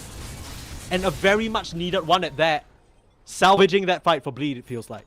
That's going to put Jackie a lot closer to his BKB, which we've seen Jackie with BKB before. Do I think it's going to change the state of this game? Probably not. Jackie might need 1 or 2 more items, but the BKB is going to keep him safe. He might feel safe enough to start farming a little bit more aggressively. Look, I don't want to discount what Team Darling have done here. They've come a long way in this qualifiers. They've beaten multiple strong opponents. They put up great fight in games. But there is something to be said for, it's not how seriously they're taking it. I'm sure they're taking it seriously. But it goes back to the thing about the pressure, like we said. When you're a sponsored org and you sort of have deliverables in a way you want to achieve results, it's a lot more than just your own personal goals of wanting to be at tournaments, right? There's the org pressure as well. There's the pressure of the fans. There's just general public thinking that, you know, surely Bleed can do this. But you need to sort of tune it back on Darling. You can't be diving like that on Palos. That's the one way you give the game back into Bleed's hands. Any sort of aggressive move behind the tier 2 tower 20 minutes into the game is not going to work out in your favor unless you're a Dragon Knight, and that's about it. Yeah, even then, I mean, I'd argue they wonder whether Yoei has enough damage. Nice cook out. Masaros trying to save him, but not against the Finger of Death. Drake already has the shard, which means Masaros won't be really able to do much in this engagement. The Abaddon's trying his best to keep him alive, and Drake falling low. Jackie seems to clean up. They got the Dismember out onto the Timber Saw as well, who's able to Timber Chain his way out of there and start to kite back Bleed. They're holding their ground here under this tier 2 and tier 1 area. And Black... Oh, not Blackness. No, not Blackness. That was almost a poke onto Yoei on Bosco. But yeah, Darling will be able to escape. So they're starting to trade out even here. This is not really what you want if you're winning. No, and we haven't seen that 8k lead go anywhere. It's kind of stagnated at 8k, which does favor bleed, right? If you are stemming the bleeding, if you are stemming the bleeding, you're in a good position. And you stopped to laugh at that one too. Huh? You really like that one. Yeah, it was so good, so funny, dude. Radiant's top tower. This could be handy here. There isn't really much in the ways of slows that you can really dispel with DJ's Demonic Cleanse. I think it does work against the Hex though. That's the only one I'm really seeing, and maybe the Dragon Knight Brief Fire damage reduction. Cleanse doesn't work on Lasso, does it? It just might, because if I'm not wrong, it's a strong dispel, and It's that's a the same way basic that. dispel. No. Oh, okay, no. If it's a yeah. strong dispel, it'd be a bit too broken, I reckon. Yeah, probably, especially for just a shard. Maybe the Ags, but just a shard, absolutely not. Yeah, I feel like suddenly the priority, if it wasn't already, on DJ getting killed goes up by such a long shot. You need to eliminate him. Pelosan's a bit of a different story because it's going to take some time. But DJ's presence in these fights has been a deal breaker. Radiant are scanning. He's accumulated quite a little bit of net worth on the Shadow Demon as well, giving him some items to help him stay alive. Yeah, I mean, not the Aether Lens per se. I mean, that kind of pseudo helps, but once he gets that force off, it'll be a very... I don't know, I'm liable to say the Aether Lens does, right? It keeps him so far back in these Dire's fights top that tower is no under one can attack. really pressure him. Okay, fair. I mean, that particular fight, you just kind of got caught off guard, right? But beautiful hope Yeah. from Masaros to save that situation. Darling, they're still in a really good spot though. 10k gold lead, like you mentioned, 1k for every kill. They're not at risk of sort of losing this position. And it almost seems like post that crazy dive where Palos actually ended up dying, they are playing a lot more disciplined now. Yeah, they recognize that the god can die, right? Like the end all be all, the carry of your game Dire's can still structures are die. falling. You have to respect that. This slug has really suited up though. Aghanim Scepter Dire's complete on middle top of the tower Mage is Slayer and under the attack. Bracer. Just so much stats and HP to work with. Give us some of the magic damage coming out from Bleed. We've got 2 Mage Slayers right now on the side of Darling, so Lina, Pudge, Shadow Demon, Bloodseeker, a lot of the magic damage that you're able to do is starting to get lessened. Yeah. Magic resistance, very, very important. Eternal Shroud as well, picked up by the Timbersaw. Very value here in this particular game. The Dragon Knight, we didn't really mention it, but he's actually doing a very significant amount of damage in these fights, right? Even though you're ignoring Palos or kiting him around, you need to watch out for Yoei. He's able to just 100 to 0 some of your squishier heroes. Especially with that Manta-style big dragon form. Very scary. You get on pretty much anyone, maybe even the Lina, and you kill them. Yeah, I mean, they got pretty close just now. He clearly isn't scared enough of anything. As Darling, they'll take this opportunity to waltz into the Roche Pit. It's time, they say. Radiant Lead, are they're scanning. right there on their tails. Drake and Jotun, they might not be expecting this. They haven't set up the vision just yet. Oh, the fear comes out. Oh, just gonna miss. Masaros, can you imagine if he snagged one of the supports? This Roche Radiant's fight top would have been tower so is difficult for under them. attack. But re-smoke up. They're gonna find a different entry point into this fight. It is 25 minutes to reach Roche. He's going back home, like you like to say. And suddenly this this positioning that Darling were having just gets completely forfeit. It's all on Bleed to set up the vision appropriate to try and defend this Roche that they might potentially go for. TP's come out in mass. TPs. Oh, the tier 1 being still alive is so difficult for Bleed. Spot on the photo.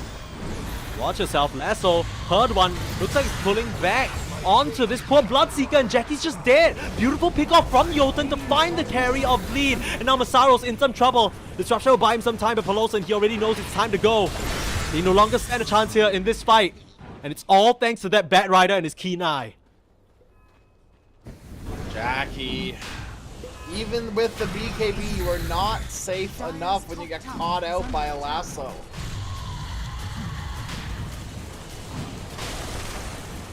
We are kind of fumbling the bag a little bit. They had, you know, this weird draft, but they're not hitting their hooks. They didn't hit their lane timings that they wanted. They didn't have the good enough lanes that they wanted. And, oh, anyone? Drick, is there anyone? Hello? Anyone? They're thinking Aegis? about it.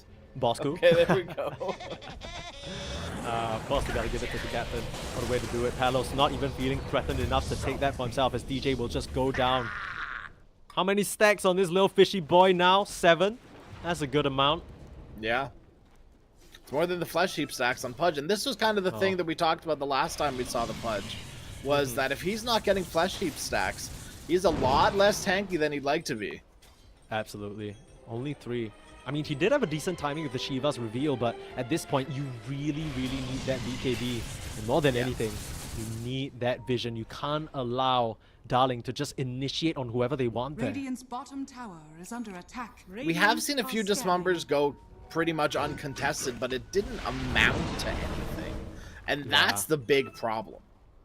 Well, seeing the problem with the Pudge as well, right? Even if you have a good or decent early game where you get item timings, somewhere down the line, it's such a difficult, I guess, maneuver to try and make something out of a hook. You'll start dismembering out, but immediately there's the lasso, like we mentioned. Demonic Cleanse on this Pudge to try and help him out. As Mikoto able to start doing damage from the sidelines, he's got to watch his positioning though, as Jackie starting to come in and clean out, but he's dropping low as well. It's starting to work out for the Bleed side. Disruption going to keep him safe as Palos finally looking to retreat. Bosku will lose that first life of the Aegis. This is about as good of a fight as Bleed could have asked for, taking down 2 and the Aegis at the same time without losing their 2 most important cores. And they sound the horn to retreat, which is perfect. That's exactly what they needed to do. They could not push the envelope anymore there. Absolutely not. And Jackie, you see why he's queuing up. He knows he needs the damage. Radiant's middle tower The is shot. under attack. Just doing that percentage HP. So good. Oh, sorry. So good this Yeah, game. no, sorry, not percentage HP. Pure damage, sorry. Okay. Still very good this game, right? These high armor heroes. Still pretty insane, yeah. Oh That's no. right to them. Not the hero you can afford to lose. There's the disruption, nicely done. Holds him in place and he'll be fine. Take a look at how important Jackie is to Bleed. They TP in both supports. They have no idea where the rest of the Darling heroes are. They only see Timbersaw briefly in the top side. But that could have been a disastrous loss of both of them. But it's just all about this Bloodseeker now. As long as it saves Jackie. Jackie for the world at this point, right? You're even going to throw Masaros in there if you have to. Yeah, I mean, that's exactly what happened in that fight, right? Masaros knows. And you really got to respect this because some Pudges, they get a little scared of death. You can't afford to be. You need to just throw those hooks and set up for your team. That's your only job this game. Yeah. Even hooking a hero like the Dragonite, a hero that you don't necessarily want to be hooking, you have to commit for something on the Pudge, right? Draw the attention towards you, which means the rest of your heroes are uncontested. Now, small little caveat, it's no Luna, but the Dragonite illusions that the Shadow Demon could create will be pretty handy as well. And yeah, we know how Shadow Demon works. If you're sending the Mantas out, you can still make illusions out of that to fight against each other. So now, pressuring out onto the tier 2, not really a position that Bleed feel comfortable fighting. Mid tier 2 is a different story, but these side lanes you can essentially just forfeit them. It's not going to be favorable for you, especially around so many trees. Radiant's bottom tower is under attack. Bleed will look to clean up this tier 1 top as a rebuttal. About time, honestly, Jeeves. Yeah, I mean, absolutely about time. Radiant's middle tower is under attack. Bloodseeker, okay. Lincoln Sphere is the item queued up after that shard. Bloodseeker. Does it do anything for you this game? Because it's not really doing it for me. I get where it's coming from. He's just worried about the instant stun. Speaking of stun, Jotun